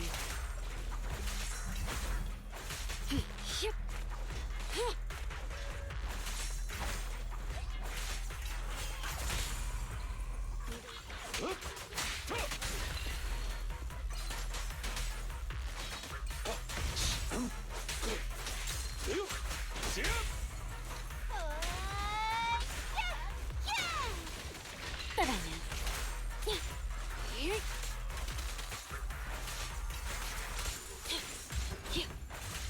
Out of the way.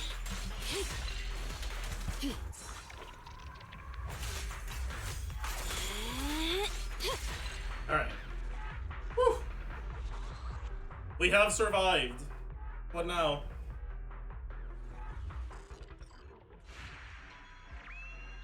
Oh, we heal to full. And we get a progression thing. That's huge. Warning. Squad members was require awful. urgent medical attention. Whatever. Kind of like a shop, but I don't need it.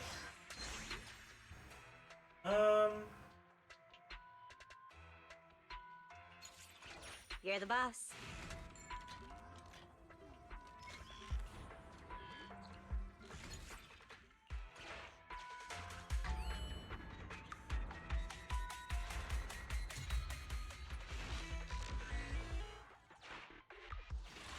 Wait, what did I get as, from my pressure?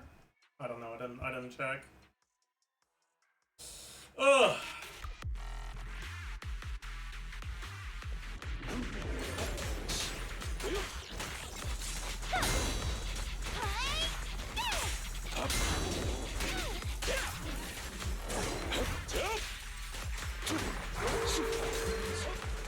That's not what I wanted to do. It doesn't matter. Thanks for your business. Time to end this. Thank you for your patronage.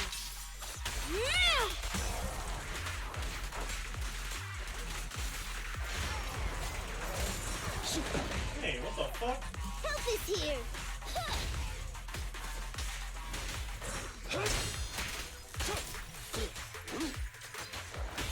How about this? So I'll cost HP instead of money? Oh, I see.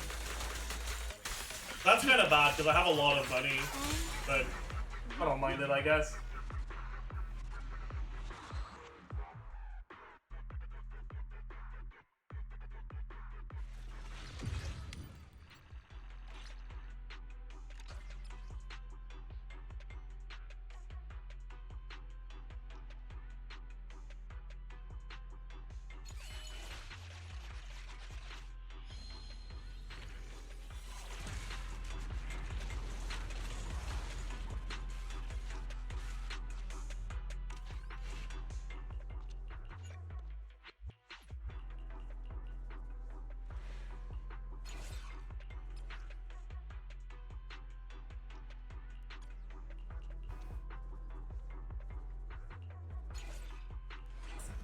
Not that good.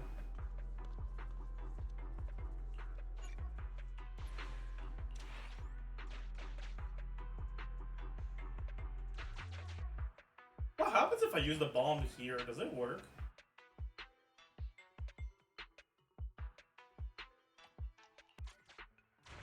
suggestion. It does not. Okay, that's good to know, I guess. I guess that's good to know. Minus 15% HP.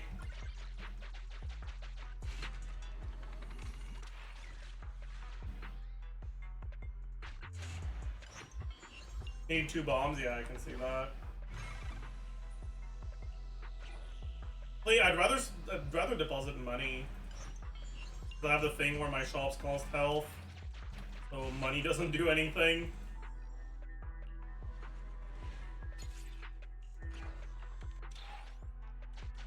Too heavy.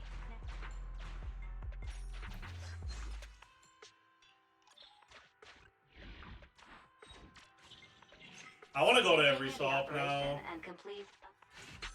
Kind of annoying.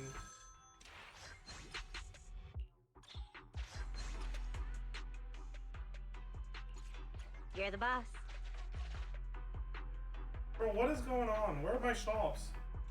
Dodge. Crit damage? Yeah.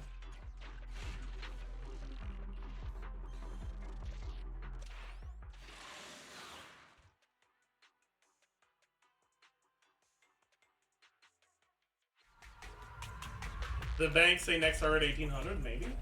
Probably.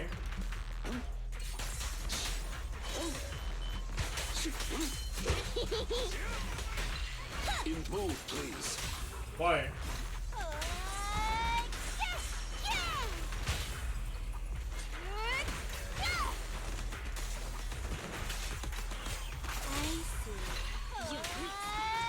My bank next target is 200. I mean, yeah, it just means you haven't played as much as I have.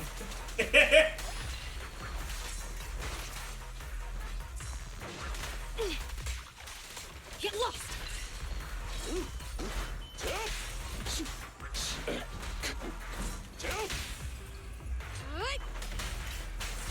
I'm not hitting that.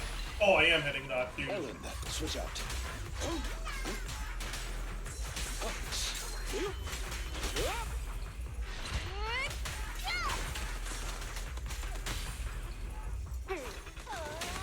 Dead. Oh, wait, that worked. Huge.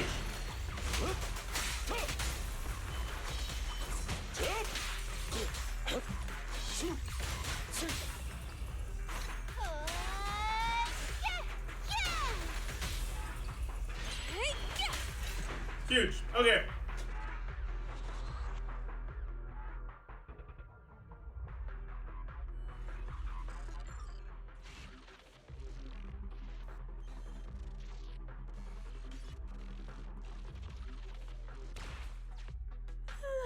What did I I'm lose? so comfy I could fall asleep. I don't know. Oh, I lost the lose energy off field.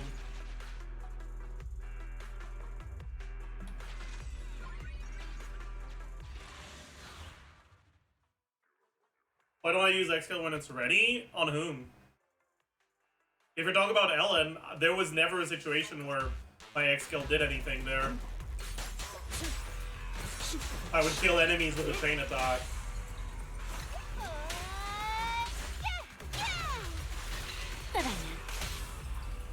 Or like, I don't have an opportunity to use it, they just die by the time I would.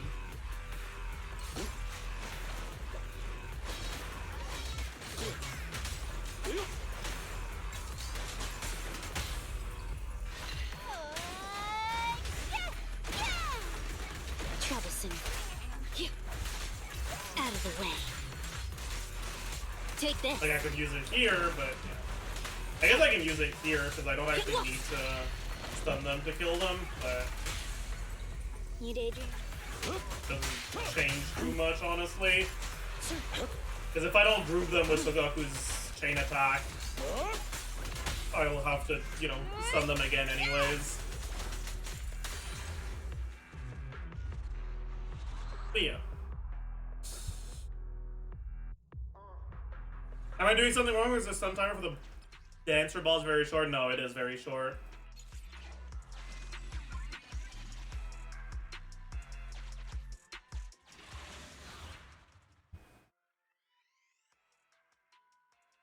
When do you get S rank disc? I think you start at 35.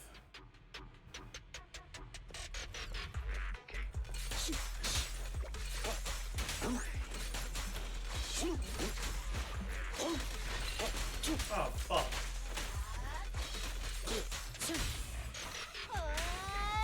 What the fuck? Dude. You're fucking speaking, dude. What the hell was that? Take this.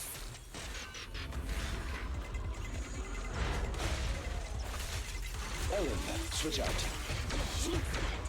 I should actually target this one first. Alrighty. Move, please.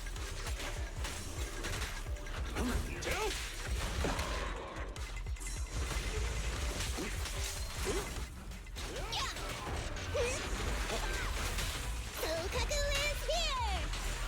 Yeah. I'm scissors, you're paper.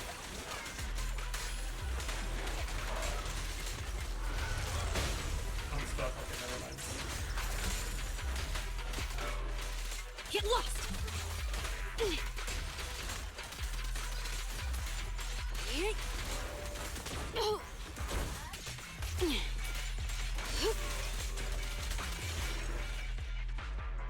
Okay.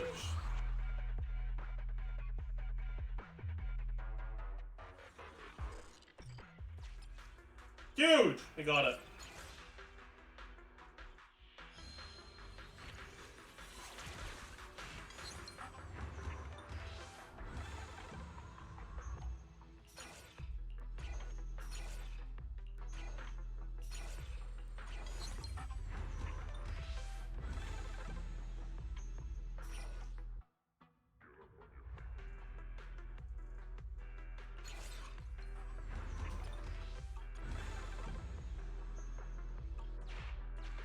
Suggestion. Squad members require healing.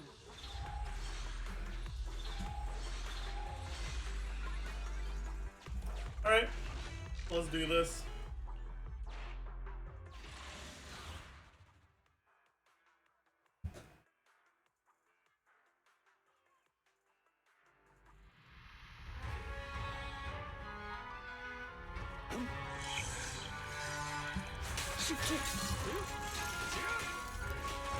Take a break.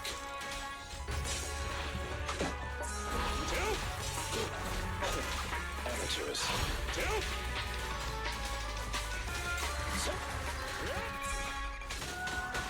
Nice.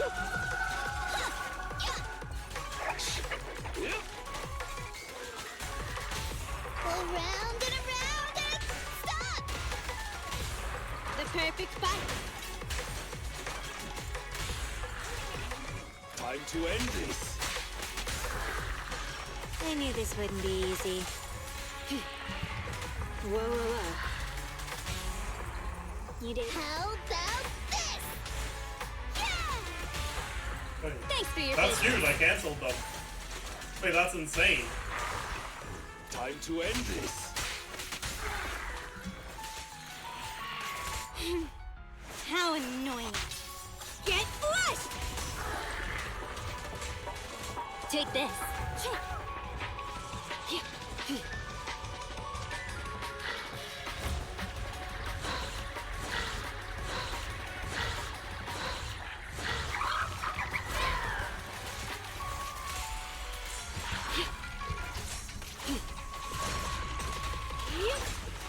Get lost.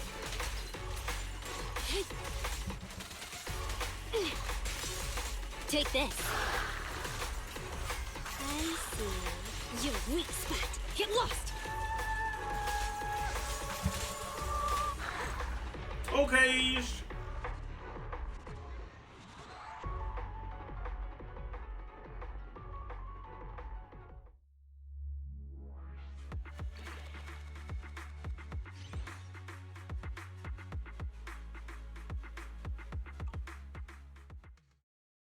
And then I kind of have to just do this 4 more times. I'll do it later, I think.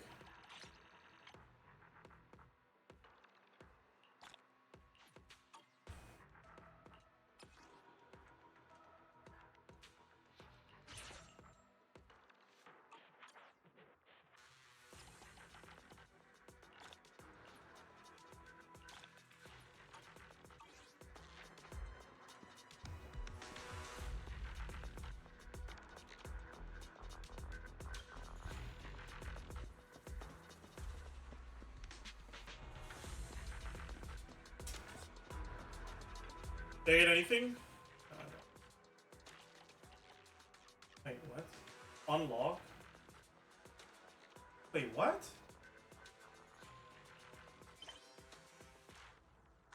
Huh?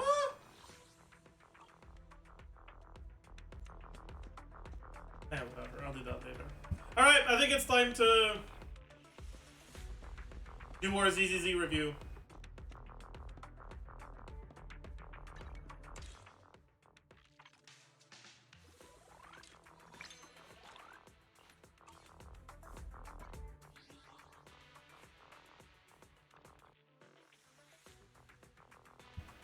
So say hi to YouTube chat.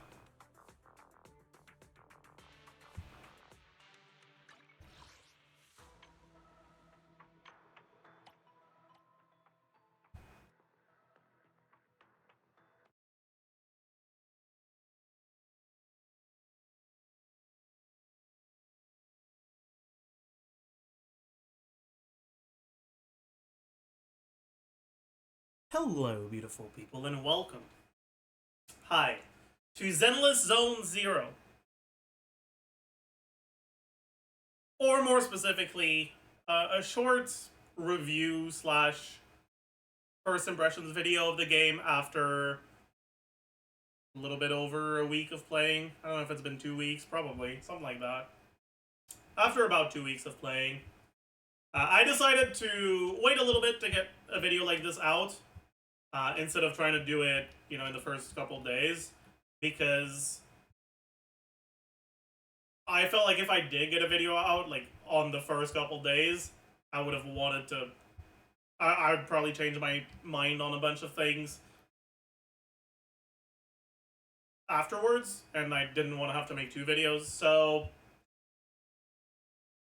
and I was right, honestly, I did change my mind on a few things, so let's get right into it, really. First things first, actually, before we get into the game itself, I'm making a video on this because I know a lot of people want to know my thoughts, and I don't mind sharing them, but I want to make this very clear, okay? This is a gacha game, and I don't think you should play it. Please spend your time and money supporting companies that aren't exploitative inherently with their business model. Buy indie as fuck. Buy AAA games, it's better than this shit. If you are going to spend money on something like a gacha game, please be responsible. Right? I know I can't say anything that's gonna actually prevent you from spending money if your mind is set on it. Just make sure you're budgeting yourself properly. And you're realizing how much money you're spending. It's very easy to lose track on gacha games because there's a lot of different steps. It's designed to try to get you to not realize how much money you're spending. And Slay the Spire is currently like $10 on Steam, so go play that instead. Anyways, all that being said, I know a lot of people want to know my thoughts on the game anyways, so let's get right into it. First, let's very quickly go over a lot of the stuff that I think less of you guys care about, which is the stuff outside of the combat. If you really don't care about anything other than the combat, you can use the timestamps to navigate through the video and skip parts you don't care about. But story is... It is hard for me to say much about the story because honestly, I haven't paid attention to most of it. It didn't seem to be very interesting from what I've seen. It really... I don't know, it is what it is. It's another gacha game story. I just couldn't be bothered. You can check out other people's thoughts on the story, because you're not gonna get very useful information on that from me, I'm sorry. Music, which is something that I have endless praise for when it comes to Genshin. In this game, doesn't quite do it for me. I think there's some good tracks.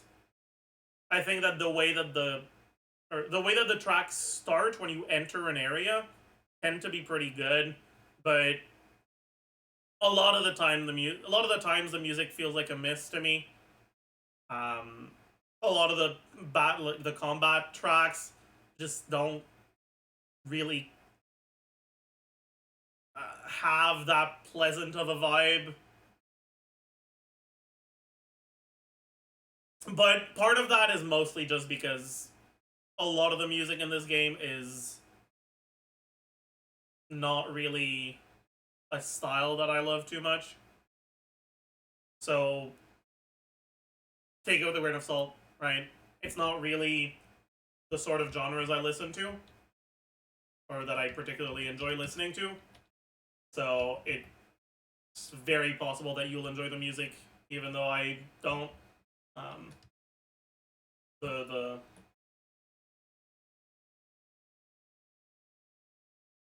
You know what? Yeah. Yeah.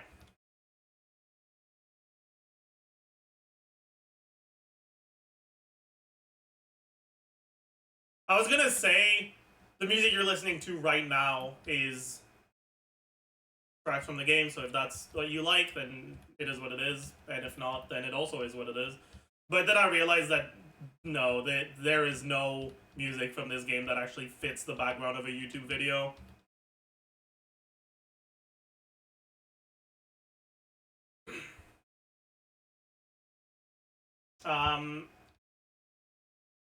When it comes to the sound in general, like the sound design, I think that in general it's fine. You definitely do need to reduce sound effects as opposed, like, compared to music and dialogue. The sound effects are much louder than they should be. But once you've done that, it's really not that bad. It tends to be relatively satisfying in combat. Exploration, I mean, this game is not an open world game, so the what is the equivalent to exploration in this game is like when you're, you know, in one of the areas doing quests and talking to people and stuff like that. And honestly, to me, it's incredibly underwhelming.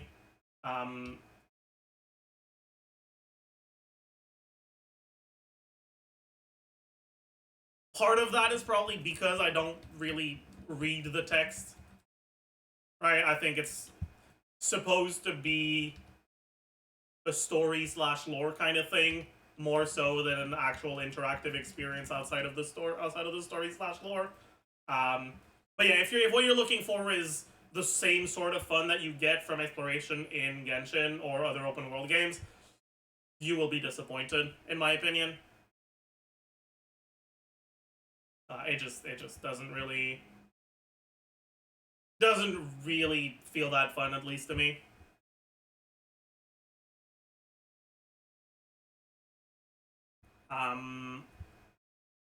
And I guess somewhat related to the combat, but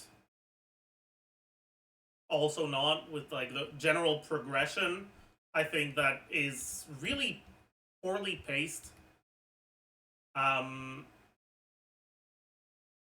A lot like early Genshin was, where there is not that much content in the game yet, and because of that, you have a lot of artificial time gates to prevent people from doing all of it in like 2 days. I mean, it's been pretty much 2 weeks, and I still... I just recently finished the last available quest I had, like a main quest. And it was because I was time gated. And like, I understand the point of it. Personally, I've always been someone who prefers to binge, both in terms of like watching stuff and playing stuff. I like doing all of it at once. I think like for a 1.0 game, it's not like it doesn't have a lot of content, but it is 1.0, and they are time gating you accordingly. Which, to me, is an experience that's a little bit unpleasant, a little bit annoying, but I know a lot of people aren't bothered by it as much. If you're not playing a lot, right, if you're playing like 1 or 2 hours a day, at most, you'll probably get the experience from spending your daily currency and doing your dailies. So that you're probably not going to reach any too meaningful content gates.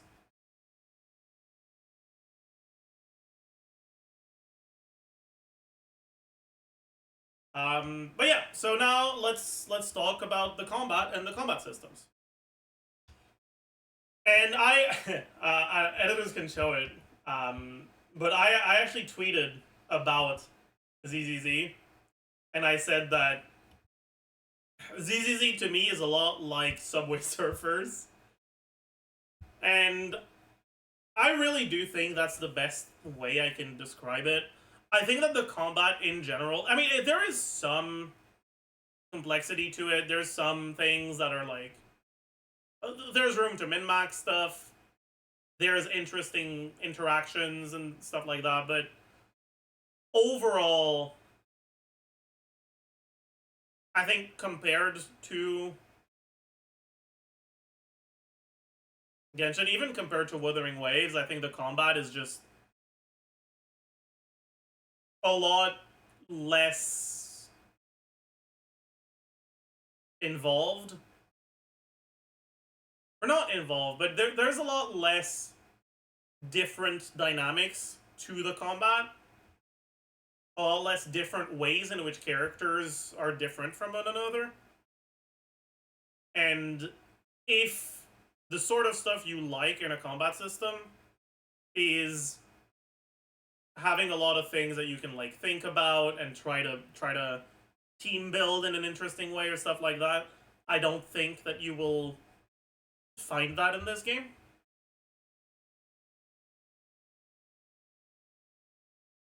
Because it's not what it's really trying to do, right? What is it trying to do then? Effectively, it's trying to be like Subway Surfers. It's a game where you are consistently getting like feedback for things that happen.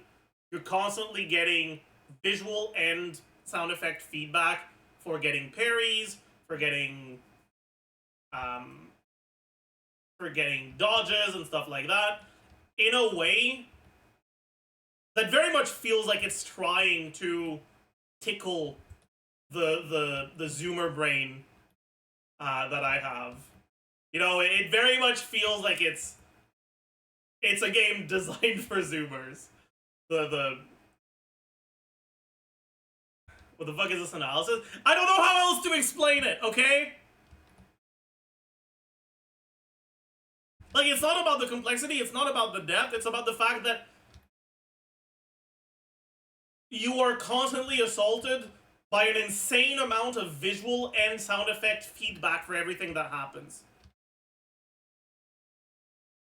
And it feels like there's always stimulus, right? But as it turns out, that's an effective way of making you feel like you're having fun.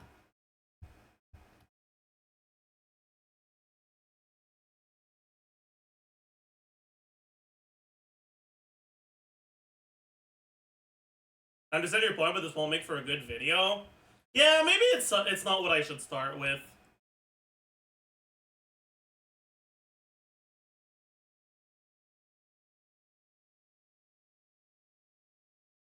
You know what? Okay, fine. Let's redo the combat section.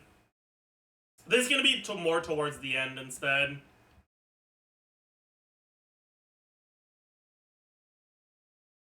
Okay. Feel like having fun? What does that even mean? You don't know what having fun is? Have a pleasant experience? look it up, I guess? I don't know. Anyways. So,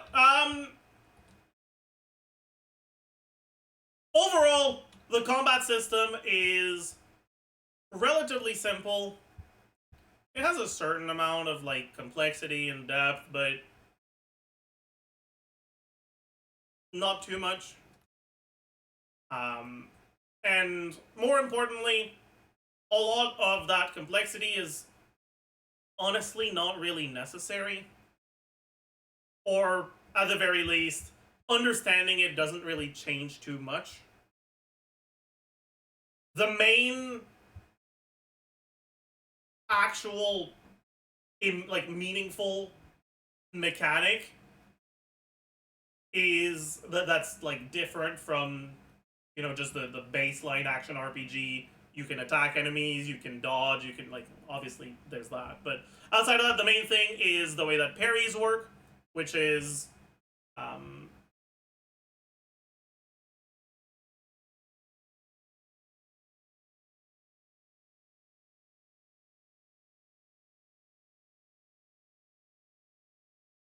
I'll use this.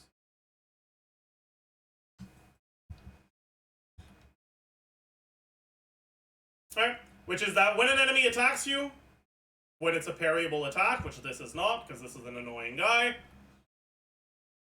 they will flash yellow for a little bit right there.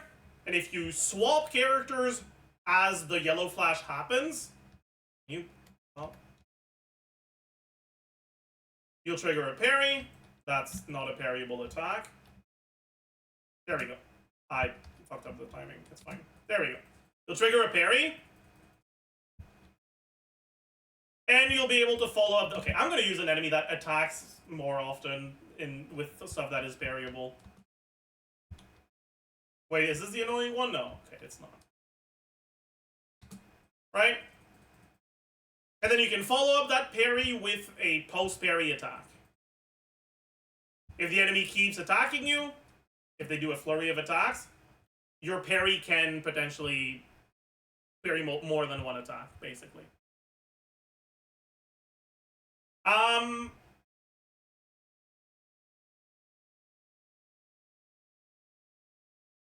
When it comes to, like, the combat systems and interactions, you have an HP bar, obviously, but you also have two other bars on enemies that are represented under the HP bar here, and to the right in a circle here. It's not really a bar, but it's a meter or whatever. When you hit the enemy with pretty much anything, you will fill up their daze bar, which is the yellow bar under the HP bar. And when that's full, you will stun them.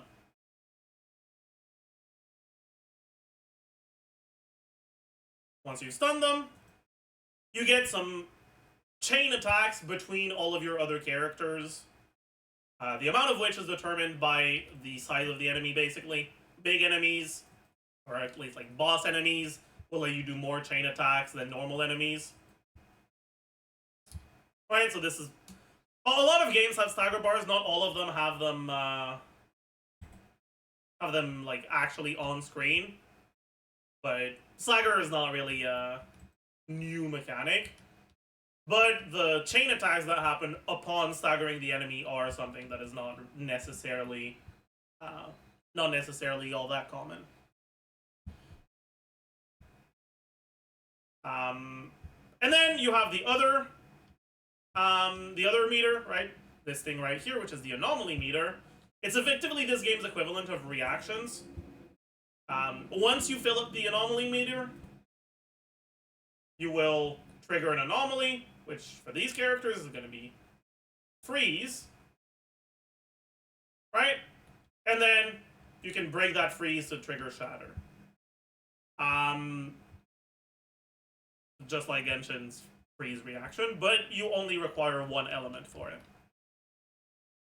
Then I'm going to need to bring different characters for this. But once you have...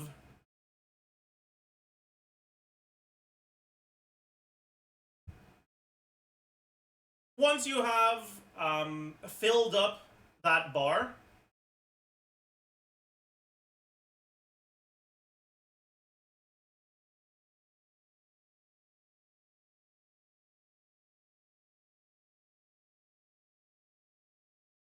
once you've filled up that bar, you get the anomaly.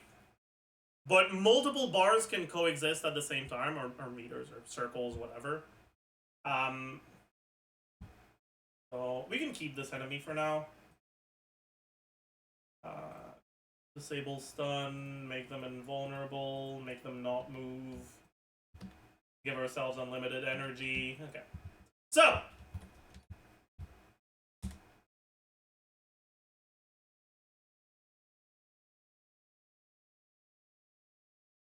Okay, right? And they can coexist at the same time. And if you trigger one disorder,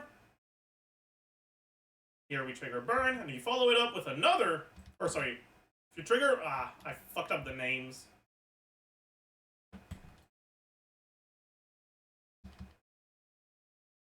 Okay, if you trigger one anomaly and follow it up with a different anomaly, you will trigger disorder, which deals additional damage. Right, so if I trigger burn, and then I trigger assault, I also get something called disorder.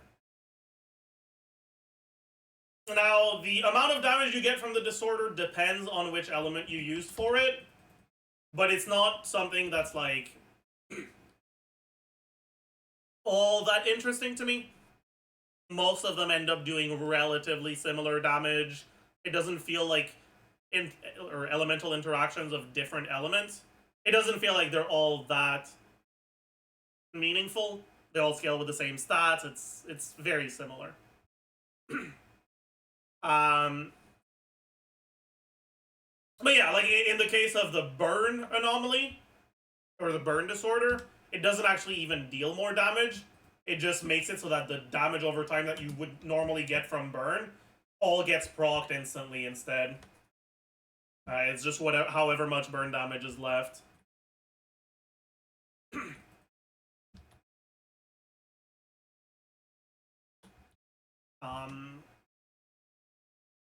But anyways, all this to say, there are quote-unquote reactions with the anomalies and disorder, but they don't really interact with different characters in all that interesting of ways. Which is fine, because again, right, this is not a game that's trying to be something that makes you think too much about the combat. And then, outside of that, it's pretty much just the ways in which different characters interact with all of these systems. There's 5 categories of characters. There's defense characters, attack characters, stun characters, anomaly characters, and support characters. Support characters, very straightforward. Attack characters, they're just carries, also very straightforward. Defense characters, right now there's only one, so it's hard to make a general statement on them, but from what it looks like they're going to do, it's pretty much just characters that are focused on parrying in more interesting / meaningful ways, and that give you shields.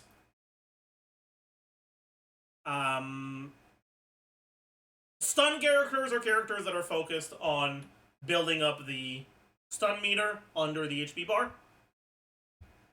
And anomaly characters are characters that are focused on the quote-unquote reaction. The way that you generally build your team is, like, the most default way of building a team is with stun, stun, support, carry, where you set up by staying on your stun character, getting the stun, then once you get your stun, chain attack to your support, do whatever they do for the team, and then go to your carry, and then do whatever the carry does, right? That's like the default way of playing like carries. That being said, some enemies have very, very tanky stun bars, and if that is what you do, then you're kind of not getting too much because you spend effectively you end up spending way too much time on your stun character if their stun bar is too large. But if their stun bar is not too large, let me re-enable stunnable enemies. Right? Once you stun the enemies, right? They get an additional stun multiplier, which is going to depend on the type of enemies, but generally either 150% or 200%, which effectively means that you deal more damage to stunned enemies than you do to non-stunned enemies. So it's definitely worth doing against enemies that don't have, like, incredibly big stun bars. But enemies that do have incredibly big stun bars, generally the stun characters don't do too much damage, so if the payoff of them being stunned isn't, like, that payoff doesn't really change too much based on the enemies, with a few exceptions of enemies that have, like, really short stun windows. But outside of that, it's effectively just, like, if the enemy's stun bar is really, really big, maybe you don't want to play the traditional stun support DPS, and you'd rather have either double support or two characters that interact with one another in a way that does a lot of damage. Like with anomaly characters. Right now, we only have 2 anomaly characters, and one of them is one of the standard 5 stars, so I haven't really had the opportunity to play with a lot of anomaly stuff. But just from the way that it works, you would ideally want, in order to maximize anomaly damage, to have 2 different anomaly characters so that they can trigger each other's disorder effectively, right? Because each time you trigger an anomaly, if you then trigger a different anomaly, it triggers disorder. But then if you go back to the first anomaly, you also trigger disorder from the second one. But obviously, if that's what you're doing, then you have to ditch either your support or your stun, which, you know, could be doable depending on the sort of enemies you're up against. Anyways, all of this to say,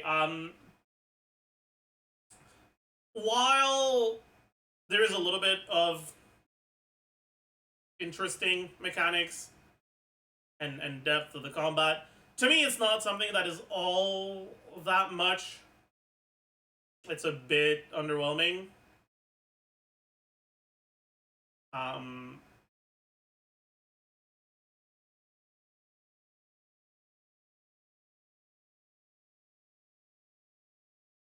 And that brings us to, I guess, the actual combat experience.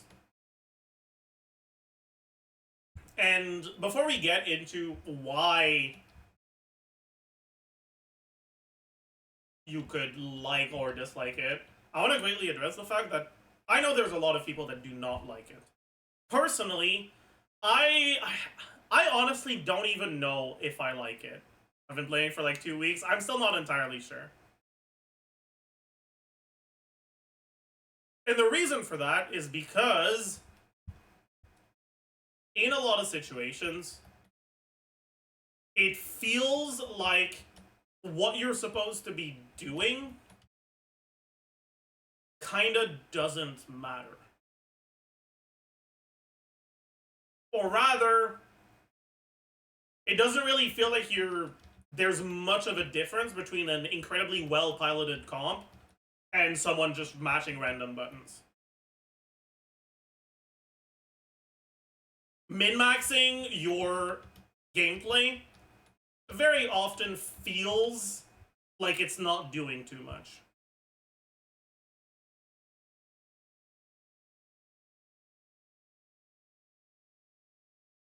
And it mainly comes down to the fact that in order to parry, you have to swap characters. Which doesn't actually let you do, you know, spend a lot of time on your characters, like on any given character. And in almost every situation, it's better to parry than it is to just dodge. You can dodge, but the parry, like, getting parries does a lot of stun multiplier damage. Like, it's called daze, but effectively, getting a parry does a lot when it comes to like, stunning enemies. And it does a lot of damage if you do the parry follow-up.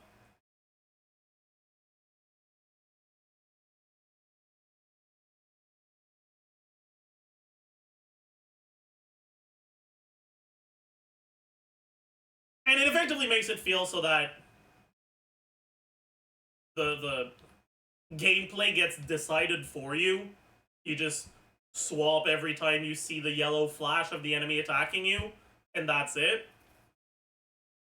And for a lot of people, that is going to sour the experience. It's going to make it feel like you don't really have much flexibility or freedom in terms of the things you can do.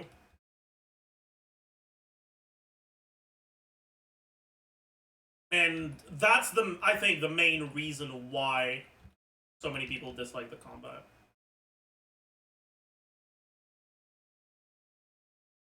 On top of that, once you do stun the enemy, you do get the chain attacks, and it's like, oh wow, look at all of these options that you have. Right? You get to choose which character you swap to every time. That's cool, right? Well, no, because there is a specific order that you're supposed to do, and you don't get rewarded for doing it faster because it pauses the time, or it pauses the timer while you're choosing who to swap to. And it feels very much like press the shiny button when it appears, right? It very much, yeah. Which a lot of people find frustrating sometimes myself included. The main thing that to me the main thing that makes me unsure whether I like it is that while all of that is true, it also bing bang shiny color number wow. And as much as I, want to, as much as I wish I could say I'm above monkey brain see number go blue, I'm not. And sometimes it is kind of fun. Sometimes it is kind of fun, brainless stuff.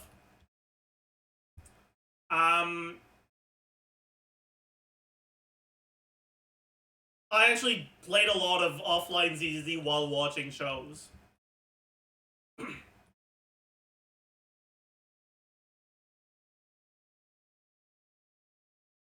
Because it just, I don't know, feels like it tickles my brain just the right way for when I'm doing something else at the same time.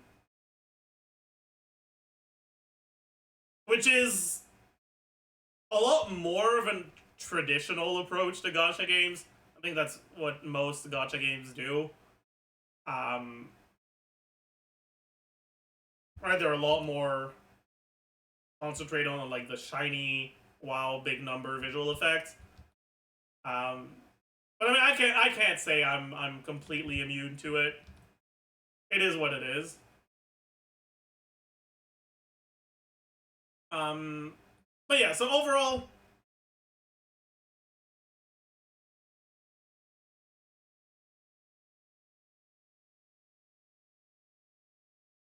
the combat is kind of fun, but I would be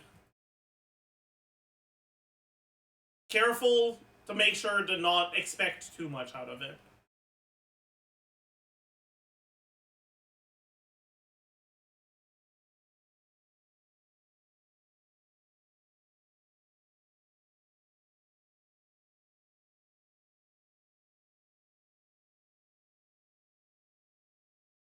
In any case,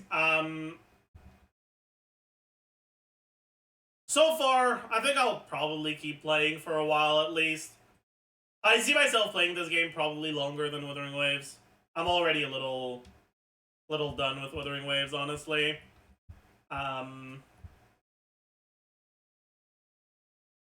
but most of that is because I feel like it's an easier game to play while I'm watching Netflix.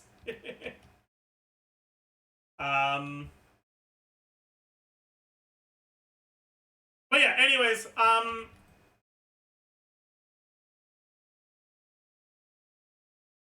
guess one other thing I want to quickly mention is people talk about like juggle combos and stuff like that. I've seen people talk about that on Twitter a bit, and I think the main issue with that is that they're bad. Like, they're cool, they look cool, they're fun to execute, they're a damage loss. And it's the kind of stuff that sucks, right? Like, this game is also very much dictated by DPS checks, just like Genshin. And what that means is that cool combos that are a DPS loss, even if they make it so the enemy can't attack you, just aren't worth doing. And to me, that's a shame, because it is fun to do, and it is skill expressive, and it is rewarding, except your reward, in this case, is to clear slower.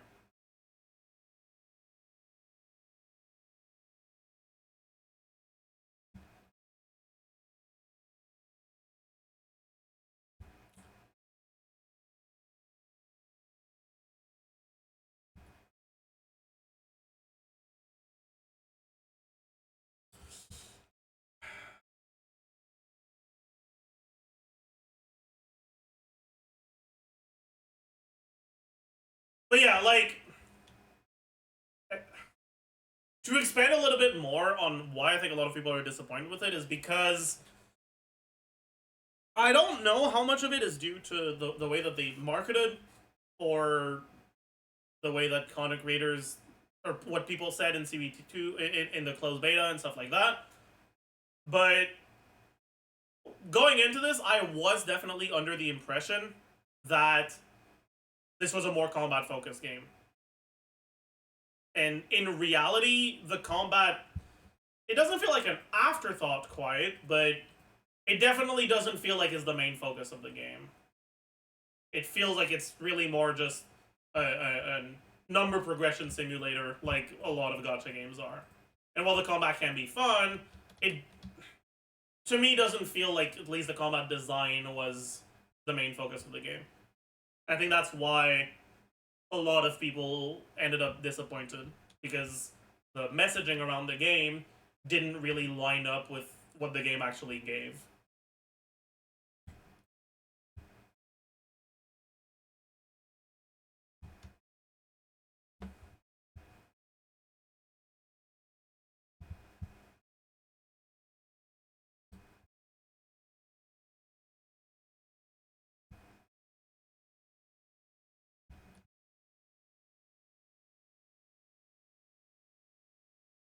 Okay.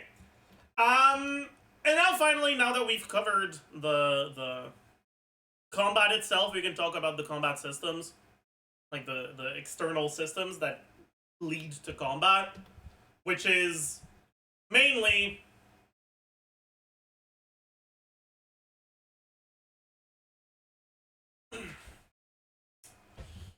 these two things, Shiyu Defense and Hollow Zero.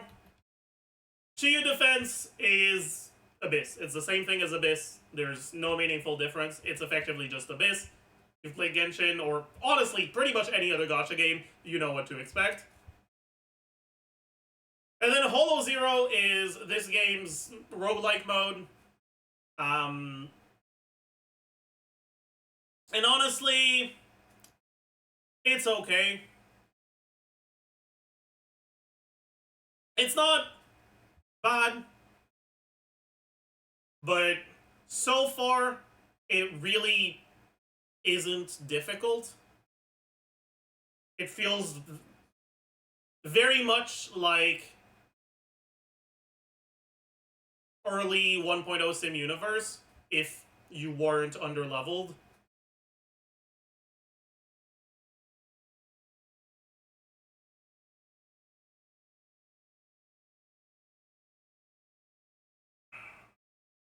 Except you can't really be underleveled for this. it feels a little bit trivial. Obviously, I haven't unlocked the higher difficulties, but so far, at least for the first 2 weeks of you playing the game, you're not going to encounter any real challenge in this.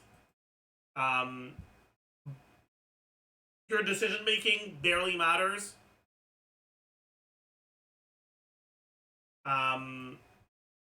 You choose basically one buff type, and you just click on every buff of that type, because the buffs that you get from getting 4 of the same type or 8 of the same type are too significant, which makes it so that which specific buff you get doesn't really matter that much. And you're almost always better off just picking based on the color of the buff, because you want to get those fusions from having 4 and then 8 of the same type. Which is a bit of a boring design decision to me. It's something I talked about before. Before the game came out, and it definitely did, just like I expected, make, at least so far, it make the decision making feel like it just doesn't do anything. It doesn't feel like any of your decisions matter too much.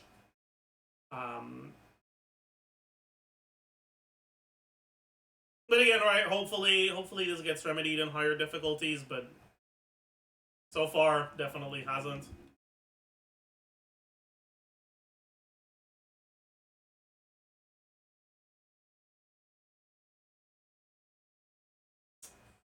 But,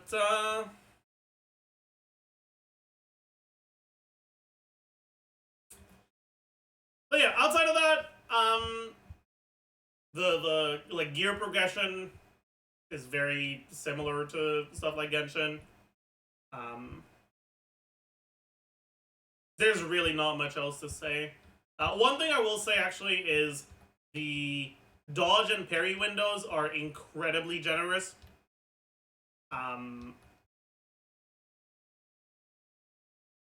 Which makes it feel like the game is really, really easy if you're just paying a little bit of attention. It doesn't feel like most enemies really will do damage to you unless you're just not looking at your screen. There's a few enemies that have some attacks that are more likely to hit you, but it's generally because they do 2 attacks in short succession, and it's not that well, or it's not that easy to see that they're doing the second one, or because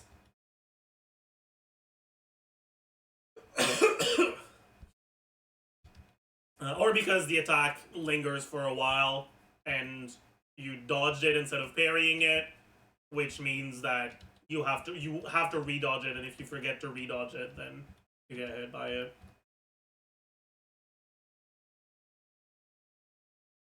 But yeah, so I think that pretty much does it. I don't think I have anything else to say about it. Overall, it really is, to me, it feels like it's trying to tickle the parts of my brain that have developed from being a zoomer and watching way too much short form content and stuff like that. Right? The instant gratification, a lot of the sound design and the visual design of a lot of the combat interactions very much feel like they're trying to tickle your brain in that way. Right? And that's why, at least to me, it has been a relatively fun experience so far, but I don't know if long term it's gonna actually stay fun. And yeah, that's why I've compared the game to Subway Surfers. It kind of feels like it's trying to do the same thing.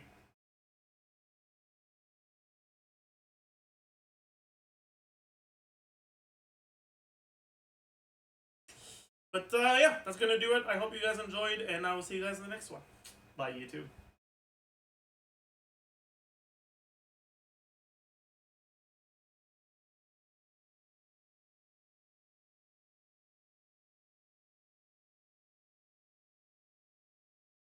Okay, I think we'll do the event tomorrow, not today.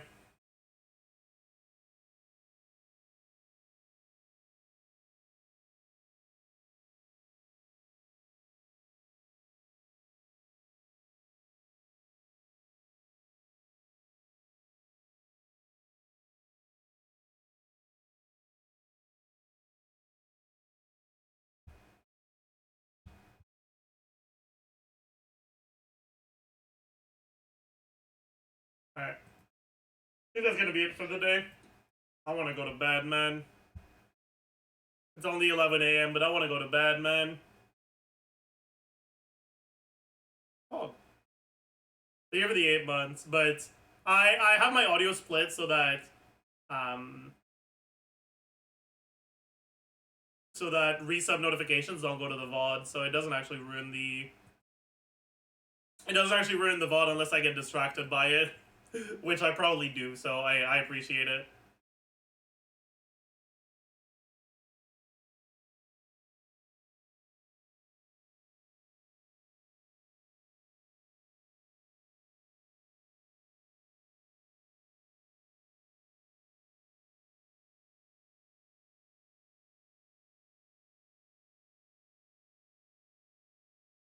How far are you into your defense? I'm on floor 10. I don't have the damage to beat floor 10. Like, I just run out of time after 10 minutes. I'd have enough if I had a good Wenjin on Ellen, or I don't know, something like that. But like, just the first half takes me like 7 minutes or some shit. First half I think is easier than second half. No, other way around. Second half I think is easier than first half, but 3 minutes is just not enough.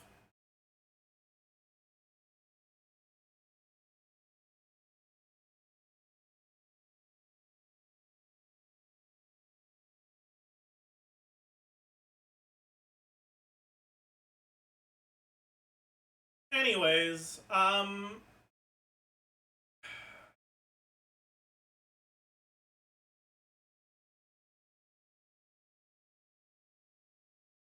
I don't really want to raid anyone today. I'll see you guys tomorrow, okay? Okay.